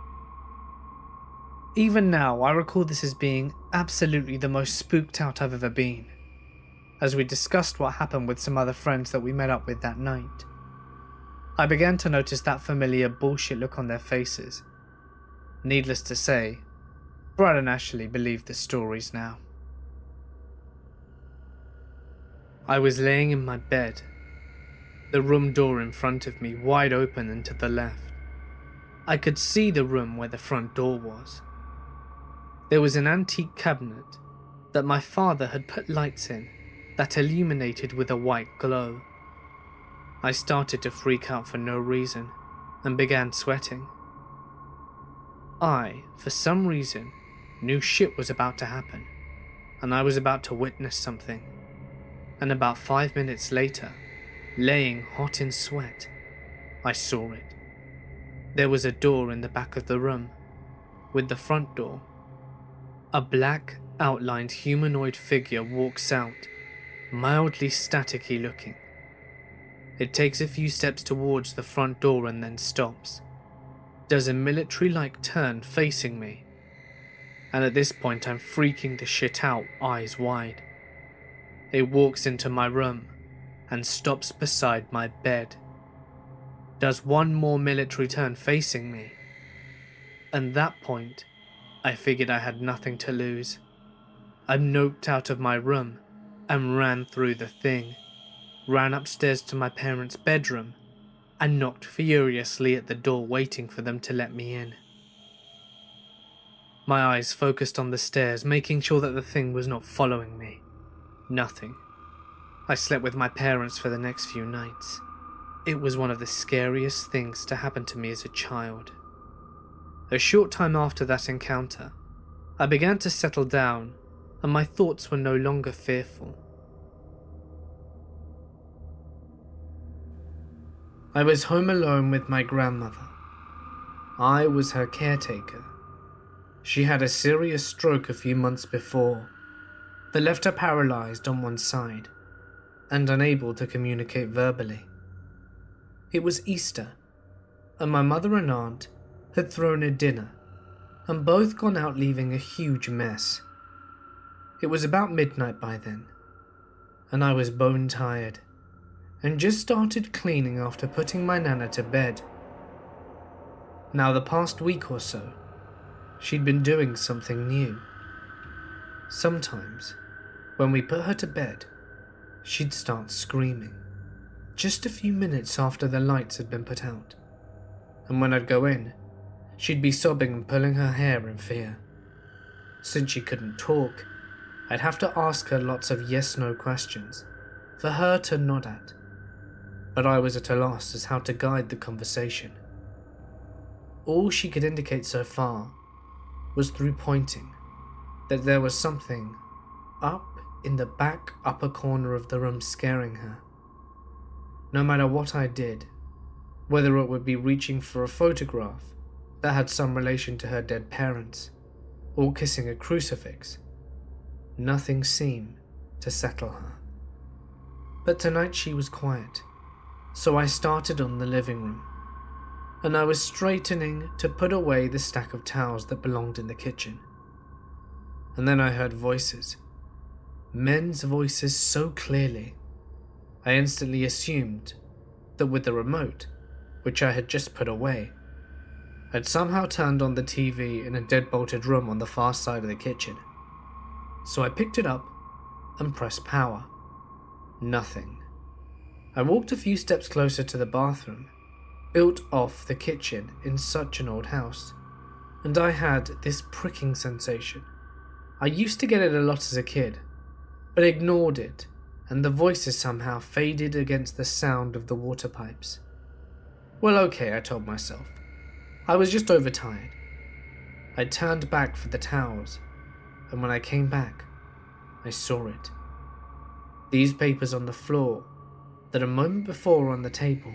I was confused. Maybe I was just tired. I placed them and went back to get some dishes. And as I passed the bathroom, I saw a small man in a hat dancing in there. By now I was bullshit, but damn if those dishes didn't need doing. So I shut the bathroom door and brought them in. TV cable on the kitchen floor from the dead-bolted room, right in the middle for me to see. I put it on the table and started scrubbing the dishes. No sir, I was just tired. No ghosts or demons here. I was humming to show how in control and unconcerned I was, scrubbing up to the last casserole dish, when I heard 3 loud knocks on the sink bottom. Like something was crouched in the cabinet underneath and rapping on it with its knuckles. I picked up the dish and dropped it experimentally to see if it would cause an echo. I'd just dropped it in a moment before, and there was silence. So I just went back to scrubbing, a little more subdued this time. The cabinet door then swung out, deliberately hitting my knees twice, with a little pause between both. Forget the dishes. I dropped that stupid thing, went back into the living room, then repeated the Lord's Prayer until the prickly feeling left all of a sudden. My Nana's room was on the far side of the living room, and I did not want that thing anywhere near her. She never screamed at night either. This happened to me when I was 6 or 7 years old. I remember this very clearly to this day, and it still makes my spine shiver thinking about it. I had the large bedroom in my flat. My mum had decorated the walls with pink and lavender paint and cute little metallic swirls. I had bunk beds, glittery curtains in my window, charms, and glittery things hanging from the ceiling. A young girl's dream. I'll try to explain a rough layout of my room. The door opens, and you will immediately see my purple bunk beds, with my head facing out the door. On the wall in front of you, behind my bunk beds, is a long window. To the left on the wall looking out to my garden. The next wall to my left of the bunk beds has a large fireplace, which I used to put all my trinkets on, and then the joining wall to my door was more of an alcove. Anyway, that is where I saw her. I remember getting into bed at night, and everything seemed normal at first. My room wasn't usually too dark, because the moonlight shone through my window and through my glittery curtains. After trying to sleep for what seemed like ages, I don't know why, but I started to look around my room, particularly in the alcove area. Something was in the dark corner. I couldn't focus my eyes properly for a while, but when I did, I noticed my girl's world head, one of those plastic weird lady heads that you can do makeup on and style her hair, stood out in the moonlight against the creepy dark corner. I remember going to lay back down on my bed, but I had an urge to look back, and when I did I was paralyzed with fear. At first I thought I might be imagining it, because I had been staring at the plastic lady head. But I swear, I saw this dark woman-like outline stood right there next to the plastic head. It was like a dark grey black mist, but in the shape of a woman. I slowly looked at her, or it, with its massive bulging eyes, scanning down and saw that she had no feet. There was nothing there. No shadow, no feet, nothing. She or it was levitating about 10 inches off the ground, and it seemed like she was moving towards me. I was absolutely terrified, and will always remember this because of how cripplingly scary it was. I was in shock. I quickly spun around in bed and curled into the fetal position, with my quilt tightly wrapped around me. I made sure the quilt was tightly wrapped around my neck and head. And can I just add that there were no labels or anything that could have emulated what happened next. I was shaking and trying not to breathe loudly when I felt something standing behind me, leaning over me. I closed my eyes and gripped the quilt, and all of a sudden, I felt a tickle on the back of my neck. It's the feeling you get when someone puts their fingers on the back of your neck. It started off like that, and then became quickly more aggressive, tightening around the back of my neck, as if someone were trying to keep hold of me. I tried to scream, but no words came out. I was sweating and shaking, and my neck was getting worse. It was hurting. I tried screaming over and over, but all that came out were the little squeaks. It was as if I were gasping for air. I remember the moment when I was finally able to scream for my mum. I screamed at the top of my lungs, but it came out as a cracked, blood-curdling cry for help. But as soon as she ran in and flung the door open, a burst of light came through and the whole thing stopped. My mum grabbed me out of bed and carried me to the front room, cradling me as I sobbed hysterically. To this day, she still believes me in what I said, even though she's never had a personal paranormal experience. There was no way I lied about what I saw. From then on, I slept with my mum for a while, and we eventually moved out. I'm grateful that we haven't been back since. I'm pretty sure I'm currently being haunted by a ghost. Who really needs to take a dump? It sounds like a joke, but trust me, I'm being honest. It all started last summer. I was home alone reading a book in the living room, when suddenly I hear a loud fart from the kitchen. It startled me, and I went to see what was going on. In the kitchen I could feel a faint smell of fart, but nothing, and no one was there. Fast forward a couple of weeks, I'm at Starbucks and had to take a whiz. Only the disabled toilet was unoccupied, so I went in. The bathroom layout was that the toilet was on the far edge of the large room, and there was a motion sensor sink at the opposite end, near the door at least 3 or 4 meters away. So I sit down and do my business, when out of nowhere, the goddamn tap activates and runs for at least 15 seconds. Now I'm obviously alone in the room, and several meters away from the sink, so I had no way of activating it. Fast forward once more to a week ago. I'm just hanging out with my sister in her room, just chilling and talking about girl things like memes and makeup and whatever. And it was just me and her at home. And then it happened. The sound of a large fart came from the living room. Both of us heard it and have absolutely no explanation for it.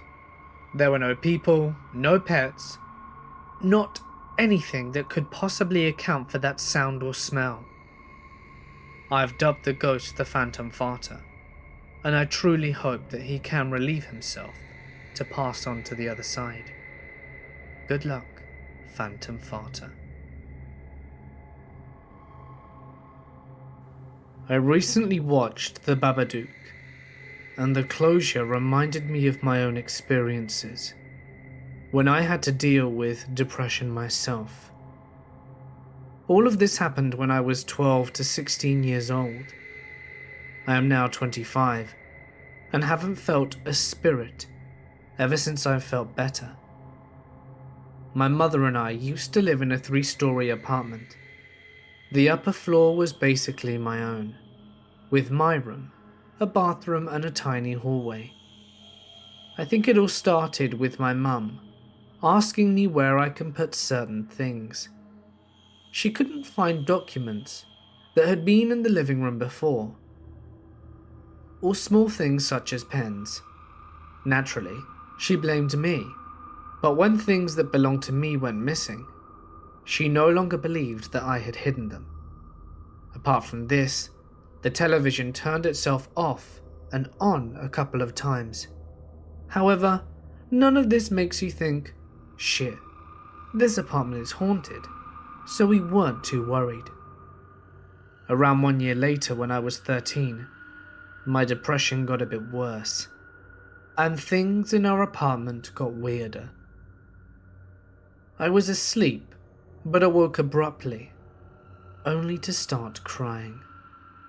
I suddenly felt someone petting my cheek, the way you do when babies are crying. I immediately felt comforted and fell back asleep. I remember when I had one of my friends over, we stood in my floor hallway and heard somebody running the stairs up and down. My friend got pale and was genuinely shocked, as was I. A couple of days later, I was home alone and spending some time in my room. The door was open and I heard someone unlocking our apartment front door, opening it, and then closing it. I then heard someone walking up the stairs and called out for my mum, and I assumed that she'd gotten home early. But when I went to peek to check when she didn't reply, there was no one there. To this day, I am absolutely sure that I even heard the key in the lock. I felt as if I were being watched quite often. It actually got to the point where it was so normal that I got used to it. My mum also said that she saw things move from the corner of her eye, and that she felt as if somebody was there with her sometimes, even when she was alone. Those occurrences happened now and then, but luckily it didn't scare us too often. We kind of got used to it, and the ghost or whatever didn't do any harm. Then at age 14 or 15, my depression got so bad, I started cutting and tried to commit suicide twice. During this time, my mum told me she saw a white fog walking up to my door. I was a bit scared, but what was I supposed to do about it? Then an incident happened, which really convinced me that our apartment was genuinely haunted. I was in bed trying to sleep, but couldn't, as I wasn't really tired. Out of nowhere, I heard a heavy breathing coming from my couch, which was right across from my bed. Maybe some of you have seen the others. There's a scene at the end when you can hear the old lady breathing. It sounded like this, but more evil. At first I thought I was imagining it, but I was so shocked and frightened that I couldn't fall asleep, and stayed awake for another couple of hours. The breathing never stopped during that time. When I finally had the guts to stand up and just get out of my room, when I passed the couch, the breathing got quieter, but very loud once I was in the hallway. Luckily, my mum believed me and let me sleep in her room. She checked my room, but there was nobody there. Still, she also heard the breathing. I heard it again a couple of times during the day and at night. Aside from that, I saw flashes of light every day, no matter the time and weather. I read that seeing flashes of light can be a sign of a migraine, but gladly I never had serious headaches. Besides, I didn't see those flashes right before my eyes, but outside my windows. To this day, I am convinced that the apartment was haunted, and as weird as it may sound, I believe that my depression basically summoned something. However, I still can't explain the flashes. So if anyone has an explanation, or has felt something similar, I'd love to know. In 2005, my mother had to be in London for an interview. My mum and dad took the train to make a day of it, with the interview being held in the afternoon. They got the early morning train to London, went shopping and had some lunch. By the time my mother's interview had finished, it was pretty late, and they had a choice to catch the subway and make a run for their last train home, which would get them home around silly o'clock in the morning, or stay in London overnight and catch a subway outside of King's Cross, then back on the subway to the first thing in the morning. My folks aren't spring chickens by any means, I'll have you know. They were on the subway at King's Cross, and my mum turned to my dad and said that she had a very strange feeling. My dad wanted to know exactly what she meant, and she proceeded to say, if something happened underground, would we get out? My father is an ex-military man and has seen many things in his life. Doubtful, he said. You'd have to be very lucky to get out alive. My mother then said, so if a bomb went off? My father replied, you'd be screwed. Nothing more, nothing less. You'd need to be very, very lucky and count your lucky stars if you got out alive. My folks are very happy, quiet, go-lucky, positive people, and don't often speak of things like that. They got to the stop where they could get a hotel and stay the night, or walk to the train station to get the train home. My mother expressed to my father that she was feeling pretty weird, and so my dad said, let's just go. They ran for the train and made it just as it was getting ready to leave. My folks woke up safe and sound that morning in their beds, switched on the TV to horrifying news. The subway that they were on, and the subway that they would have been getting on that morning, if they hadn't have come home, had just been bombed by terrorists. The day, 7th of July, 2005. When I was in 3rd grade, I dreamt about myself biking around our neighborhood and suddenly was hit by a truck. It's like seeing yourself in slow motion, and I saw red, blood everywhere. It was really gruesome, and for a child to witness her own death is really scary. I saw myself fly a few feet away, and my body lifeless on the floor. I woke up abruptly, but didn't tell anyone about what I dreamt, because older people here believe that if you dream about something that alarms you, you should tell this to an old tree, and that tree would take away the bad thing that might happen. I know, people here are superstitious, so seeing nothing wrong about this aside from making a fool out of myself, I tried it. I came early to school and told my story to the oldest tree that I could find. After that, I really didn't care or think about it anymore. But a couple of days later, that tree, the same old tree I told my story to, started to die.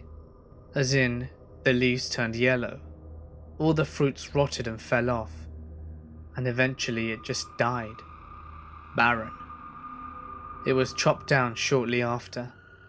I can't explain any of this, but thinking about it, maybe, just maybe, that tree saved my life. Number 3. I worked overnight security in one of the largest, best and oldest hospitals in the US.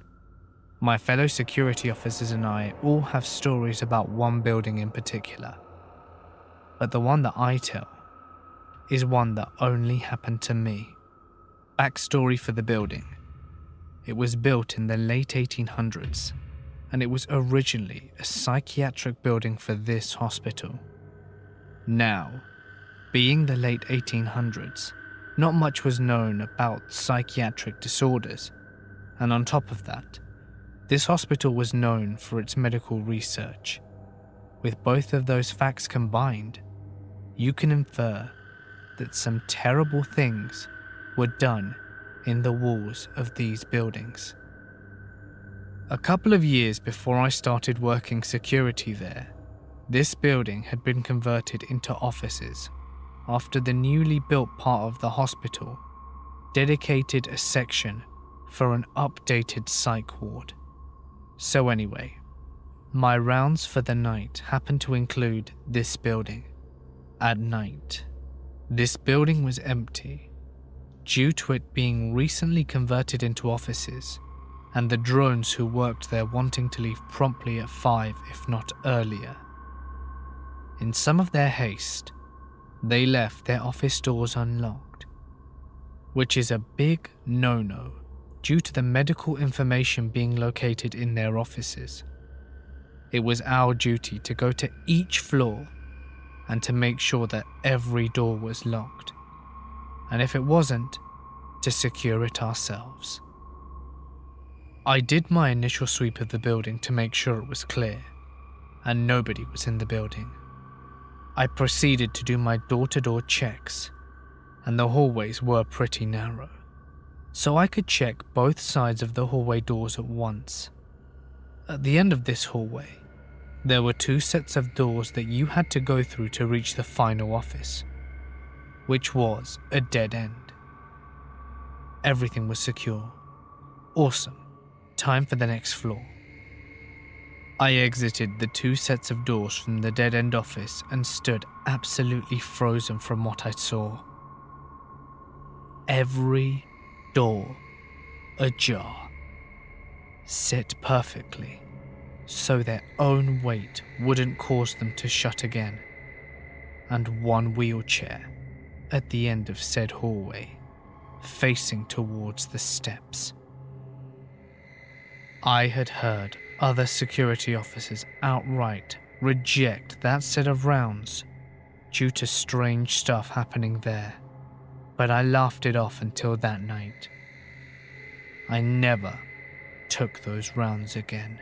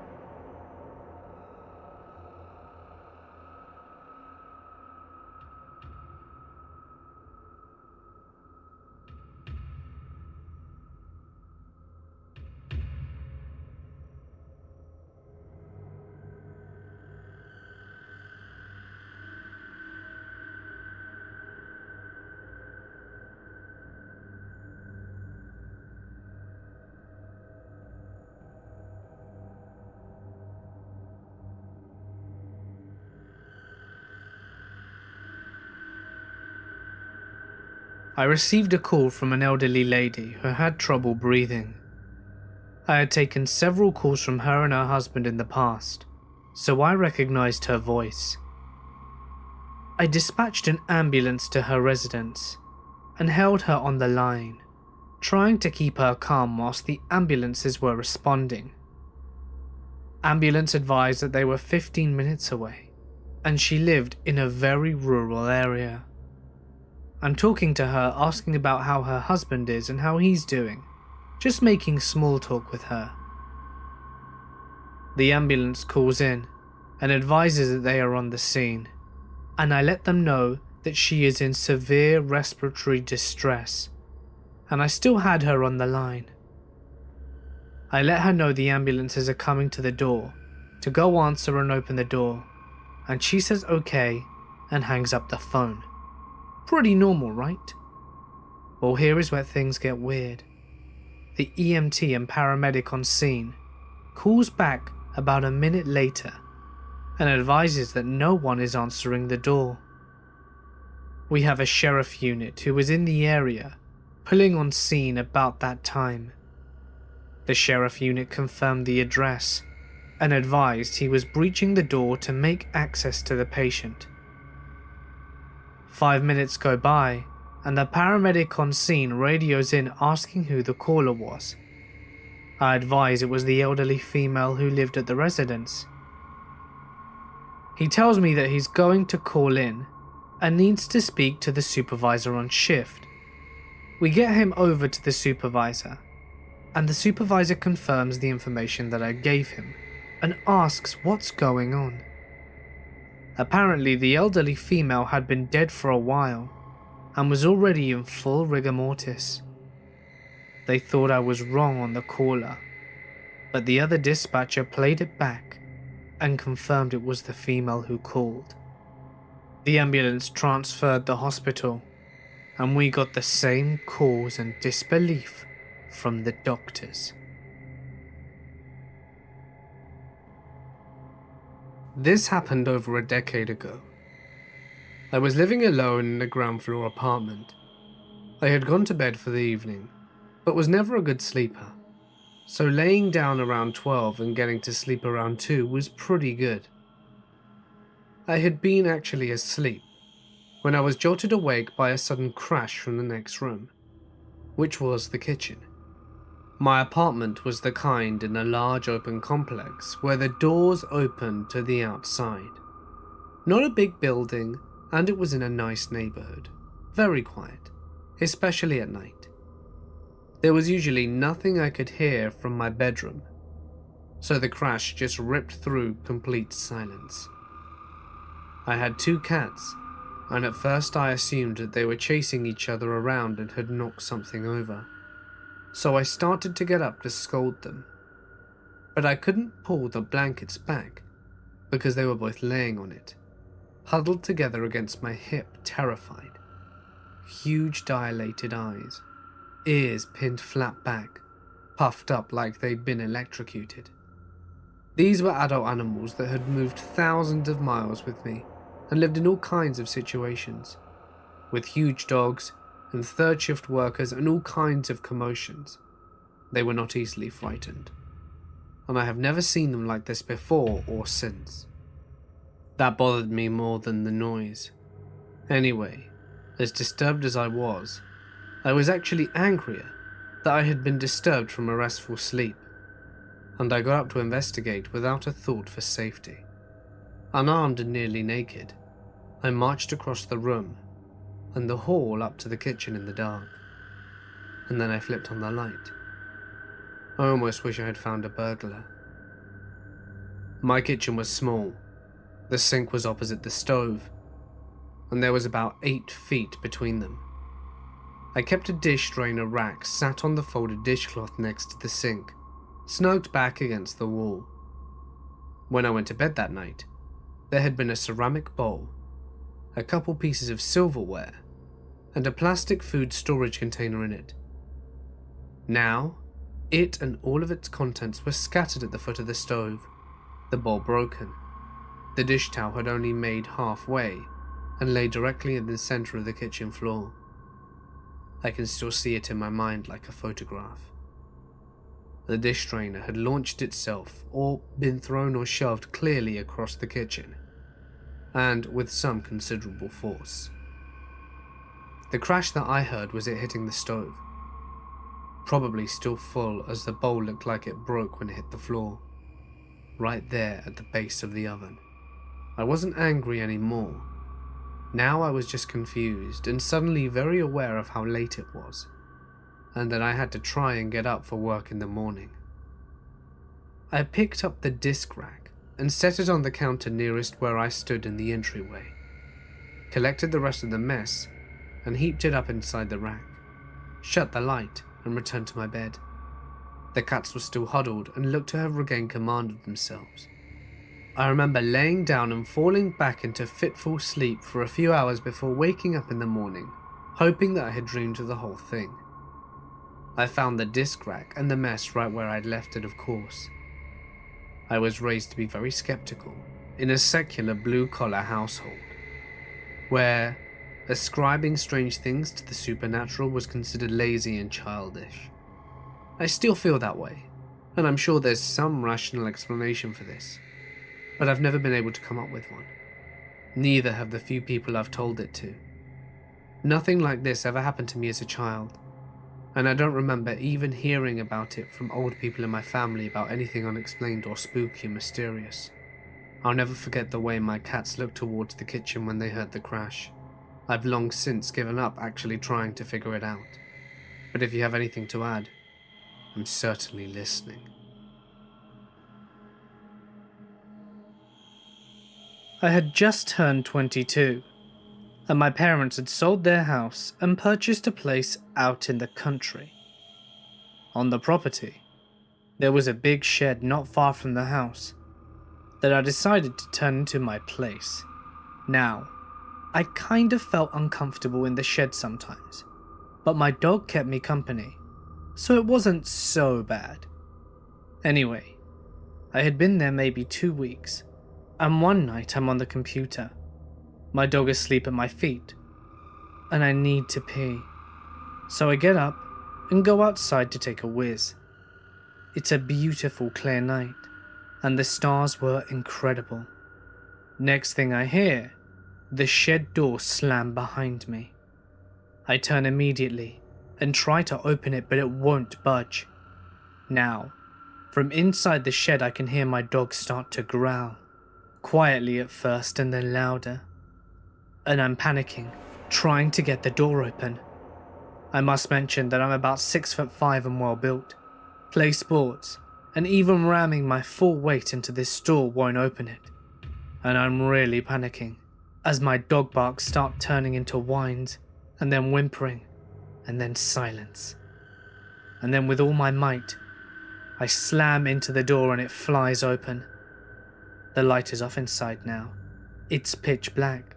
It won't turn back on, and I'm in complete darkness. My computer's been shut off too. I can't see my dog anywhere, and I stumble around trying to find a torch. Finally, I find it and pick it up, turn it on, and I wasn't prepared for what I saw next. My dog had literally squashed itself into the furthest, darkest corner of the room, eyes closed and shaking violently. I immediately moved towards him, and as soon as I got within arm's reach, he leapt into my arms and wouldn't move. I picked him up and I swear I've never run so fast in my damn life. I never stepped foot in that shed ever again, and my dog would never, ever go near that part of the property. I don't know what happened in that shed that night, but I will never forget it. I was working in the third largest building on the planet for floor space. It's about 3 AM on a Sunday, and I'm walking down an aisle in the middle of my department. At this time, the place was nearly vacant as it was a holiday weekend, and we only had myself and a crew of maintenance workers under my direction, working in another department, all of whom were males. As I'm walking by my office on the plant floor, the power goes out, and the plant drops into the most absolute darkness that I have ever experienced. Power gone, I hear the various machines spinning down to rest, and the silence becomes overwhelming relative to the background noise that I had gotten used to. The faint sounds of running water become evident in the moments after the blackout, while I began searching my pockets for my phone and the flashlight that it offered. As my hand found my phone, a scream erupted from somewhere nearby, muffled and distant. It was the kind of scream you hear from a 5-year-old girl in her first haunted house, as the bloody clown steps around the corner and fires up the chainsaw. It startled me so badly. I immediately dropped my phone into an alternate dimension. The scream continued, a constantly fading note that seemed to be moving away from my position. Panicked and terrified, I fumbled around the dirty floor for my phone and found it seconds before the emergency lights lit up the plant with an eerie glow of yellow light. Sweat beaded on my forehead as I looked about me, muscles tense and ready to defend against whatever this was. I tried my radio a couple of times before I realized that, with the power outage, the digital frequencies were useless without the receiver up in the main offices. I started to move through the various production lines towards where I assumed the scream had originated. Mind working furiously. I had no women in my crew tonight, and we were the only people allowed in the plant. So where had the scream come from? Details began to press in my mind that I hadn't noticed before. The apparent youth of the voice behind the scream made no sense. It was a scream of pain, the kind you cannot even attempt to control. It had faded away from my position gradually, and then trailed off, as if she had run out of breath. As I stepped between two products, on one of the final assembly lines before a wide open space in the next department, the emergency lights dimmed, that audible electrical buzz filling the space around me. Struggling to understand what was happening, my senses were again knocked askew when the normal plant lights blazed to life, leaving spots across my vision for a moment, forcing me to raise my hand and shield my eyes. As the shadow crossed my vision, I saw it, or rather I saw her. Only for that moment, she stood there, hands outstretched towards me, a vague outline partially hidden behind one of our products. Dark features were the only distinguishable characteristic I can remember, as my reflex in that moment had been to blink against the bright lights, and she was gone after that. To this day, I have no idea if what I saw was real or if I had imagined it. No tales are told of the mysterious young woman in the repair hole, not by anyone but myself. No one knows of any deaths matching to her description in the area, or ghosts known to haunt the plant. Not a soul had heard a scream in the darkness, not before, during, or after those black pre-dawn minutes. Believe me, I tried to find someone, anyone with information that might explain what I saw, to no avail. I am left wondering, with a memory more crisp than any photo I've seen, of that young woman standing there in the distance, her arm outstretched towards me. Needless to say, I did not revisit the location of said event, ever, because nopes don't get any bigger than that. Number 1. I worked at a hospital, doing transport for a couple of years. The transport home base was in the basement of a hospital, where all the laundry was done, as well as supplies being sorted there. I hated working there, since after the incident I'm about to tell you.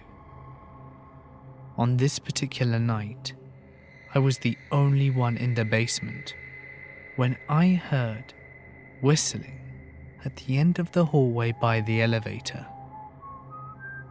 I poked my head around the corner, fully expecting to see my only co-worker on duty that night.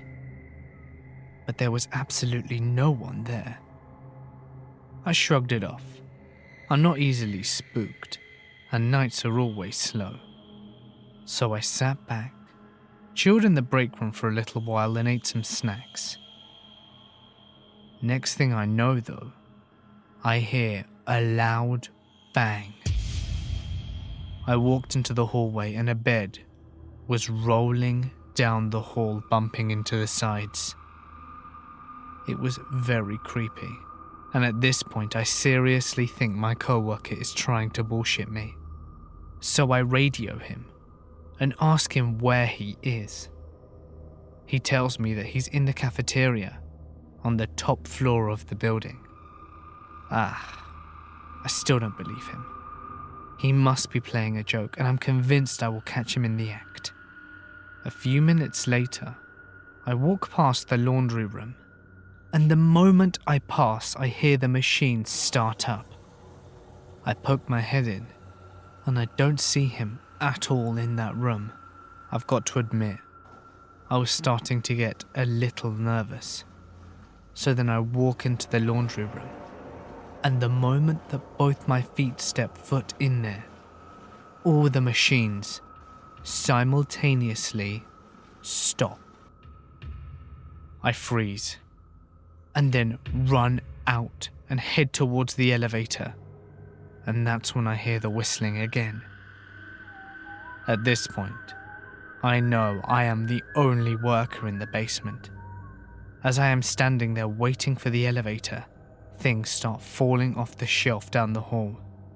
Boxes of gloves, tissues, packages of tubes. I am literally standing there and watching them all fall off one by one at the opposite end of the hallway. I shit you not. My entire body broke out in goosebumps. My hair stood on the end, and I had a strong gut feeling that I was being watched. I know I was not alone. As I'm getting onto the elevator, I feel what feels like someone brushing my arm. I went upstairs and found my co-worker still in the cafeteria. I freaked out to him and got out of there as quickly as I could, and transferred soon after that. The creepy thing to add to it all is that I whistle mindlessly to myself whilst I'm working. And it's almost as if the spirit that was there was trying to mimic me. Creepiest feeling ever. There was a small door that led to the attic space in my bedroom, and it became habit that I would shut the door as I walked into my bedroom a couple of times a week. I didn't think anything of it, just assumed my mum didn't close it all the way when she left. After a while, I made the mistake of joking with her when she made a comment about me not picking up after myself. I said something like, "Every night, I have to close the attic door behind you. How about you shut it all the way when you're done?" She then informed me that she hasn't been in the attic for months. I asked my brother, and he said that he hadn't either. I asked my father, and it was the same response. So then I started to pay really close attention to it, making sure that it was closed in the mornings, checking it after school, checking it after dinner, and then heading up to bed, and it would be open. After a couple of months of wandering, studying, and experimenting, I thought I'd see what happens if I just didn't shut it. I opened the door before school and checked it after school, still open. Checked it after dinner, still open. Before bed, still open. Now I'm laying in bed, mind going crazy with the open door across the room, and decide to check it out. So I roll over and focus on the black space in the attic to see a face staring back at me. I bolt downstairs, wake my parents, and get ridiculed by my brother. I switch bedrooms with my brother and move into a new house about 6 months later. By chance, my new physics teacher and his wife bought our old house. I could have forgotten all about the events and chalked it up to me having an overactive imagination. But then, in my senior year, I discovered how awesome our physics teacher was, and it became my favourite class by far, and he was my favourite teacher. At the end of the senior year, my friend and I took our VHS camcorder around town, doing mostly silly things. We happened to be walking by my old house, and we were just seeing from the outside what they'd done with the place, when we spot our physics teacher, and he offers to give us a tour. I got to tell him the story about all the projects that my dad did whilst we were still in the house. And then his wife led us upstairs to show us the sewing room. I asked jokingly, "Notice anything strange in this room?" And her face goes blank. On camera. She asks what I mean, and I try to shrug it off, but end up saying something about the attic door. She confirmed that every time she goes up to sew, the attic door will be open. She then tells us that on the second day of being in that house, their dog, a German Shepherd, had gone into the room, but would not go back downstairs. He started barking and could not be consoled, and then jumped through the window, landing on the tin roof over the porch and running off. The dog did not come back until the next day, and has not stepped foot into the hallway that leads up to the staircase. I had the initial thought that I could show my parents and brother the story I had on film, but I decided to just let it be. The event itself was easy to shrug off because I could chalk it up to a lot of other possibilities when I was younger. It wasn't until 5 years later that it became freaky. The look on the wife's face before she told us about the dog was very telling. Like something they decided to never put much thought into. Now my story added depth to their experience, and their story added depth to mine. I wish I had those VHS tapes from 20-something years ago. I moved a lot after high school, and the tapes did not make it through all the moves. Shame really. I only wish that one day I can find out what it was that was in that house. I didn't believe in the paranormal until after my mother died. I was with her every single day for the last 2 years of her life as the cancer took over. We shared so much joy and laughter, even though we knew that she was going to die. This allowed us to talk a lot about death. I asked her to let me know that she was in heaven and still around. I just didn't think it would really happen. The first thing that happened was electrical. I had an iPhone that bricked back in October. I took it to the Apple store twice and they told me it was no good. I was mad because I've had iPhones since they were released and never had one completely brick. I was also really upset because it had videos from my mum's birthday and our family vacation. I didn't put it on the cloud and regretted it more than you'll ever know. Anyway, I tossed the phone in my desk drawer and brought a new one. Life went on, and I forgot about it. Well, the night of my mum's funeral, I was editing her video to play the next day, and I grew frustrated because I didn't have many good times videos. At about 2 AM, my phone kept popping up with the little Apple messages that say, "Enter your Apple ID." I kept putting in my Apple ID, and it would pop up yet again. No lie, it did this about 10 times before suddenly it all hit me. I literally said out loud, "There is no way," as I walked into my home office, pulled open the drawer, and sure enough, that dang phone that bricked 7 months ago was now back and fully alive. So I was able to get the videos up and put them on the cloud, and to make her video beautiful. And to this day, that old phone still somehow works. That was just the beginning though. I was scared of birds and my mother knew this. My mother died in April. Well, a couple of weeks later, I refused to get out of bed because this woodpecker started pecking outside my window. I was like, "Are you freaking kidding me?" It drove me crazy because every morning, that thing would start early and it wouldn't stop. Then, on Mother's Day, I kept hearing this knocking against my bedroom window. I look out, and all of a sudden, these little baby birds popped out of one of the flower pots. I don't like birds, but I could appreciate the fact that they were babies, and that it was Mother's Day.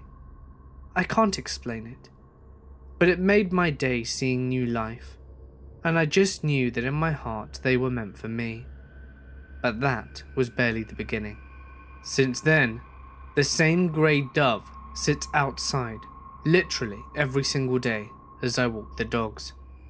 I travel to work and it never fails. I go outside for a run and there's one single dove sitting there. I've also had odd visitors. One Friday when I was at my lowest point, finances were hard, and I just had the desire to keep moving on. I felt everyone had disappeared now that she was gone. Anyway, the doorbell rang, and it was odd because the dogs never barked.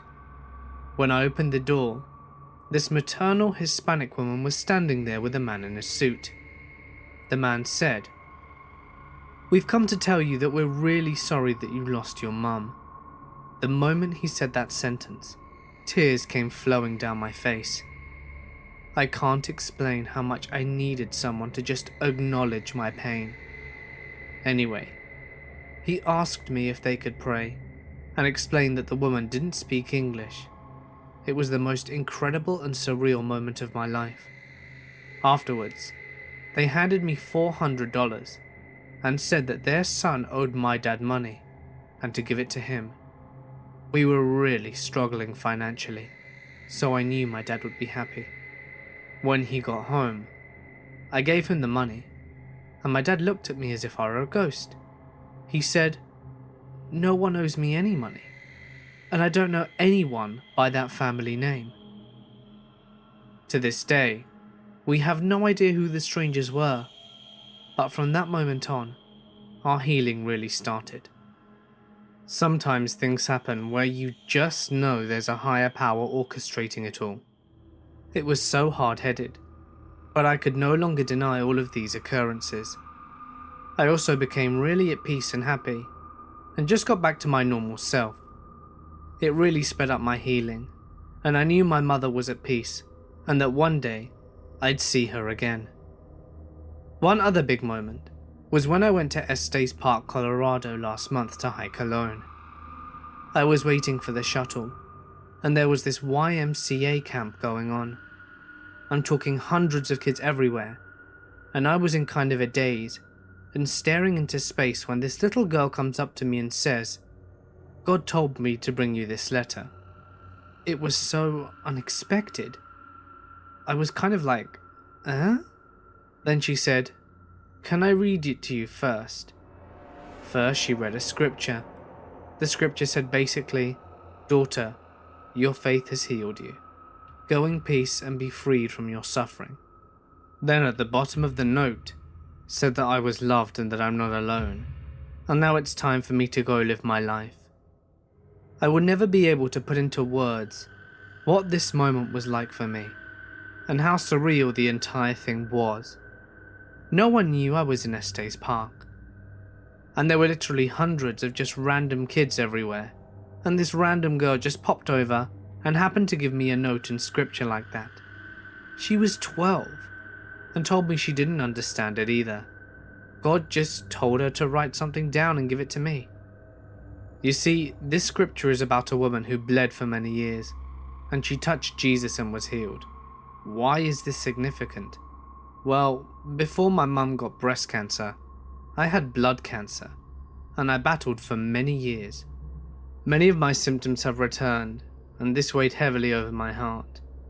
The fear of going through this battle all over again, but this time alone, grappled me. That note meant more to me than anything else I'd ever received. It gave me the courage to get my cancer scans because I trusted that my faith healed me, whether it was physically or spiritually. I've never felt more at peace than in that moment. This story occurred when I was very young, so I don't recall it happening, and only learnt of it when my mother brought it up a year or two back, as we were reminiscing of the past. My family and I come from Japan, and the paranormal encounter occurred back in our home there. In Japan, we have this tradition where after a person returns to a funeral, whoever stays behind at the house has to throw salt on that person before they can enter the house again. This tradition is believed to prevent the spirits of the one who has died from following you into your home. At the time, my great-grandfather had passed away, and my mother and I stayed behind at the house, whilst my father went to attend the funeral. I was at the age where I didn't really understand the concept of death at all, and I had no idea that I would never be able to see my great-grandfather again. However, upon my father's return, I went to go open the door for him and said, "Mama, Papa, look, Grandpa's back." This brought a puzzled expression upon both my mother and my father, and they brushed it off for a second, until they realized that I was talking to air, as if I was speaking to my great-grandfather. It wasn't anything particularly menacing, but it was quite creepy. Just typical things about my day, which toys I'd played with, what I ate, and so forth. But in a manner as though I were responding to questions, and someone was asking them. After a few more moments of this, my parents snapped out of the shock, threw salt at both the door and my father, and proceeded to take me upstairs. Honestly, I feel a bit bitter that out of all my childhood memories in Japan, this is the one I can't recall. I hope you passed on well to the other side, great-grandfather. In my childhood home, I would often hear touch typing coming from the computer downstairs early in the morning. I didn't think much of it at first. My parents worked from home, and it wouldn't be uncommon to wake up in the morning to hear Mum typing away furiously at the computer. One day I got up and called out to my mum, assuming she was down there working, as I could hear typing. No answer. No one was down there at all. I was sure I heard typing. This began happening regularly. I figured I was so used to hearing typing from downstairs that I was hearing things that weren't there, so I didn't mention anything to anyone, figuring I must be going a little crazy. This happened on and off for a period of 6 months. The sound of fast typing and fast, furious clicking of a mouse, as if someone were frustrated. One morning I was eating my breakfast when I heard Mum at the top of the stairs call out to me, "You're not down there on the computer already, are you?" I froze and ran out to her. I was amazed she had heard it too. She was convinced she could hear typing, yet no one was down there. I told her about all the times that I'd been hearing it, and then my sister opened up about hearing it regularly too when no one was down there. I wasn't crazy after all. I set out to try and catch whatever was causing it, and tried to discover a rational explanation. I'd sprint out of my bedroom to the top of the stairs, where I'd be able to look down into the room to see if anyone were at the computer. No such luck. Every time I got there, it stopped. I think it went on for a couple of years, and we just learnt to kind of live with it, as it wasn't every day. I was down there once when the ceiling light globe in the center of the room began to flash very fast, almost like strobe lighting. It then exploded, and the glass went shattering all across the room. I was lucky. I ran out of the room when it started happening because I was scared, and if I hadn't have run out, I would have been hit by shards of glass. Around the same time, I was on the computer at home by myself when something happened that resulted in me never being able to be alone in the room again. I felt and heard this really sharp intake of breath directly behind my right ear. I've never run so fast in my life, and was hesitant going back into that room ever again.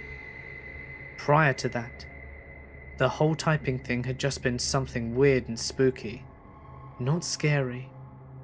Still makes my heart race when I think about it today. The only thing I wish is that I'd left word on or something to see what exactly it was typing. It's a shame the computer was off every time. Number 1. My first apartment was very haunted. I have no other explanation. It was just a little apartment with 4 bedrooms and a living room and a kitchen in the middle, intended for college kids to live in. It was a bit off campus and right next to a gigantic cemetery, which probably accounts for all the activity. There were 2 main ghosts, if you want to call them that, that is.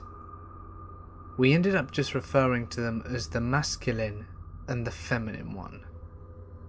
The main event that ticked off the activity was one night we were all hanging in our rooms, and most with our doors closed. I remember hearing what sounded like 2 people talking. One voice was light and feminine, and the other was lower and much more masculine. It was coming from the main kitchen area. They had a long conversation from the way it sounded. At first I thought it was a roommate with a girl he may have brought over, but after a while I realised that it wasn't anything like his voice. I creaked open the door, and the moment I did, the talking stopped mid-sentence. Not long after, my roommate came from his door across the hall, as he said that he heard it too, and we just kind of looked at each other for a bit, and decided to go for a walk, because it was very creepy. This event set off a chain reaction of weird shit. Another night, it sounded like something punched the wall as hard as it could in the kitchen after some jumbled speaking. Literally, blah blah bam, and it reverberated around the whole kitchen. It scared the shit out of us, especially because we were about to go to sleep.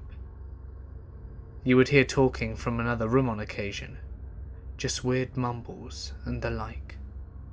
Sometimes there would be more than one voice. You would always see shadows moving at the peripheries of your vision. More than once, we saw full-form figures. My friend at the time and roommate moved out after he saw something dark and human-shaped in his Skype window through his webcam, standing in his doorway. This was a short while before I left his room. Once, there was one just standing in a friend's room whilst he was away. I just ignored it and went into my room and locked the door. I think I had some shock going on. You felt like you were being watched quite often, footsteps all the time ranging from soft to hard. One time, it was around 9 o'clock, and I kept hearing someone walking on the grass outside the building back and forth, whilst the window was open. The unmistakable swish swish of shoes on grass.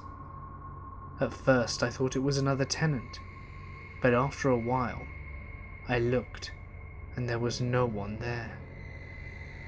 And yet I could still hear someone walking back and forth along the side of the building. What made it even freakier still was that I was the only one living there at the time, and the units were mostly empty because it was summer. My friend had a baking sheet thrown at him. It flew from the top of the fridge where we kept our pans, right at his head as he was cooking. This did happen after he was trying to communicate with the ghosts, taunting it as it were. It wasn't uncommon to have things like keys, cups, etc. knocked off the counters, or things having moved from their own accord. But the greatest and freakiest experience of all was that the first Christmas that I lived there. I'd gone home for break, and we had all left around the same time. We had locked the place up, and we had left. We turned off all the lights, and locked every door and latched every window. Whilst at home though, there was this video card that I had left up in my apartment. My friend wanted to take a look at it, and we thought we could fix it for him. So we drove the hour-long drive back to my apartment to pick it up. When we got there, the place had the worst feeling I've ever experienced.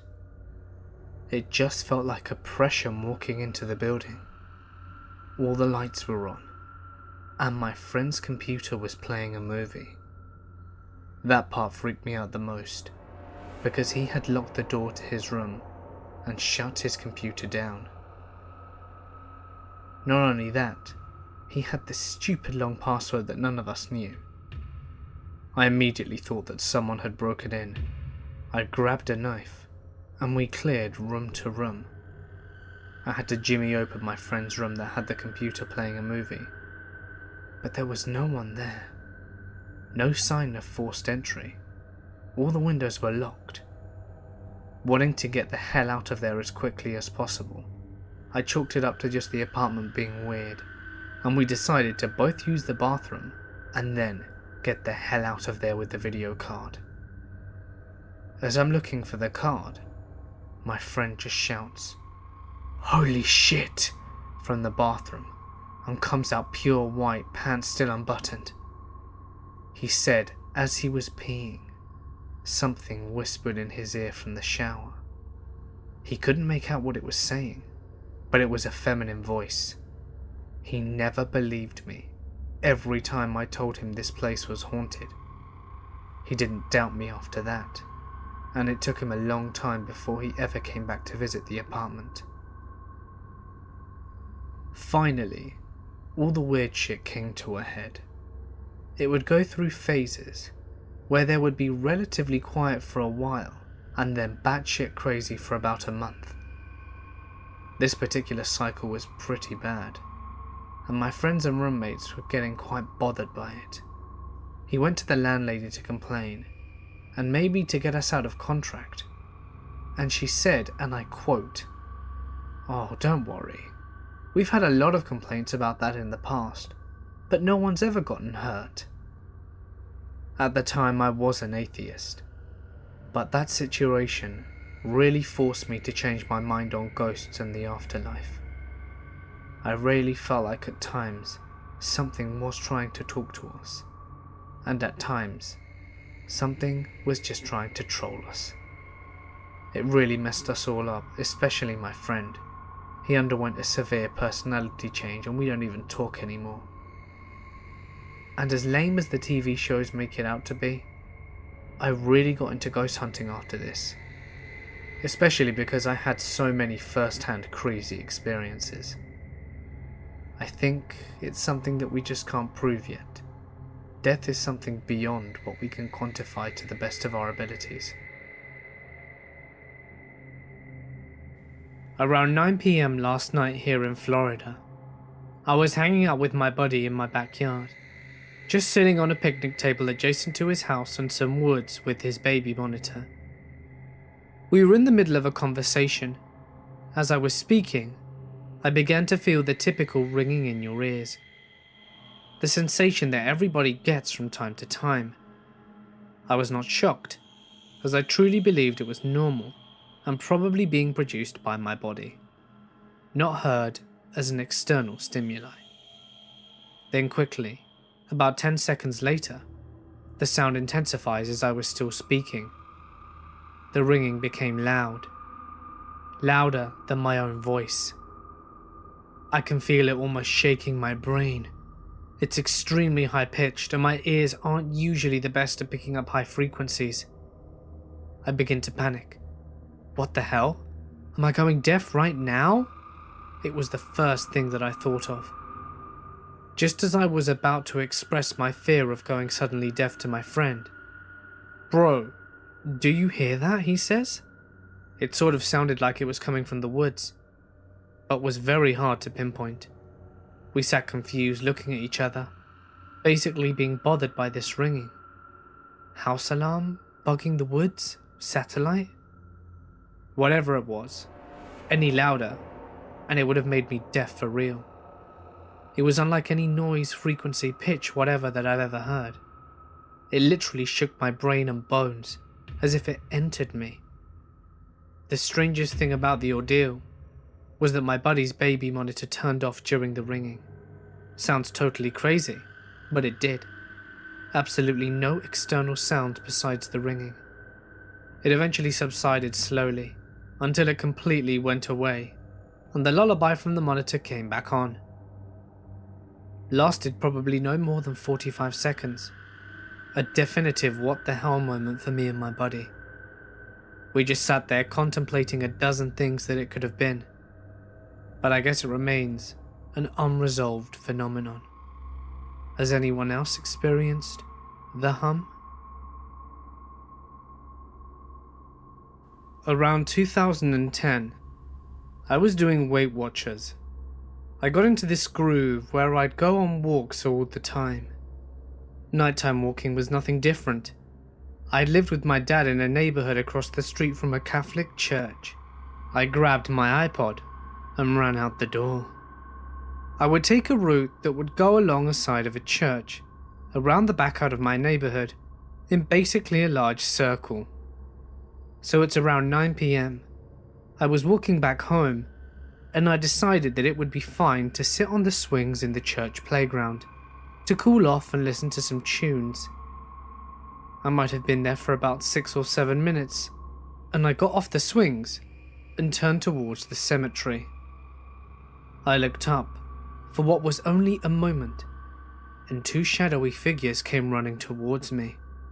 As a tradition with most people who have experienced this kind of thing, you're in shock, not really able to move. The 2 shadows ran past me, and when I turned the other way to get a good look at them, there was nothing there. Just a single parking lot light around 200 yards away. I stuck around for a few more minutes looking at my surroundings. I tried debunking right away, looking at any possible light sources that could have maybe been in motion, causing some kind of shadow scattering effect when cast on an object. After that encounter, I stopped walking at night and haven't seen anything like that since. Number 4. When I was around 4 years old, I moved into a house in the middle of a park owned by the city that we lived in at the time. The agreement was that we could live in the house for free, all utilities included, other than cable, if we took care of the park. I lived in this house for nearly 9 years, and at first the place was amazing. About 4 years after we moved in though, some shit happened. My great-grandmother was diagnosed with colon cancer, very much developed. There was no way she was going to make it, even if they cut out what they could of the cancer. At the time of this, I was in grade 4 and had gotten pretty into ghosts. So one night in May, I was sleeping. Around this time my brother was 3 and had somehow managed to get my parents to sleep on the couches in our living room down the hall. They were always up really late watching TV, so I'd have my bedroom door, which was at the other end of the hall, open so I could see if the TV was on when I woke up. Around 2 or 3 in the morning, I awake, and the first thing I saw was a little girl laying down in the corner of the bedroom near the closet. She looked to be around 7 or 8, with a little white skirt and pigtails. It took me about 2 minutes to register what the hell I was looking at, and it scared the absolute shit out of me. I jumped out of my bed and ran down the hall to tell my parents, and just as I got to the door, she vanished. So I went and told my parents, and they told me that I was dreaming and to go back to bed. I did. I fell asleep pretty quickly, but woke up not 20 minutes later, and when I looked at the door, there she was again.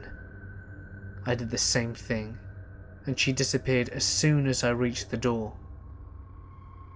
After I told my parents that it happened again, they told me to go back to bed, so I did, and somehow managed to sleep without incident. Then about a month after, my great-grandmother passed away from the aforementioned cancer. Fast forward a few weeks after her death, I had gotten into the habit of going into the living room where my parents now slept on an air mattress. Whilst we were trying to sleep, I looked down the hall. I could barely see around the corner from the couch, but I could see a little bit. While I was sitting there, I saw something move and look around the corner. It was a short shape, just barely taller than the other couch that we had, but I saw it staring at me. And if that wasn't enough, it began walking. It walked over around the couch and past me. It was a pure dark shape, no facial features, no clothes, nothing. It was just the shape of a human child, and I swear to God, it looked right at me. And as it walked past the couch I was on, it disappeared. But then more childlike figures began walking past me, at least 10 more of the same ones. After the last one, I had had enough. I was scared shitless, so I got off the couch and crawled over to the air mattress to let my parents know.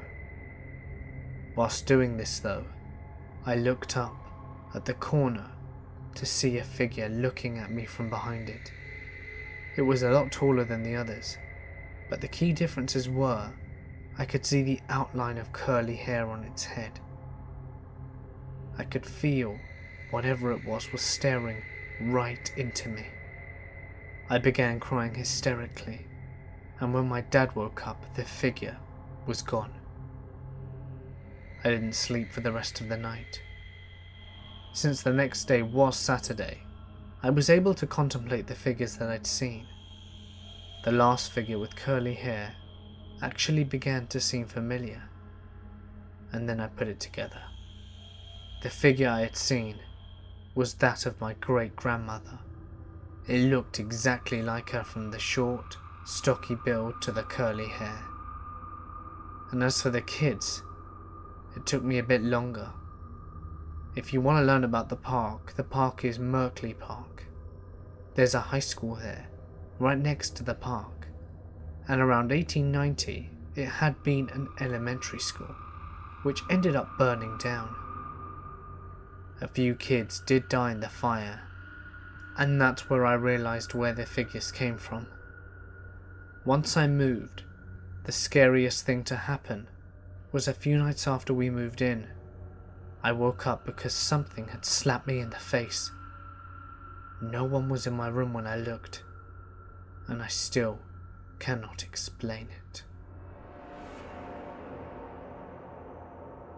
I attended the same university for my bachelor's and my PhD.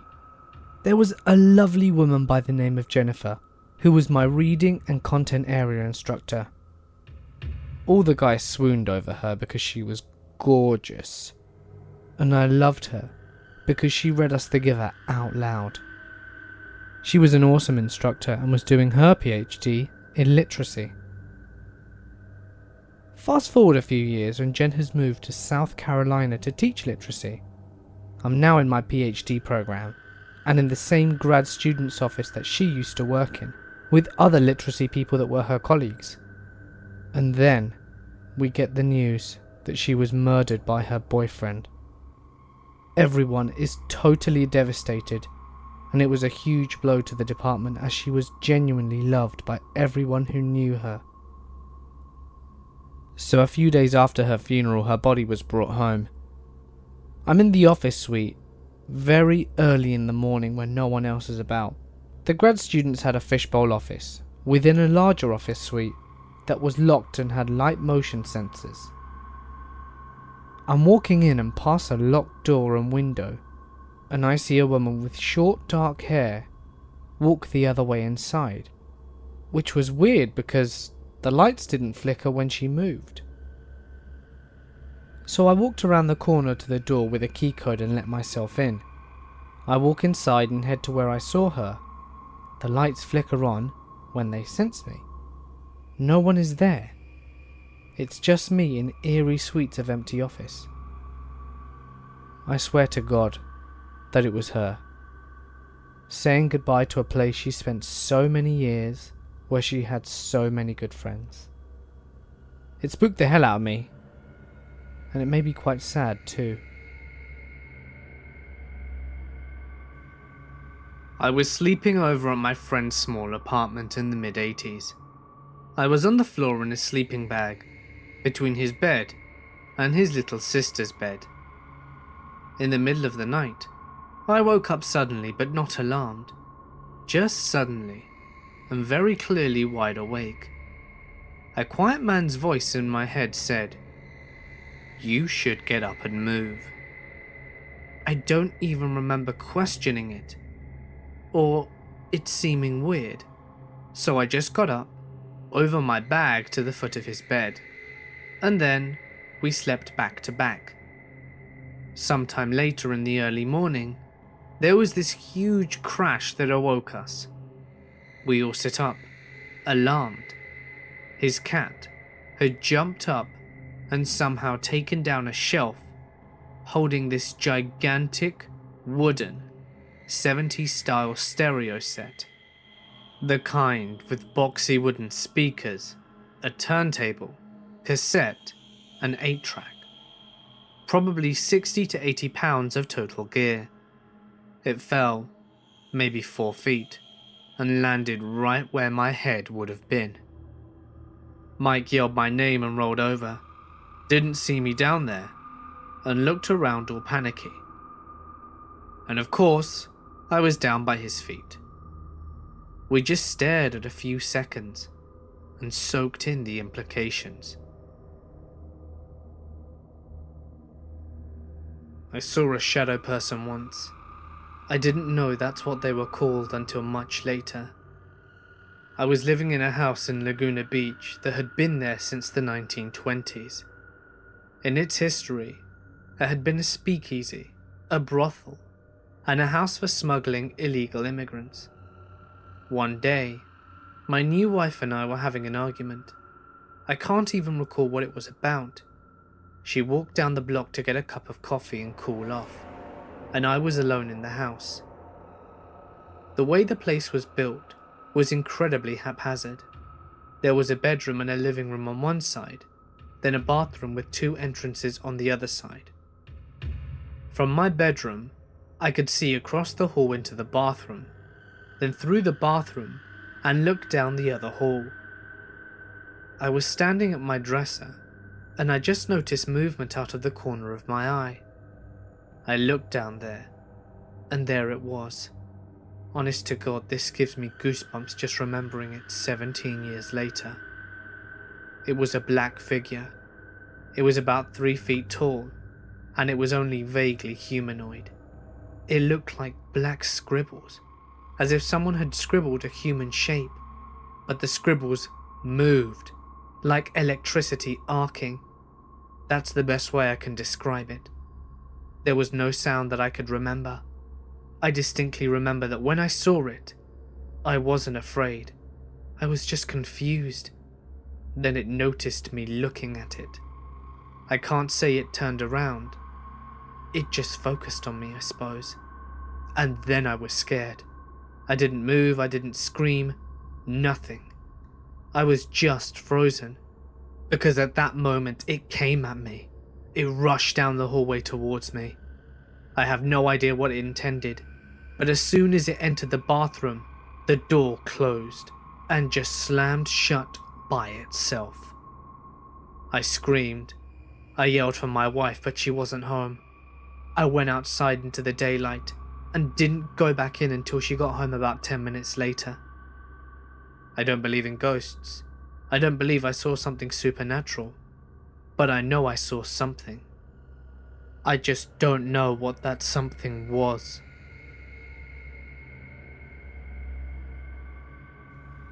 I was just a kid of 9 years old, and I certainly didn't believe in ghosts. I was raised in a strictly Christian household, and the closest thing to ghosts that my family believed in was demons. And it was a brand new house, just built, never lived in a brand new development. We moved in on Halloween night. It started out like the sort of things that you could explain away. Loud creaks, doors slamming by themselves, sudden drafts that didn't seem to have a source. Things you would expect in an old cliched horror house, sure, but not a new one like ours. Then, I was home alone all day, sitting at the family computer. A single footstep sounded down the hall, and then a few more, gradually getting closer.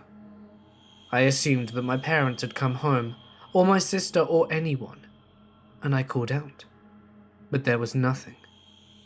I grabbed the phone and ran over to our basement.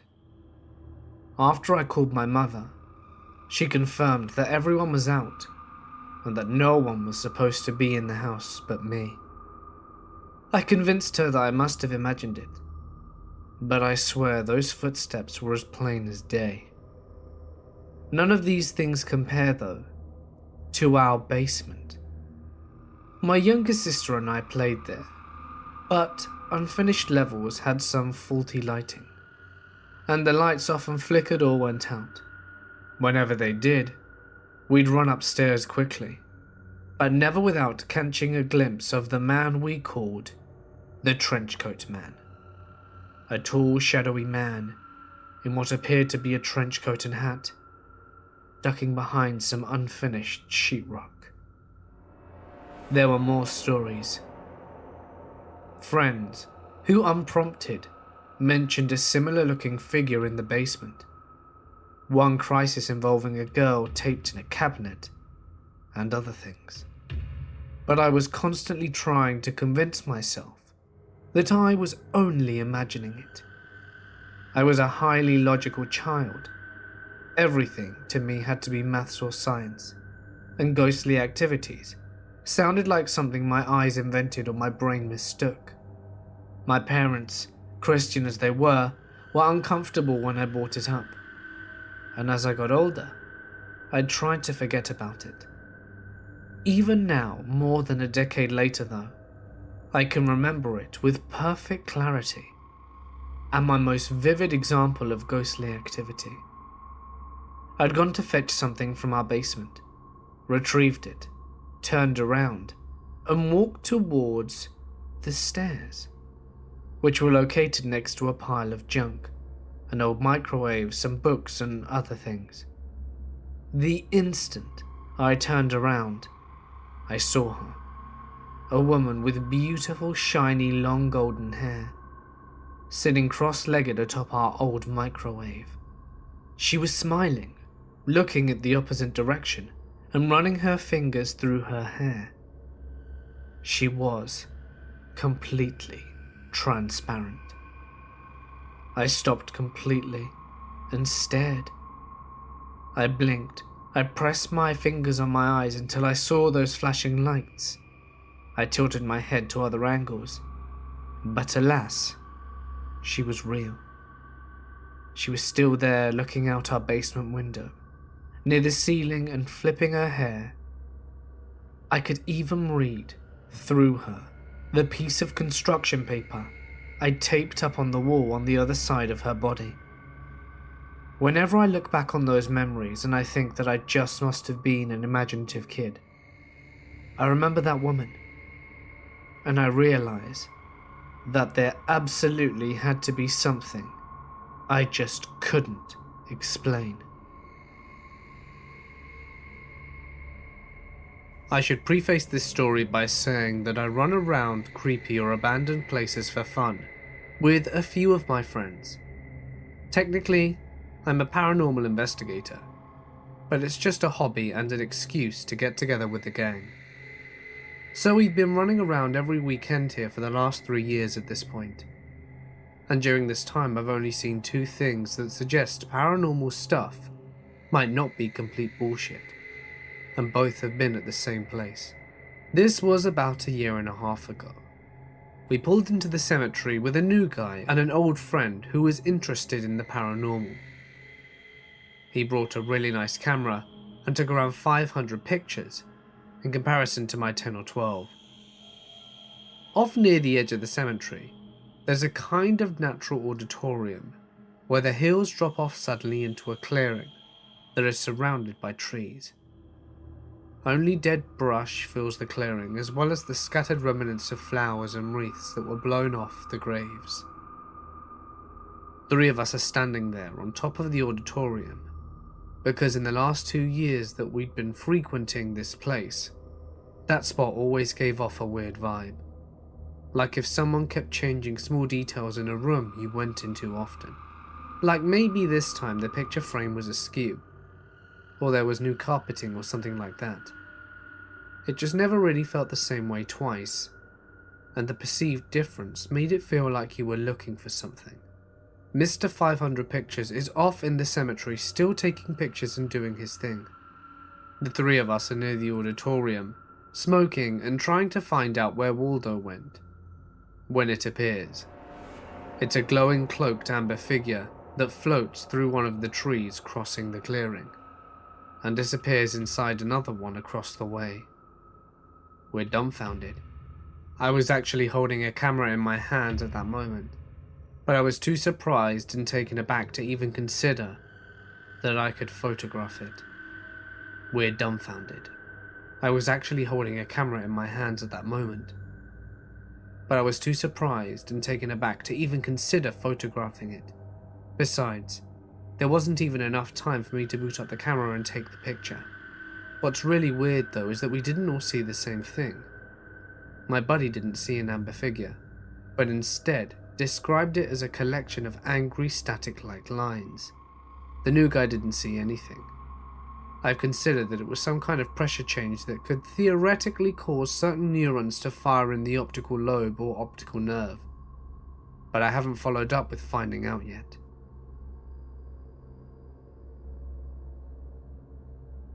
Number 3.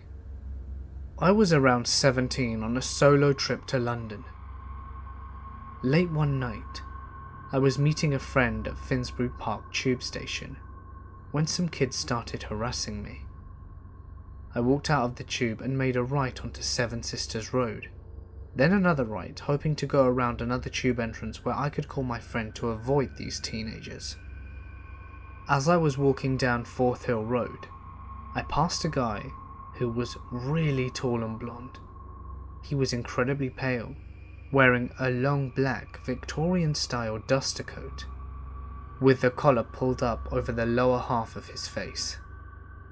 I thought it was strange, but kept walking, thinking it was some goth guy who had come out of the Sir George Robey or something.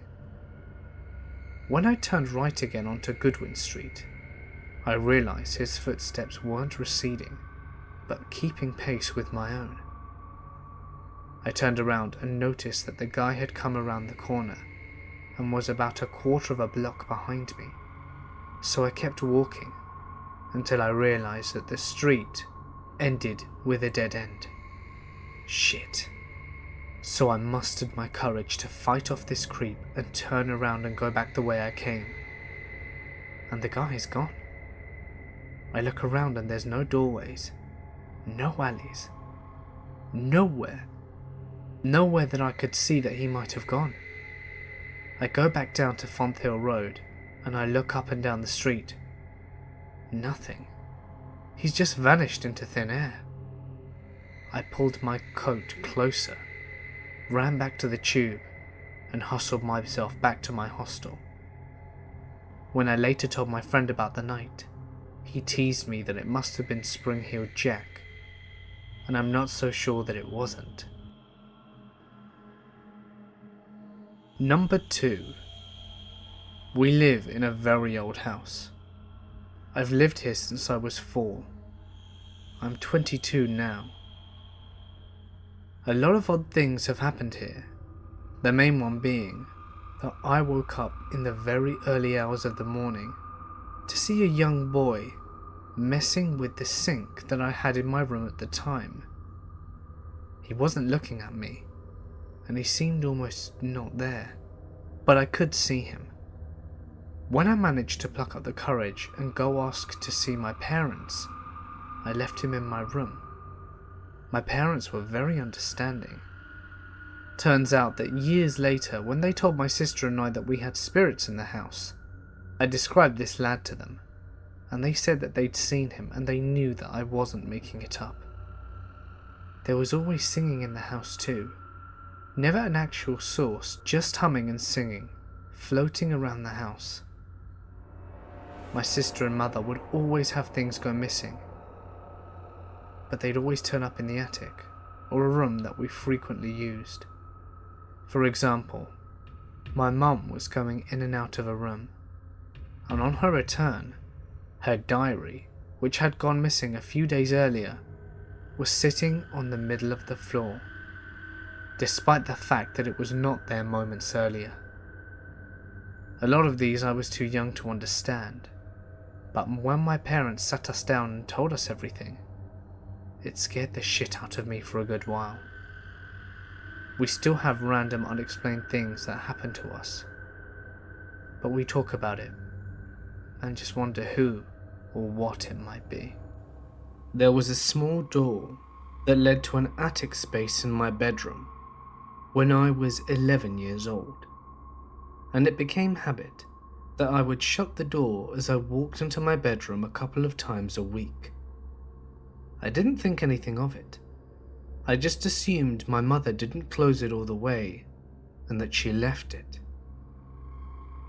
After a while, I made the mistake of joking with her when she made a comment about me not picking up after myself.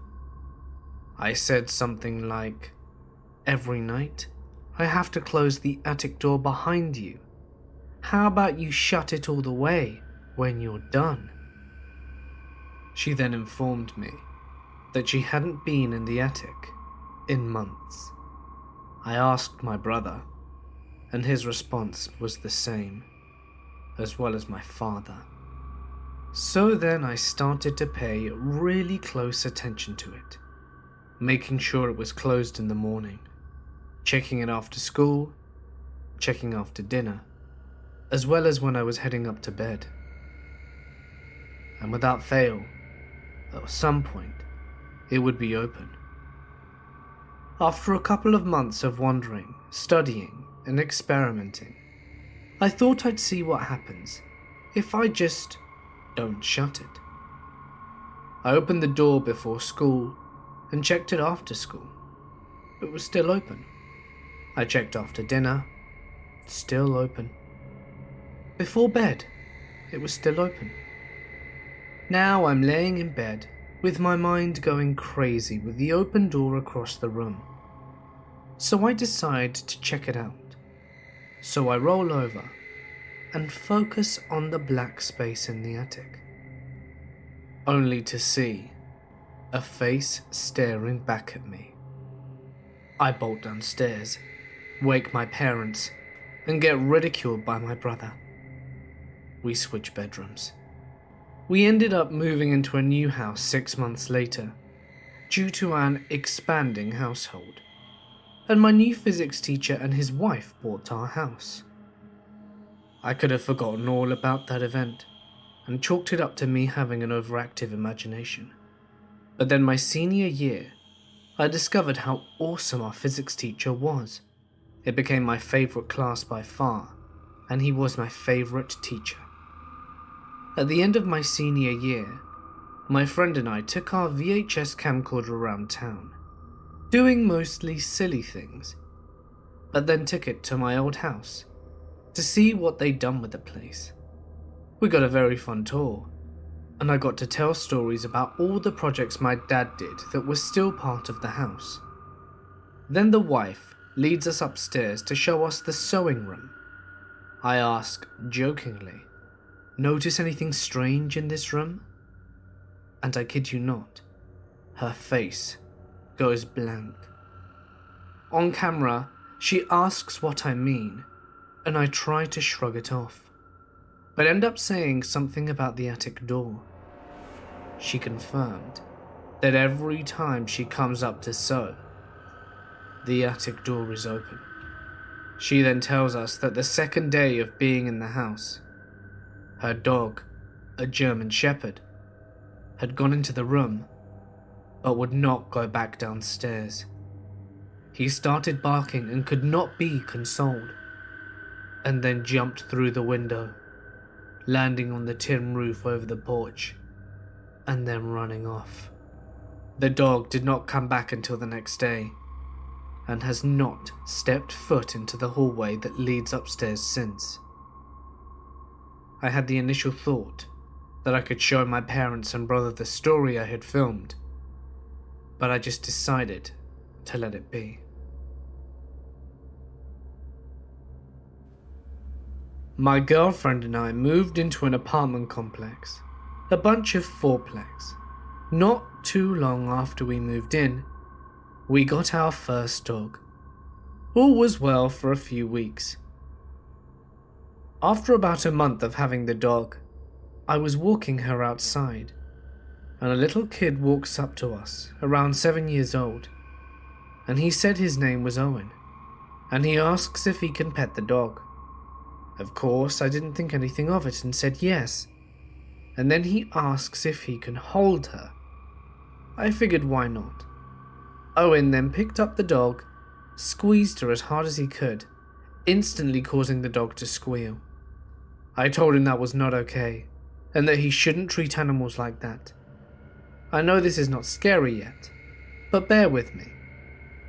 A couple of days later, whilst I am home, I hear a knock at the door. It's Owen. He asks if the puppy can come out to play, and I tell him that she is sleeping, and then he asks for candy. We keep a bowl of candy on the coffee table in plain sight. I say sure, but make sure it's okay with his mother before he comes back. This happens 3 or 4 more times over the next few weeks. Around lunchtime one day, Owen shows up, and he asks for candy whilst holding up a yellow wiffle bat. I tell him that I'm all out of candy, and that he should go home, and he responds, "You best have candy when I'm back, or we are going to get you." He was alone. I closed the door and moved the bowl of candy to the next room out of sight. In about 15 minutes, I hear the door open and the storm door slam shut. Owen, without missing a beat, walks in, takes candy, as if he knew where I moved the bowl to, says nothing and then leaves.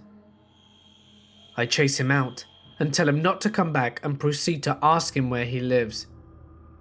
He points to his place, and I make a mental note to go down there at a later time with my wife, because she wears the pants in our relationship. When the missus gets home, we both walk down to the apartment that I watched Owen enter into, and no one's there. It's empty. According to the office, the unit had been empty for some time, and any tenant would only stay for a few months before breaking their contract. Over the next few weeks, the dog and cat go nuts. The dog would sit and growl at the corner behind the front door. For hours, she would watch the corner. The cat would go shit crazy if the doors were shut, scratching at them, shoving his face trying to get them open. About 2 months after the initial sighting of Owen, my wife and I are driving home late at about 11. About 2 months after the initial Owen sighting, my wife and I are driving home at about 11 PM. So we turn the corner, and Owen is there on a big wheel and stares right at us He points at us and follows us with his finger as we turn around, park the car, and he's gone. Since then we have moved to a new location, but for the year that we lived in the apartment, the dog and the cat never stopped hating doors and corners. We often heard creaking doors and saw reflections in the windows. I'm getting goosebumps just remembering it. By far the creepiest experience I've ever had. I turned 21 before my friends did, so naturally, being an alcoholic, I went to bars alone. I was waiting in line one night, and an attractive woman who had clearly had too much to drink came up to me and started rubbing on my chest. I'm a single man, so if an attractive woman wants to rub me, I was fine with that. She said how attractive I was, and then started saying how much she missed me. We were strangers. She then started sobbing uncontrollably. By the time her friends had caught up with her and saw her crying just before, she turned away and ran away from me. One of her friends chased after her, and the other walked up to me and said, "Sorry about that. Her boyfriend just died 2 weeks ago in a motorcycle accident." She was looking at me kinda funny, because the whole situation was kinda funny. I said no problem, and that I was sorry for her loss. She said, "It's weird. Can I tell you something?" "Yeah," I replied. "You look exactly like her boyfriend. Like, exactly like her boyfriend. We saw you, and as soon as she did, we froze and didn't know what to do when she ran up to you." We briefly exchanged pleasantries, and I went inside for a stiff drink. 3 months later, I was hit in a horrific motorcycle crash and nearly died. My mother, my daughter and I lived together in the United States. It's generally a nice set of apartments here, but like in any neighborhood, there are a few bad seeds, but for the most part, there are just ordinary, hard-working good people. I do have some stories to tell about the upstairs neighbor. That guy was a crazy drug dealer. But this story is about my daughter's experience. During the following events, she was only 3 years old, and my job would require me to work the night shift as an inventory manager. So consequently, my mother would look after my daughter and drop her off at daycare in the morning, as of course, I would barely just be getting home. There would occasionally be rare times where I would finish work early and get to see her more, as well as the days I took off to spend more time with her. It was on a night where I was working that was the genesis of the events that followed. I was in my office when suddenly my cell phone begins to ring. I look down to see it's my mother, and I pick up immediately. I could tell that something was off. Her voice sounded worried, and she was telling me that she could hear wailing coming from a neighbor's house. And shortly after, there were several cop cars and an ambulance parked outside. She couldn't see anything, but there was a palpable feeling of dread that loomed in the air. It wasn't until next morning that we saw on the news that a woman living on the same complex as us was stabbed to death by her ex-boyfriend yesterday. As tragic as that was, I had no idea that the incident would affect my family in the way it did. Now, I need to describe the layout of the apartment, as it is important to understand the story. If you look down the hallway from my mother's room, you can see into the kitchen and the open living room, and from there, you can also see into my room. As time went by, my mother and I would notice that my daughter would act a little strange from time to time. She never wanted to be left alone and would regularly stare at empty spaces as if she was zoned out staring at something. Not only that, she seemed to get scared for no apparent reason. We'd always ask her if she were okay, and she'd say that she was fine. I was off from work one day a few weeks later, and after playing some games with my daughter, I noticed that she looked pretty tired. So I put on a movie for her in my mother's room as I washed the dishes to lull her into a nap.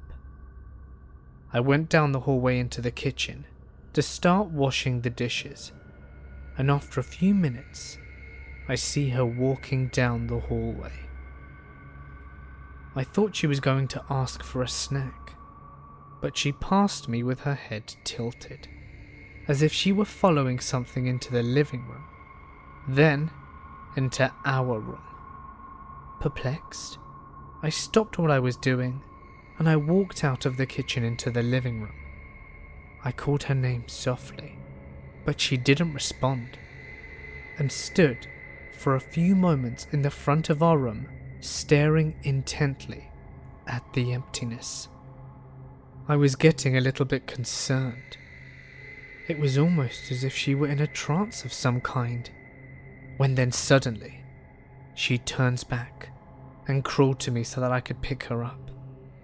I asked her what was wrong and what she was looking at, but she just stared back at me with a scared look on her face, staring into the empty abyss of the room.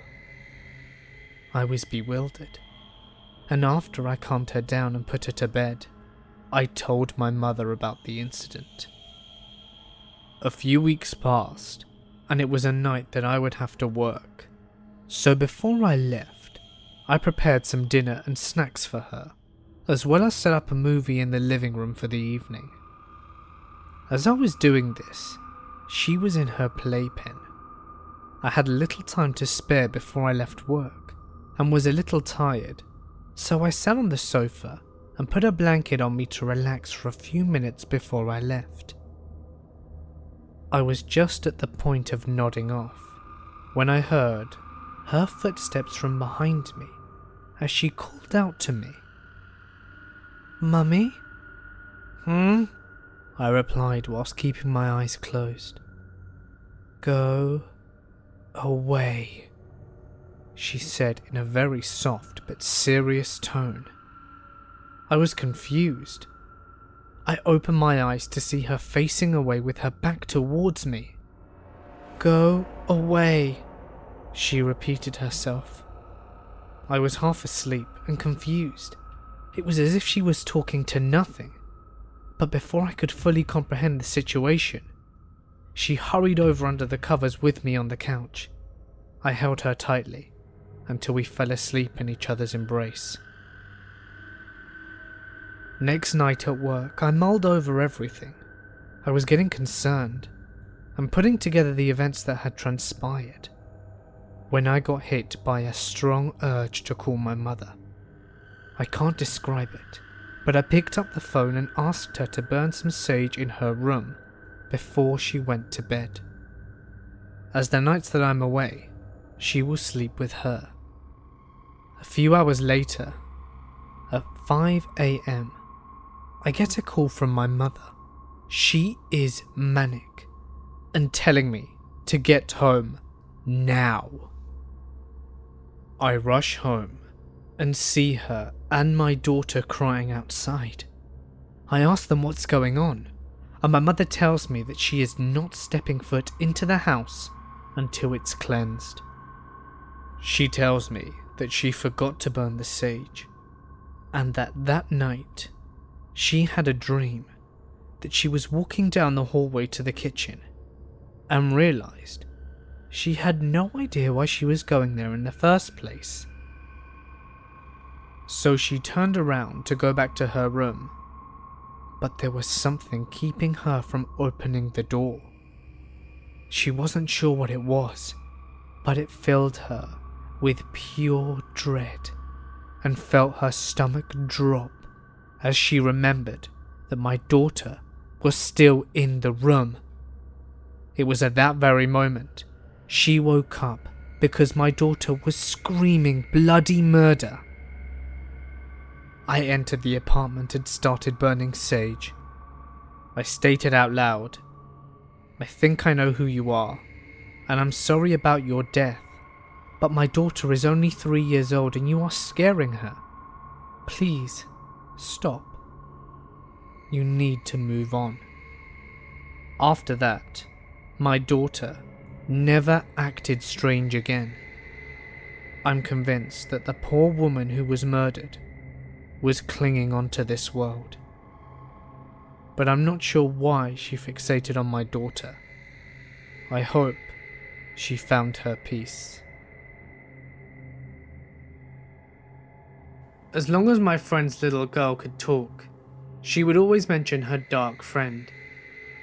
They assumed that this was an imaginary friend, or some name that she heard in a story in daycare.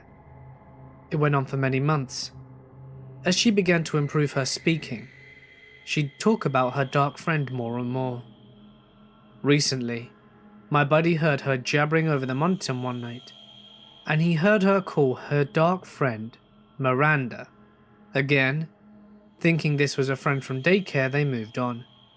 But after finding out that daycare didn't have a Miranda, they realized they didn't know anyone called that name. It's not common at the moment, and she really has no reason to know it. They did a bit of research. It didn't take them long to find out that a woman called Miranda had died in the house that they were living in. She wasn't the person who owned the home before them. It had been an owner or two back. But her name was Miranda, and she died inside the house. They pulled up the obituary and called their daughter. Without any prompting, they simply asked her, "Hey Army, do you know who this is?" And she got excited and said, "That's my dark friend." It's a suburban house, less than 10 years old, so not something that you'd figure for a haunting. But this was the most legitimate evidence I've ever heard. They are a super normal family, and I'd never expect them to lie about anything like this.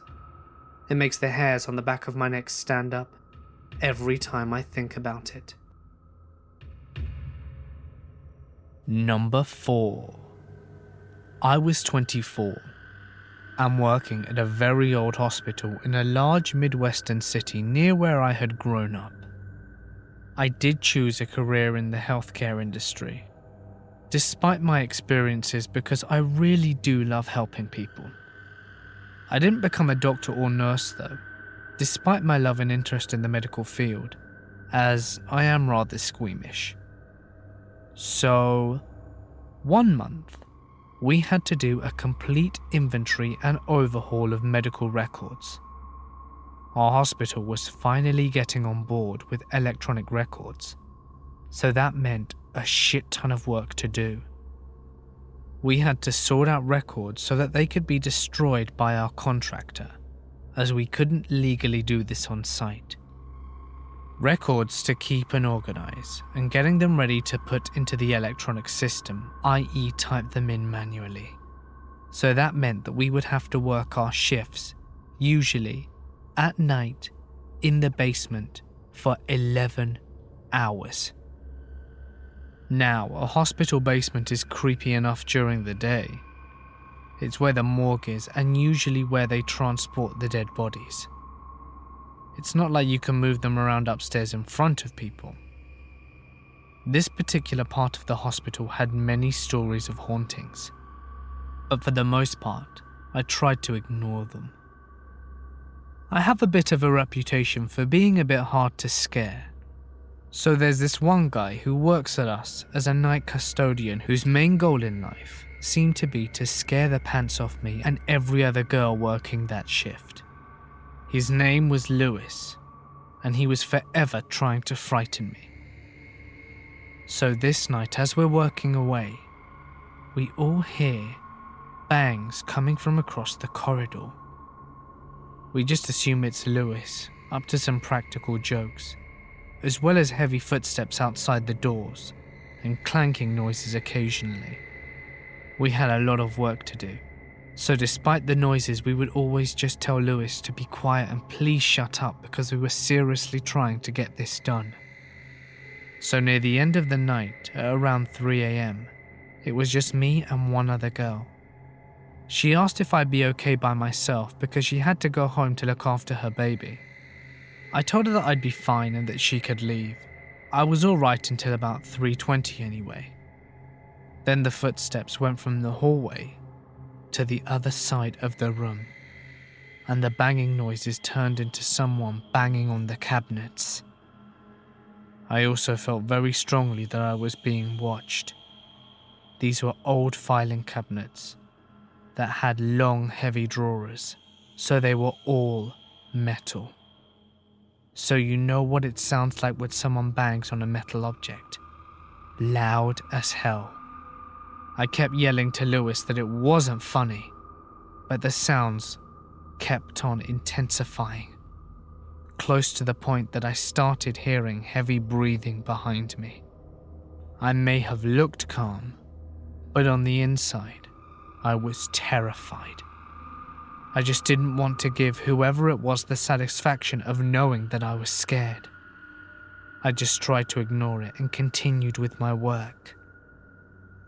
It seemed to be aware that I was going to ignore it, so it upped the ante. It would brush by my hair and touch my back and shoulders. I must have gasped or made a noise when it touched my back because it laughed right in my ear. It was a cruel and almost sinister laugh. I didn't even turn around and I just shouted for it to leave me alone. I stopped working and went upstairs for the night. No way I was sticking around there after that. I came back to work 2 days later and found out that Lewis hadn't even been in the building and that he had been on holiday the whole time. I think I always knew that the thing in the room wasn't him. He had never been that creepy. A few weeks later, I was talking with some older staff that had been working there for a long time. They told me that they don't like going into the basement at night because it has a reputation for the strange noises that happen inexplicably. I used to work the night shift at a warehouse. I left early at midnight one night so that I could go for a ride on my motorcycle. It's around 2 or 3 AM, and I found myself at the top of the mountain on the middle of a bridge, separating two sections of a lake and a state park, with nothing but water around me, and then a tree line and woods around that. I got off my bike and turned it off to have a cigarette. The only light was coming from the tip of my smoke and the occasional blue flash from my Cena headset on my helmet. I looked out onto the abyss, and on the black water was this tall white figure, almost like a woman in a wedding dress. Not in, but on the water, as if she was standing on top of it. I felt like we were just watching each other, both standing there motionless. About halfway through my smoke, I heard a pack of wolves howl really close by, as if they were on the tree line at the end of the bridge, probably drawn to the blue light and the smell of tobacco. I immediately got on my bike because I knew that if I waited even a minute too long, they could cross the bridge and reach me before I even had a chance to get my helmet back on and strapped. Before leaving, I turned my handlebars towards where the woman was standing to shine my headlight on the spot. My rationale was that my eyes must be playing tricks on me. Perhaps there's some old concrete structure in the water or a drowned birch tree. Nothing. No structure, no trees. Absolutely nothing but perfectly still jet black water and no woman. I turned my handlebars forward, ready to leave, and gave one last look into the darkness. She was back, standing in the same spot on the water watching me. I didn't know what to do. All the hairs on my body were standing so far on the end, it felt as if they were about to jump off my skin. Clueless and terrified, I gave her a small nod and hightailed it out of there, leaving the woman on the lake and the wolves behind. For months before, my shitty track phone from Walmart stopped getting data, but when I got home that morning, it suddenly worked again. To this day, as funny as it sounds, I feel like the white figure on the lake somehow fixed my phone. We moved into a rental house in a pretty villa suburban neighborhood when we moved to a new state. Around this time, my son started having problems going to sleep at night. It's normal for toddler boys to have night terrors and whatnot. He would frequently wake up and burst into tears. He was little. He couldn't articulate what was going on, but he was afraid. We connected the dots one night when my wife was reading for him before bed. Out of the blue, whilst pointing to the corner of his room by the closet, my son asked, "Is that man Daddy?" There were no shadows, nothing in the corner. He was around 2 at the time, so he was going to bed when it was still relatively light outside. He saw the form of a man standing in the corner. He only mentioned it one other time when he came out of his room asking, "Who is in my room?" We checked, and no one was there. We wonder if he was seeing him at night, and it was scaring him, because in the course of the year he saw someone twice during the day, and I fear what he saw at night. After we moved, he never mentioned it again. I don't think he remembers it, and for that, I am thankful. So my mother bought a painting of a boy smoking a cigarette. It's not particularly riveting, but she felt she had to have it. Not long after, she gets pregnant with my brother. It was after he was born that things started to get a little odd. No one in my house smokes, and yet all of a sudden, if you go anywhere near the painting, all you can smell is cigarettes. Things start to go missing, and my mum can hear children laughing and running across the stairs. But when she goes to tell my siblings off for playing near the stairs, they're sound asleep.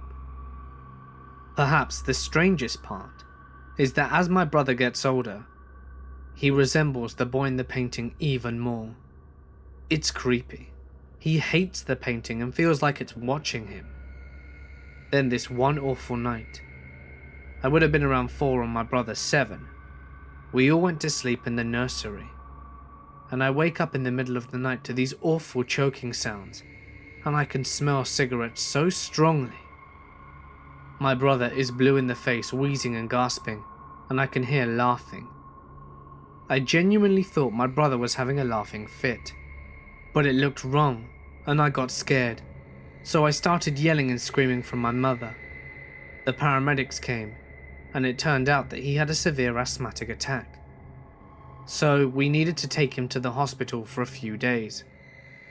They immediately asked my mother who was smoking in the house, because the paramedics smelled cigarettes, and obviously they thought that that was what the trigger was for the asthma attack.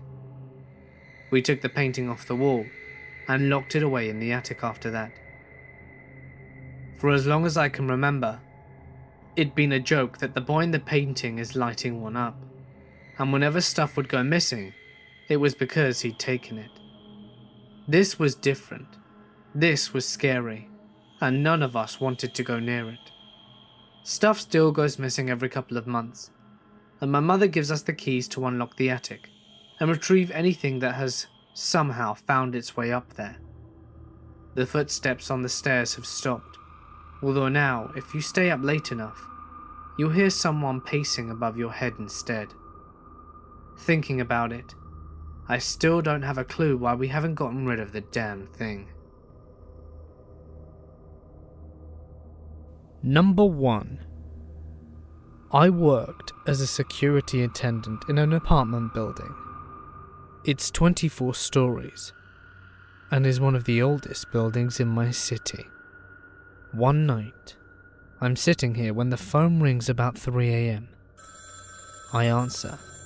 "Hello, this is D'Artagnan at the front desk. How can I help you?" The voice on the other end sounds female, but was totally garbled, and the only bit that I could make out was 23rd floor. I tried to tell the person that I couldn't understand them, and asked which apartment they were in, but again, they garbled a response saying 23rd floor. I said, "Since I can't understand you, I'll come and meet you in the hallway." So I go to the main elevators, and both of them, surprise surprise, are on the 23rd floor. Luckily for me, we have an old service elevator, and it's only on the 7th floor.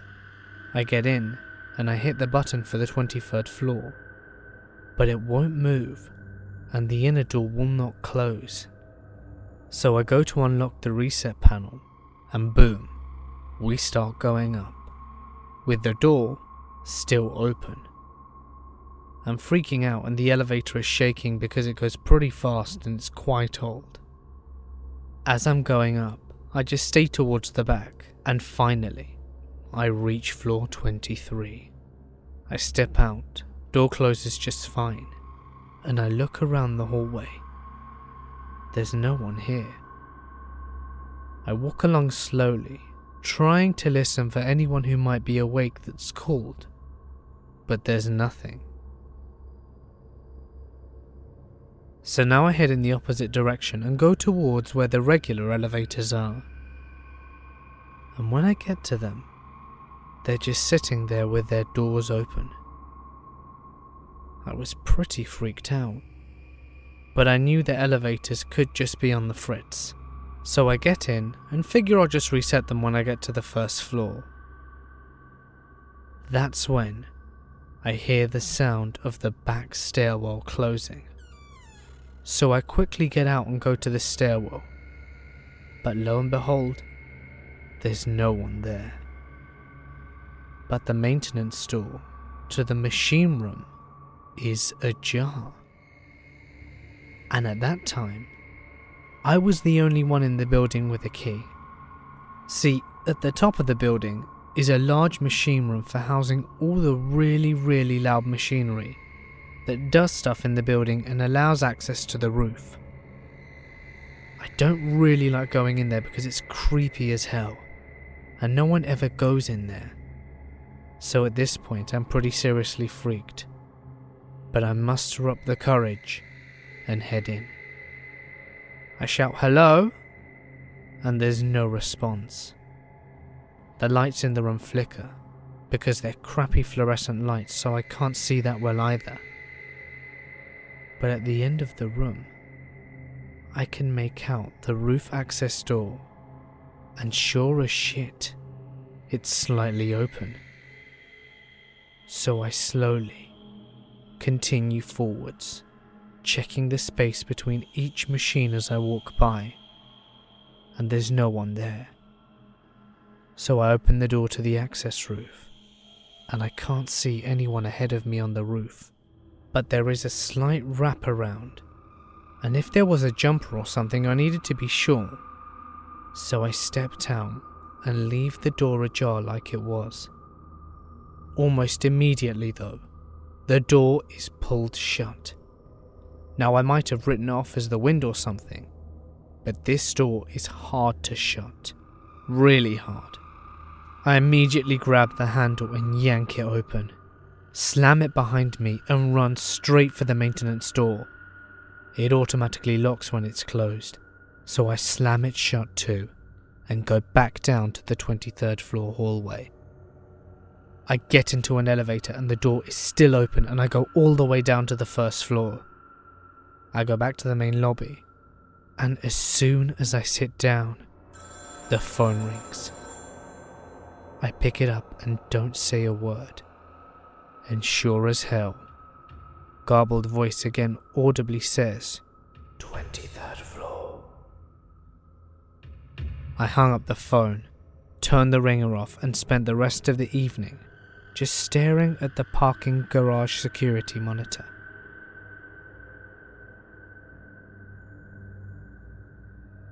A month after my grandfather passed away, sometime in April, my husband and I moved to a house that was built in the 1930s. It was previously owned by an elderly man who, in his prime, loved his yard and took care of the landscaping.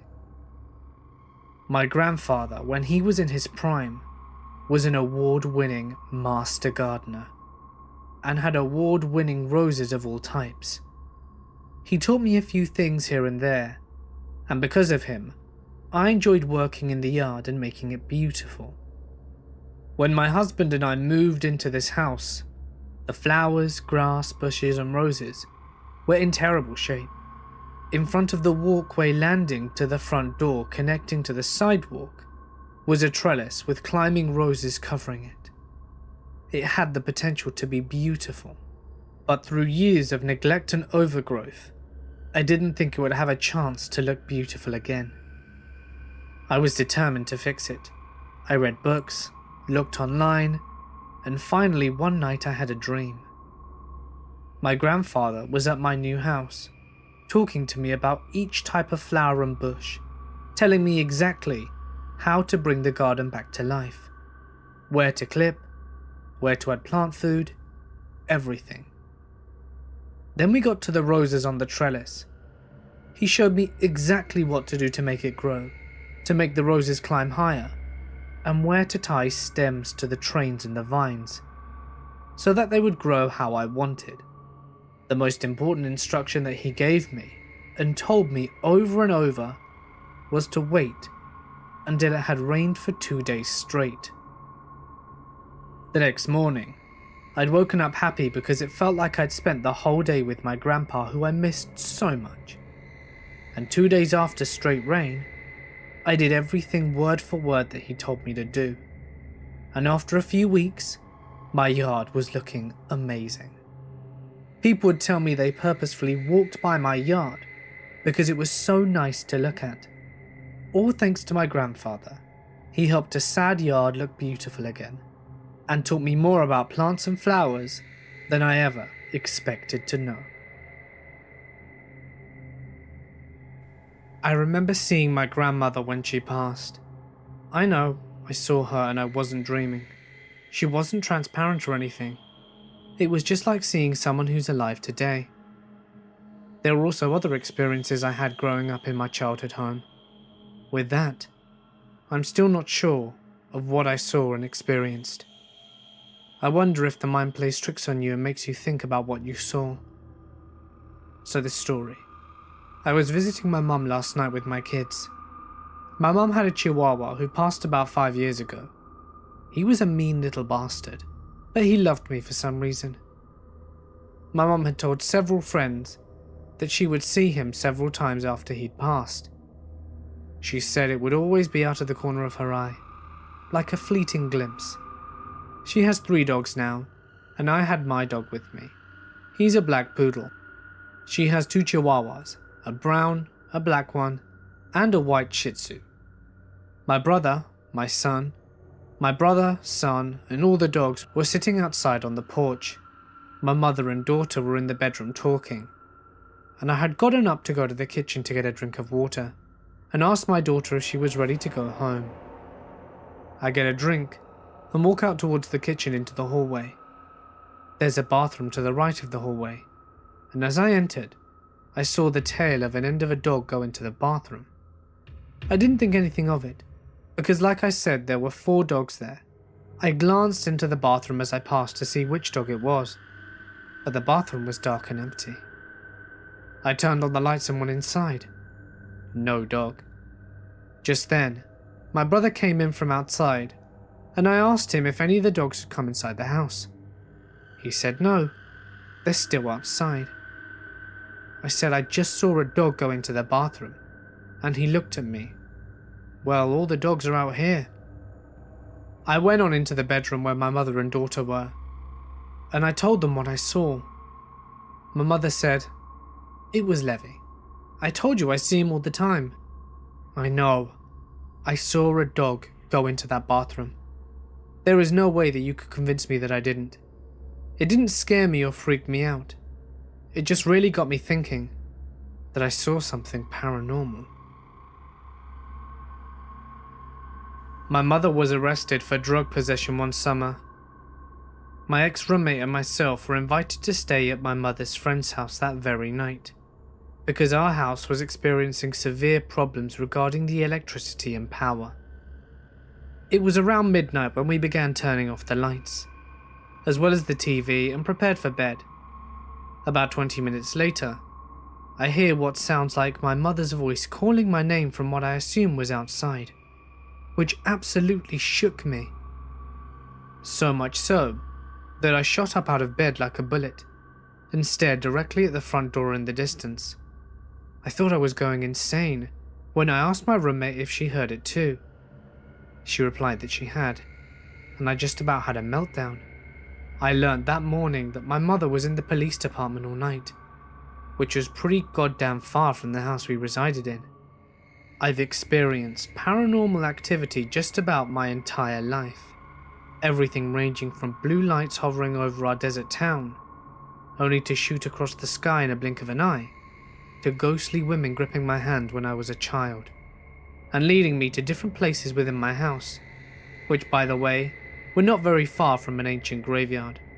I've always tried my best to remain skeptical about the supernatural and paranormal, but damn, that voice mimicking my mum was absolutely wild. "Molly? Where are you?" Absolutely creepy as hell. Whatever it was, I hope it never comes back.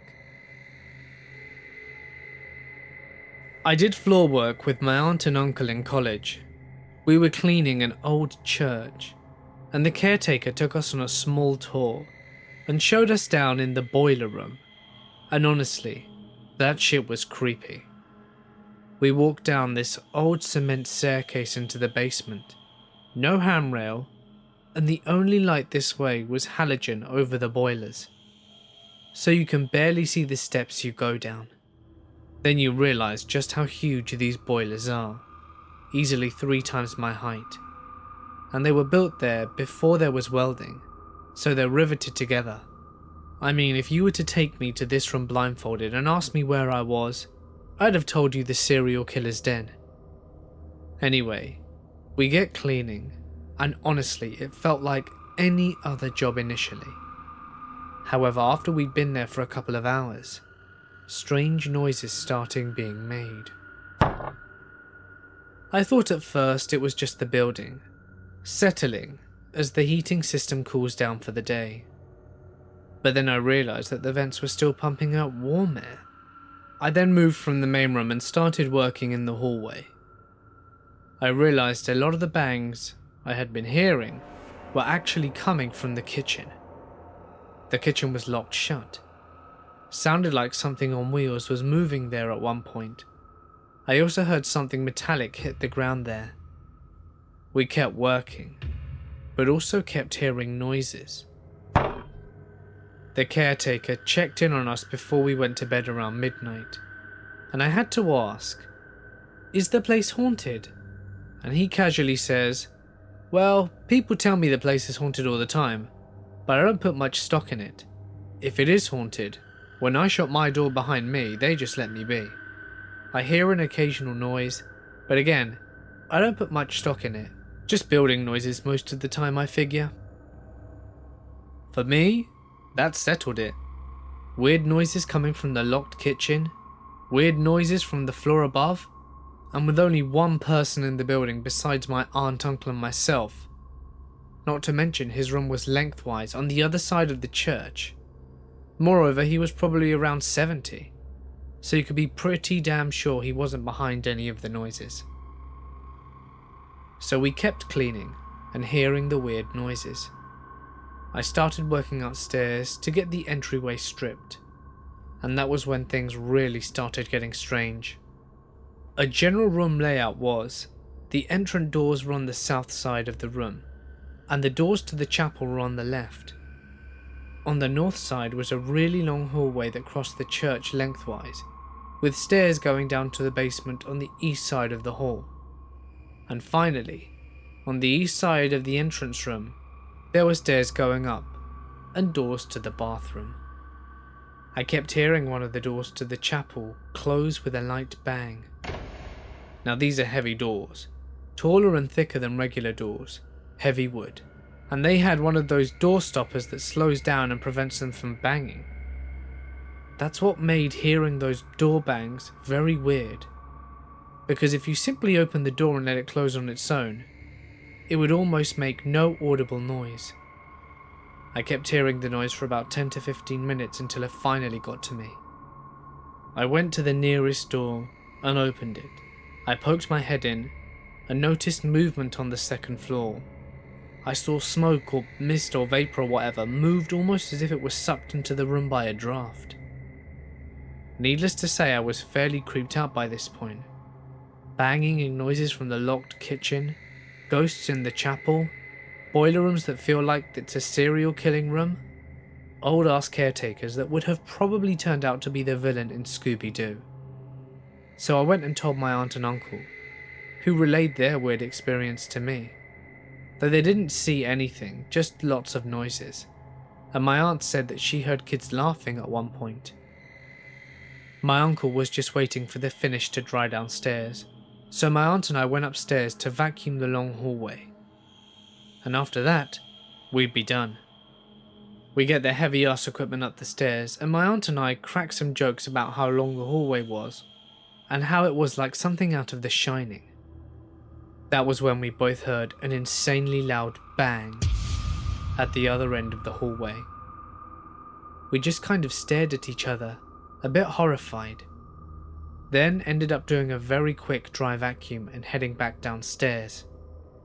By this point it was around 5 AM, almost 6. My aunt and I took off, and my uncle stayed until the floor finished had dried a couple of hours later. I don't really like going into churches in the first place, and now, even more so. When I was a child, I wanted to believe ghosts were real. I wanted to desperately prove that. For many years I tried, but to no avail. Until I turned 18.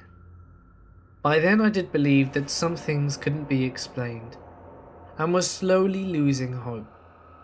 But in an aviary that had lovebirds, cockatiels and budgies, equaling to about 500 in total, anyone who has dealt with small breeding parrots understands that some parents aren't good to their chicks and will abandon and abuse them. Of course, the parents were kept more as pets and were not allowed to breed, and so I would become the new mum. Take into consideration that feeding chicks is a lot like feeding a human baby. They want to be fed even at night, in 2 to 4 hour intervals. One night, I was laying in bed, and had said my pleasantries to my friends for the night. In my silence, I was recollecting some memories, and my silence broke. I heard an odd gurgling sound. I figured it was the little water bottle I kept for my little fledglings, and thought nothing much. Dead silence followed through the room, and I began to become a little alert from the oddness of it all. Again, the queer quietness was stolen. The sound was akin to gurgling or croaking, and I have no idea how to describe it really. It just made my body go into fight or flight mode, and my hair stood on end. Honestly, it sounds like a cliche reaction, but it's true. I looked around and saw nothing.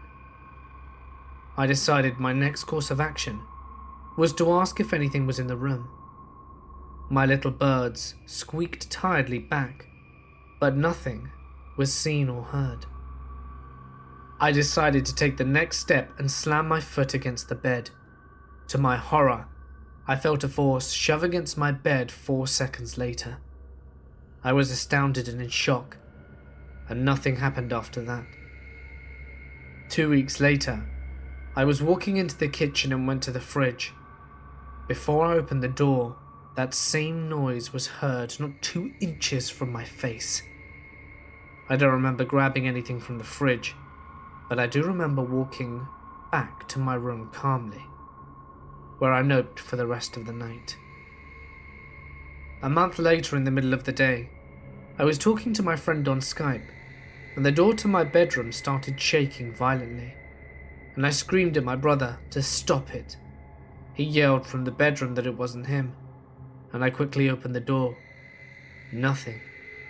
How my fat-ass brother could silently run to the living room in a second is beyond me. I can't explain it. I'm pretty sure my friend pooped his pants on the other end, and I was happy that something happened in front of someone and that I couldn't explain it. This incident happened in a flat when I was 6 or 7 years old. I remember this very clearly, still to this day, and it makes my spine shiver thinking about it. I had the largest bedroom in the flat. My mum had decorated the walls with pink and lavender paint, and cute little metallic swirls. I had bunk beds, glittery curtains in my window, charms, and glittery things hanging from the ceiling. Any young girl's dream. I remember getting into bed that night, and everything seemed normal at first. My room wasn't usually too dark because the moonlight shone through my window, through my glittery curtains, and trying to sleep for what seemed like a while. I don't know why, but I started to look around my room, particularly in the alcove area, in the dark corner. I couldn't focus my eyes properly for a while, but when I did, I noticed my girl's world's head, one of those plastic weird lady heads you do makeup and style her hair on, really stood out in the moonlight against the creepy dark corner. I remember going to lay back down in my bed, but I had the urge to look back, and when I did, I was paralyzed with fear. At first I thought I might be imagining it, because I had been staring at a plastic lady head, but I swear I saw this dark woman-like outline standing right there next to the head. It was a dark grey black mist, but in the shape of a woman. I slowly looked at her, or it, with its massive bulging eyes, scanning down, and saw that she had no feet. There was nothing there. No shadow, no feet, nothing. She, or it, was levitating about 10 inches off the ground, and it seemed like she was moving towards me. I was absolutely terrified and will always remember this because of how cripplingly scary it was. I was in shock, and I quickly spun around in bed and curled into the fetal position, with my quilt tightly wrapped around me. I made sure the quilt was tightly containing my neck and head, and can I add that there were no labels or anything that could have emulated what happened next. I was shaking and trying not to breathe loudly when I felt something stand behind me, leaning over me. I closed my eyes and gripped the quilt tight when all of a sudden I felt a tickle on the back of my neck. You know the feeling you get when someone unexpectedly puts their cold fingers on the back of your neck? It started off like that, and became quickly more aggressive, tightening around the back of my neck, as if someone was trying to keep a hold of me. I was trying to scream, but no words came out. I was sweating and shaking, and my neck was getting worse. It was hurting. I tried screaming over and over, but all that came out were little squeaks. It was like gasping for air. I remember the moment when I was finally able to scream for my mother. I screamed at the top of my lungs, but it came out crackled, like a blood-curdling cry for help. She came running in, and as soon as she flung open the door, and that burst of light shone through the room, the whole thing stopped. My mum grabbed me out of bed and carried me to the front room cradling, as I sobbed hysterically. To this day she still believes me, and said that even though she has never personally experienced anything paranormal, there was no way I would lie about what I saw, nor my reaction. From then on, I slept in my mum's bed for a while, and we moved out shortly after. I'm grateful we haven't needed to go back since. Early this morning at approximately 3 a.m, our 8-year-old daughter came into our room because she couldn't sleep.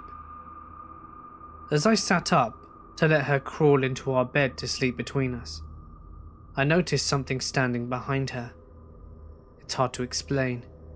It was tall, probably around 6 foot, and slender, and I could see through, but it was an outline. I didn't say anything because I didn't want to scare my daughter, and I lay back down hoping that if I ignored it, it would go away. About 2 minutes pass, and it says my name. I turn around to look into its face. I sense we make eye contact and it disappeared. I turn back towards my daughter and hold her.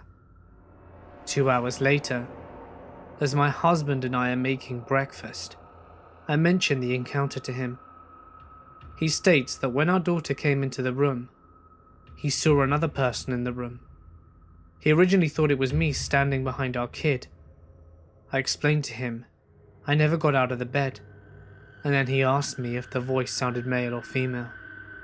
We both kind of stopped talking about it and went on with our morning. I don't know what it was, but it really creeped me out. As part of a family trip when I was 8 years old, we stayed at the Columbia City Hotel in California. The place is a gold rush hotel, which is supposedly haunted. But it was for the general gold rush history that we were staying there. I remember hearing some sort of tour describing the ghostly activity to do with the miners and gold prospectors. But I wasn't part of the tour, and I was really just hanging around waiting for my parents to finish checking in. That night when we went to sleep, I had pretty much forgotten that the place was supposedly haunted. Sometime in the early morning, I woke up crying after a nightmare, and I still remember being in a state between alert and asleep.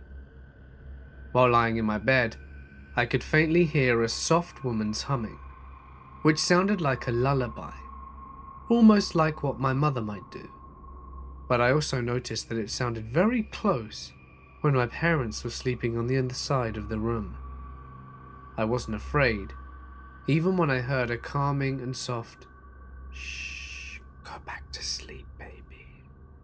Still sleepy, I did actually drift off back to sleep. The next day, when I was chalking it up to a dream, I heard the tour again talk about a young woman who in the gold rush era has stayed in a room. Apparently, her child had died in infancy there, and she grieved at something fierce. Enough that they claimed people still heard the infant's cries and her singing at night. This happened when I was 11. I'm 16 now, but remember it like it were yesterday. It was February, and it had snowed an awful lot. As I live in Sweden, it's quite normal for it to snow that much. I was awoken by my father starting his car. I looked at my alarm clock on the bedside counter, and it was 6:30 a.m, so I decided to go to the kitchen. I saw my dad drive to work, and thought to myself, I have about half an hour before my alarm rings, so I decided to go back. I left the kitchen, and was now on my way to the end of the hall, where my room was. But I felt a disgusting feeling of pure instinct. I turned to the door, and saw something I wish I'd never seen. I had not heard anything before I turned around, but at the door stood a long, dark shadow with a hat. I'm glad we had a blurry window at the door, because I didn't want to see what was outside. That thing must have been over 2 meters tall. Whatever it was, it knocked so hard that both the door and all the nearby windows shook. It said no words, but it was very tall. I panicked. I ran to the kitchen and picked up the phone and ran back to the hallway. I went down the stairs and phoned my mother, but she didn't answer. Now the tears ran like never before, and then I realized that my friend only lived 300 meters away, so I called her. Fortunately, she answered at that time in the morning, but I couldn't get a word out except that someone was outside. Her mother heard me and the sounds that thing were making. She took the phone and said that they were on their way. She told me to go to the kitchen and look out the window so I can get someone's attention if they're there. I did that, but there was no one around, so I ran back. But then something got even more scary. The shadow had now vanished without a trace, without a noise. It was simply gone. I went back to the kitchen and saw my friend in the car, so I opened the door and found no footsteps in the snow. My friend stayed with me a while. Her mother was driving around searching, but she found nothing. I phoned my mum again and told her everything, and she was shocked and told me to ask my dad if he'd seen something, which I did, but my dad hadn't. And the crazy thing was, the thing appeared about 10 seconds after my dad had left. And for all of those who are wondering, my dad starts his car and leaves via the side door. I've been home alone all day with my dog, watching football. I live with my parents, but they've been gone all day, working on a house they recently bought. 2 hours ago, I left my house to go wash my truck at the nearest car wash. Shortly after, and one clean truck later, I returned home. Upon doing so, I came inside, took my dog out, let him back in shortly after, and gave him a treat. The dog runs off and I begin washing the dishes. The only dog we have now is an old year Boston Terrier. Our boxer recently passed, leaving us with only this one. Being a young dog, he has a lot of energy and very often goes to the bonus room, right above the kitchen, to run figure eights around the couches until he's tired. So, there I stood washing dishes, and I hear him start to circuit run upstairs. Man, he was wide open, and it went on for about 5 minutes before he instantly stopped. As I mentioned before, I was in the kitchen, and my parents' bed is visible from the kitchen sink where I stood, right as he stopped running. I just happened to look into their room, and what do I see? My only dog on the bed asleep. I instantly froze. It felt like the gears in my brain were screeching to a halt, as I stood, trying to figure out what I'd just heard, or how he got so fast downstairs without me noticing and fell asleep. After standing at the sink confused for longer than I would like to admit, I finished the dishes and go to the laundry room to tend to my clothes. The laundry room is between my parents' bedroom and the stairs going up to the bonus room. I stood, folding clothes, when I see my dog, now awake, walk slowly by the door towards the stairs, with his head inches from the ground. Again I froze. I hear it. My dog begins growling quietly and deeply. I peep my head out of the laundry room, and he is at the foot of the stairs, staring upwards towards the top, hairs on his neck straight up, steadily growling. This is all I wanted. I'm not afraid to admit it. It freaked me out. As if this wasn't enough, I called my dog and had him follow me back to the living room to sit up on the couch. As I'm sitting on the couch trying to play it cool for a while, my mind runs 99 miles per hour as I look out the living room window across the back porch towards my bedroom window and see something flash across the window. I thought, that's enough. Someone or something is in my house. I had considered this before, but there was no physical evidence, so I jumped up and ran to my bedroom, and nothing. There's no one there. Nothing moving. With this I decide I'm okay. I'm grabbing the dog, and I'm not leaving until my parents get home, and we can clean the house together. Number 2. I used to work as a machine operator for a factory doing the graveyard shift. It was only me on the floor and a supervisor in the office, and for the most part, it was always a two-man shift. Sometimes, he would come to help me bring stock materials from the back. You see, the back storage room was haunted, or so I was told by the previous shift worker that I replaced. I'm not superstitious, and was skeptical about what I was told, and for the first week, nothing unnatural happened, which of course only reinforced my skepticism.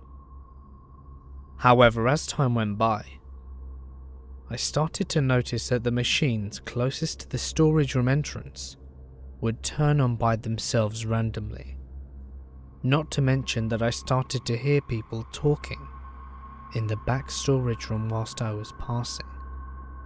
As I mentioned, it was only me and my supervisor on that shift, and when I or we would go to investigate after hearing, we would find everything dark and silent. The time that crowns all instances, though, happened a few months later. My supervisor had just finished helping me with a task, and he told me that he would be in the office if I needed him. I'm carrying on with my work, when about 20 minutes later, I hear a colossal crashing noise from the back storage room. It scared the shit out of me. At first, I assumed that it must have been him in the back room and that he crashed the forklift into the wall. But when I went to call him, he was already walking towards me and demanded to know what the noise was, because he was in his office at the time and assumed it was me. I told him that I had been in there the whole time, and that I thought it had been him who had made the noise. We were both visibly shaken, and mutually agreed to check it out. Like previous instances, the back storage lights were off and it was eerie quiet. We turned the lights on, and then we saw barrels toppled over and a broken crate with stock materials all over the ground. These crates are on shelves about 5 feet off the ground, and the barrels are completely full and very difficult to move. We cleaned it up, and he used a forklift to put the replacement crate with the materials back on the shelf. In the time it took us to fix up the mess, it was lunch break. He went out to get food, and I was alone operating the machines again in this big factory the size of 2 football fields. I wasn't troubled or scared knowing that he would be back in about half an hour, but as the minutes ticked by, I kept hearing something. It sounded like a woman whispering, and it was coming directly from the dark back room. I tried putting it off, and thinking that it was in my head. And then I heard something. It sounded like a barrel had fallen down again by itself. I need to clarify. These barrels are very, very heavy, and they cannot fall down independently without a great deal of force pushing them. When I went to investigate, I saw a barrel in the middle of the room, and I booked it out of there. When he got back, he asked me what I was doing outside, and I told him that I kept hearing some strange whispering from the dark room, and when I went to investigate, I found a barrel had managed to roll itself to the middle of the room, and that it had utterly terrified me. He didn't believe me, and thought that I was playing a practical joke on him. But the security camera, however, verified that the barrel just rolled out by itself from the dark storage area, which defies explanation. You can also clearly see me coming into view to check out where the barrel came from. and hurried back after turning off the machines. This prompted management to abolish the graveyard shift, and I quit shortly after. My parents' house has always given me the heebie-jeebies, especially the stairs and the upstairs hall. 20 years ago, we had a Dalmatian called Archie. Everyone was his friend, and according to him, everyone liked to play. One night, not too late as it was a school night, we were all watching TV, and Mum was getting everything ready for us kids to go to school the next day. We heard Archie do a yap. Now he's a big dog. He doesn't yap. "What's the matter?" shouted my dad to Archie. But nothing. Archie would have come into the room, nibbled Dad's hands to follow him, and take my dad to the unexpected guest or whatever he was looking at. Going to make sure he was okay, Dad went into the hall to find Archie, play bowing and leaping as if playing with someone, but no one was there. Archie was bowing and leaping at the empty staircase, which was very, very odd. "There's no one there, you silly dog," my dad said. My dad switched on all the lights upstairs and investigated every room, knowing that all three of us kids were in the living room watching TV with my mother. Archie's head started to move, as if he was watching someone go up the stairs. My dad, now intrigued by the idea that the dog had seen something, or someone, said, "Well, where did they go? Go find them." Archie ran up the stairs past all our bedrooms and nearly went headfirst into the bathroom wall. He was chasing whoever or whatever he'd seen. He stopped and just looked at the window in the bathroom. Whoever or whatever it is had gone, and left my dad very unnerved that night. 15 years had passed and we'd all grown up, and unfortunately Archie had passed away. A year or so after Archie had passed, they decided the house was too empty without a dog, and got another dog called Lily. Bringing her home, Dad got her certificate and put it away, noticing Lily's actual date of birth. It was a year to the day of Archie's passing, and guess what? She's been seen playing, bowing and leaping, whilst looking at the stairs, at seemingly nothing.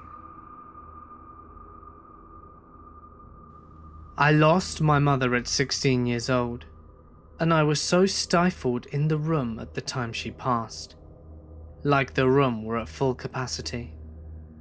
The room was dark, although the curtains were open, and it felt claustrophobic, not just to myself, but to the others in the room as well.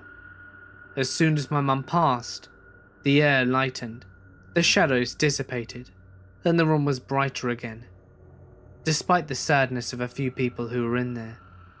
And this was just the beginning. From then, there was always a shadow in the corner of my eye, just sitting or standing somewhere in the room. Things moved from one place to a completely different one, like keys, plates, clothes, and more than occasionally, these things are actually aimed at me or my husband. Lights turn on, and sometimes a new bulb will blow as soon as it's plugged in. The strangest thing so far is when styling my hair, an extra face smiles back at me from the mirror, whichever mirror I use. I should mention here that I'm also a drag queen, and when putting on makeup, the extra face isn't just there, it sits over mine. So for all the world, it's like I'm painting someone else's face. My husband pointed out that to him, it didn't look like I was doing my makeup at all. The face staring back at me is my mother's. Whilst this might not be the scariest story, it is 100% true account of the things that happen to me on a daily basis, some of which can be very creepy, especially now that they've been going on for over 12.5 years.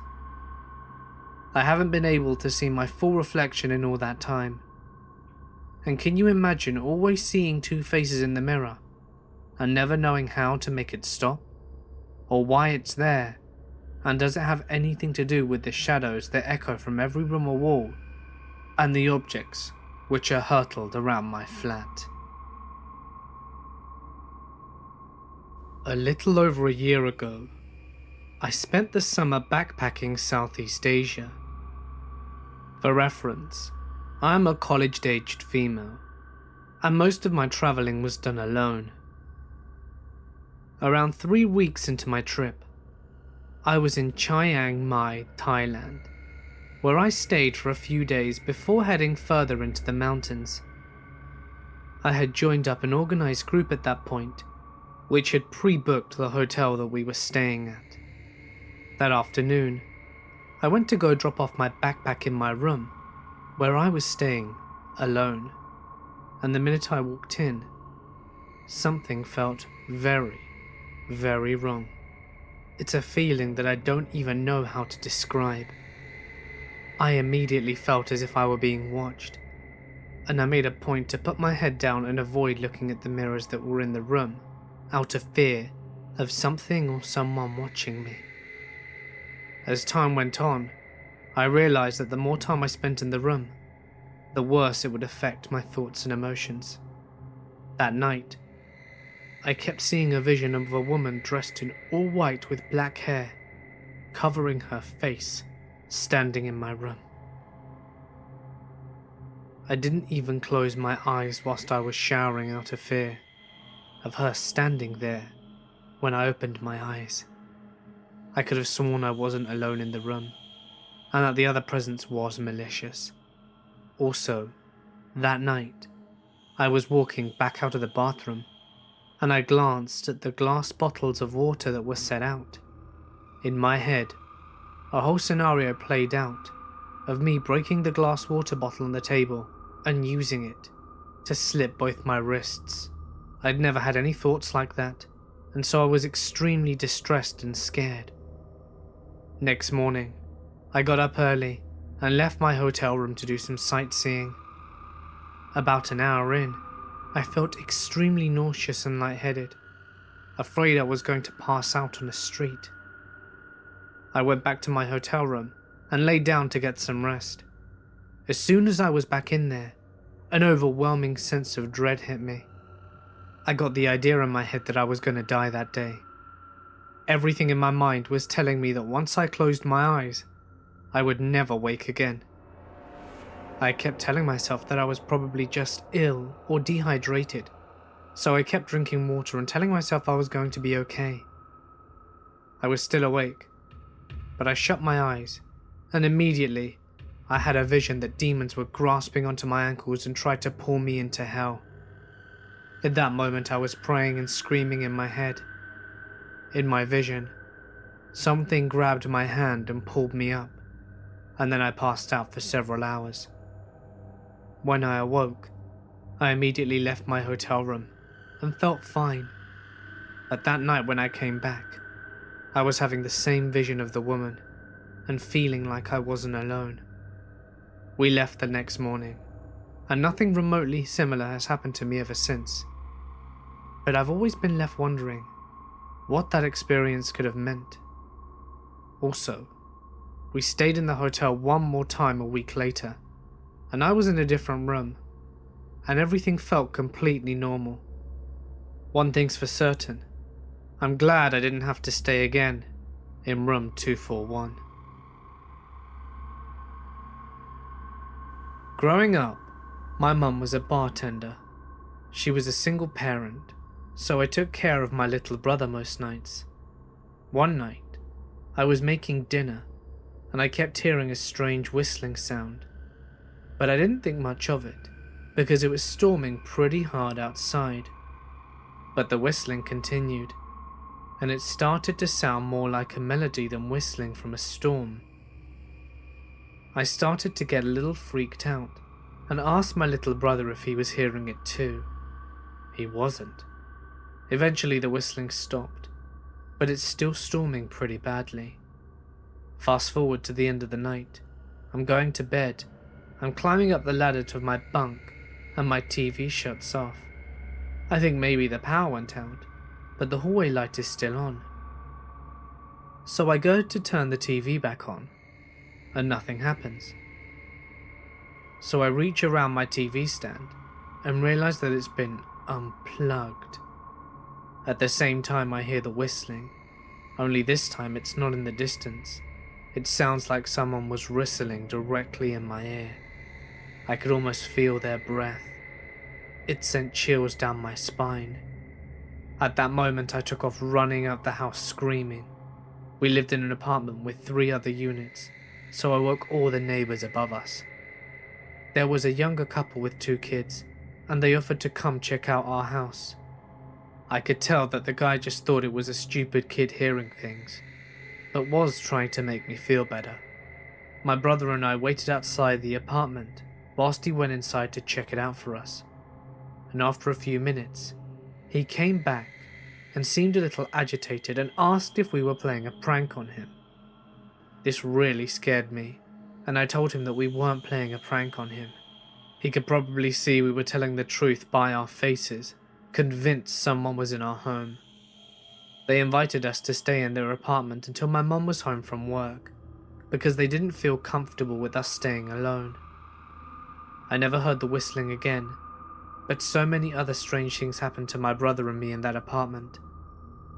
I'm convinced it was haunted. Number 3. I was working in the 3rd largest building on this planet for floor space. It was around 3 AM on a Sunday, and I was walking down an aisle in the middle of my department.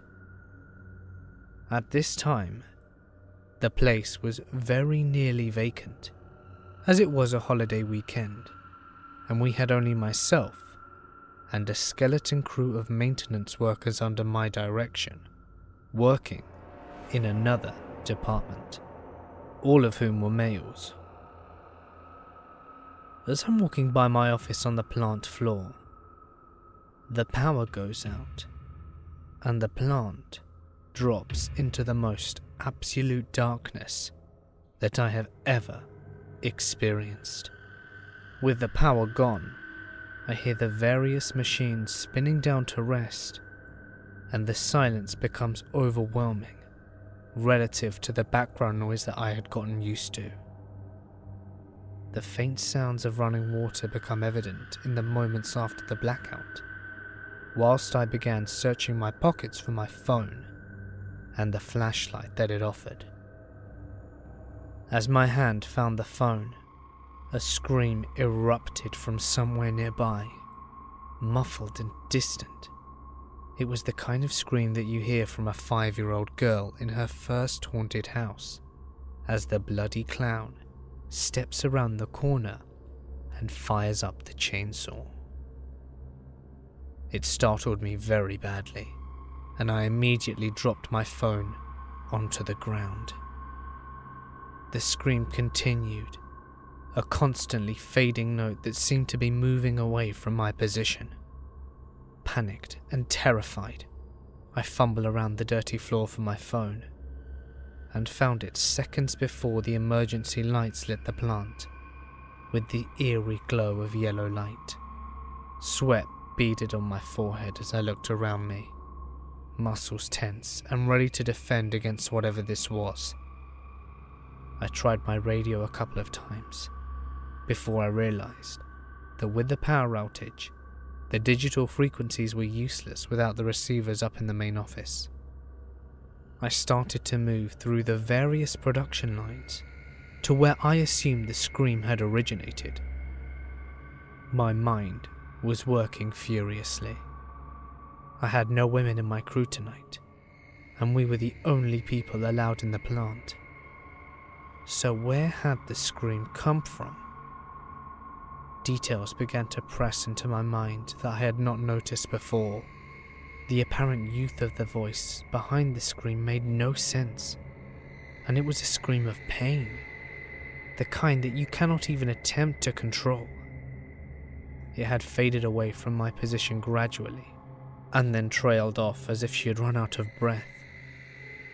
as I stepped between two products on one of the final assembly lines before a wide open space in the next apartment, the emergency lights dimmed, and the audible electricity buzz filled the space around me. Struggling to understand what was happening, my senses were again knocked askew when the normal plant lights blazed to life. This left spots across my vision for a moment, forcing me to raise my hand to shield my eyes. As the shadow crossed my vision, I saw it. Or rather, I saw her. Only for that moment. She stood there, hand outstretched towards me, a vague outline, partially hidden behind one of our products. Dark features were the only distinguishable characteristic that I can remember, as my reflex in that moment had been to blink against the bright lights, and after that, she was gone. To this day, I have no idea if what I saw was real, or if I had imagined it. No tales are told of the mysterious young woman in the repair hall, not by anyone but myself. No one knows of any deaths matching to her description in the area, or ghosts known to haunt the plant. Not a soul had heard a scream in the darkness, not before, during, or after those black pre-dawn minutes. Believe me, I tried to find someone, anyone with information that might explain what I saw, but all to no avail. I'm left wondering, with a memory more crisp than any photograph I've ever seen, of that young woman standing in the distance, her arm outstretched towards me. Needless to say, I did not revisit the same location of the event, ever, because nopes don't get any bigger than that. My first paranormal incident was apparently when I was around 4 years old. My mother told me this story, yet I have no recollection of it ever happening. So here it goes. My great-grandmother had passed away, maybe a year or so before. We were very close, and I still have fond memories of her despite my age. I was young and called her Nan, which was not her real name. Her real name was Sheila, even though I didn't know it at the time. At such a young age, I had no way of knowing her real name, and I only found this out years later after my mother told me. Apparently, on the 5th of August, when I was around 4, I came running up to my mother, who was in the kitchen. She leant down and asked me what was up, and according to her, I said, "Sheila says, 'Happy birthday, Rosie.' My mother's name is Rosie. Today, the 5th of August, was her birthday, and my mother's mouth fell open with shock. She felt the hairs on the back of her neck stand on end, and got a sudden chill. Not only did I not know my great-grandmother's name, I didn't even know my mother's real name, and to be honest, I didn't even know it was her birthday either. Perhaps my great-grandmother had spoken to me and told me to tell my mother, or else, why else would I have said that?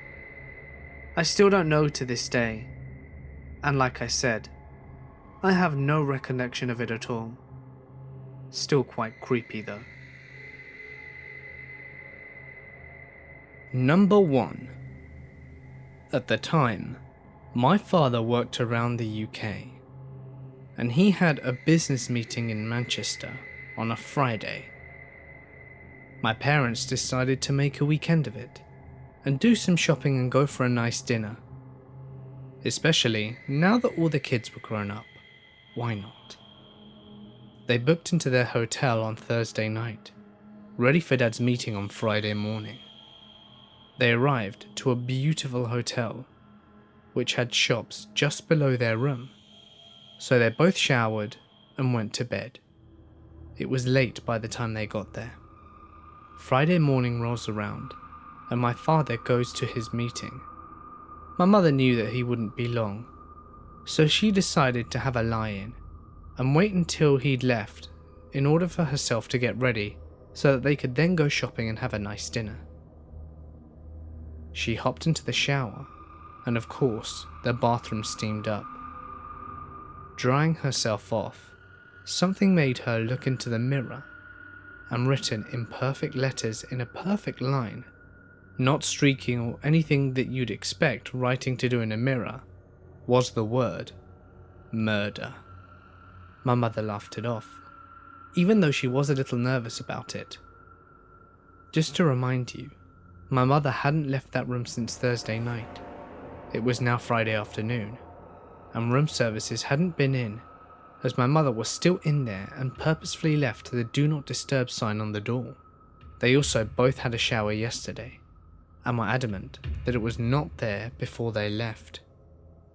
She finished getting ready, and my dad came back from his meeting. My mother steamed up the room to show my father the writing on the mirror, and there it was, still there with no streaks on it, still perfect. But as they usually do, they brushed it off, assumed that someone must have done it as a joke, and the cleaners had not wiped the mirror. But thinking back, they said it was too perfect on that mirror, like it had just been written that day, not to mention the fact that it wasn't there yesterday. They carried on going out and doing some shopping, sightseeing, had dinner, then headed back to their room, falling asleep on the bed still in their clothes. Around midnight though, they both wake up, wide awake and couldn't get back to sleep. They decided to come home, might as well. They'd seen everything, they'd done everything they'd needed to, and by the time they checked out and come home it was about 5 AM already. Secretly, my mother admitted that she was relieved, as the more she thought about the mirror, the more upset it made her.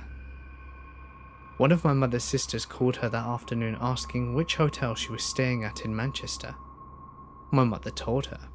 Her sister, now sounding very upset and worried, had to inform her that there was a murder in the hotel last night. They said that it happened around 2 AM, but they did not find the bodies until 6 AM in the morning. 2 men had been in a scuffle with another 2 men, and they were pushed out of the window. My folks soon found out that this happened on the room above theirs. My mum and dad would have woken up to the noise, and worse, 2 dead bodies on top of the shopping building below theirs. Something was definitely watching out for them that weekend. This happened to me when I was in 8th grade. I was around 14 years old and weighed about 120 pounds. I wasn't fat by any means, but I was insecure. Mostly because I'd have boys tease me at school.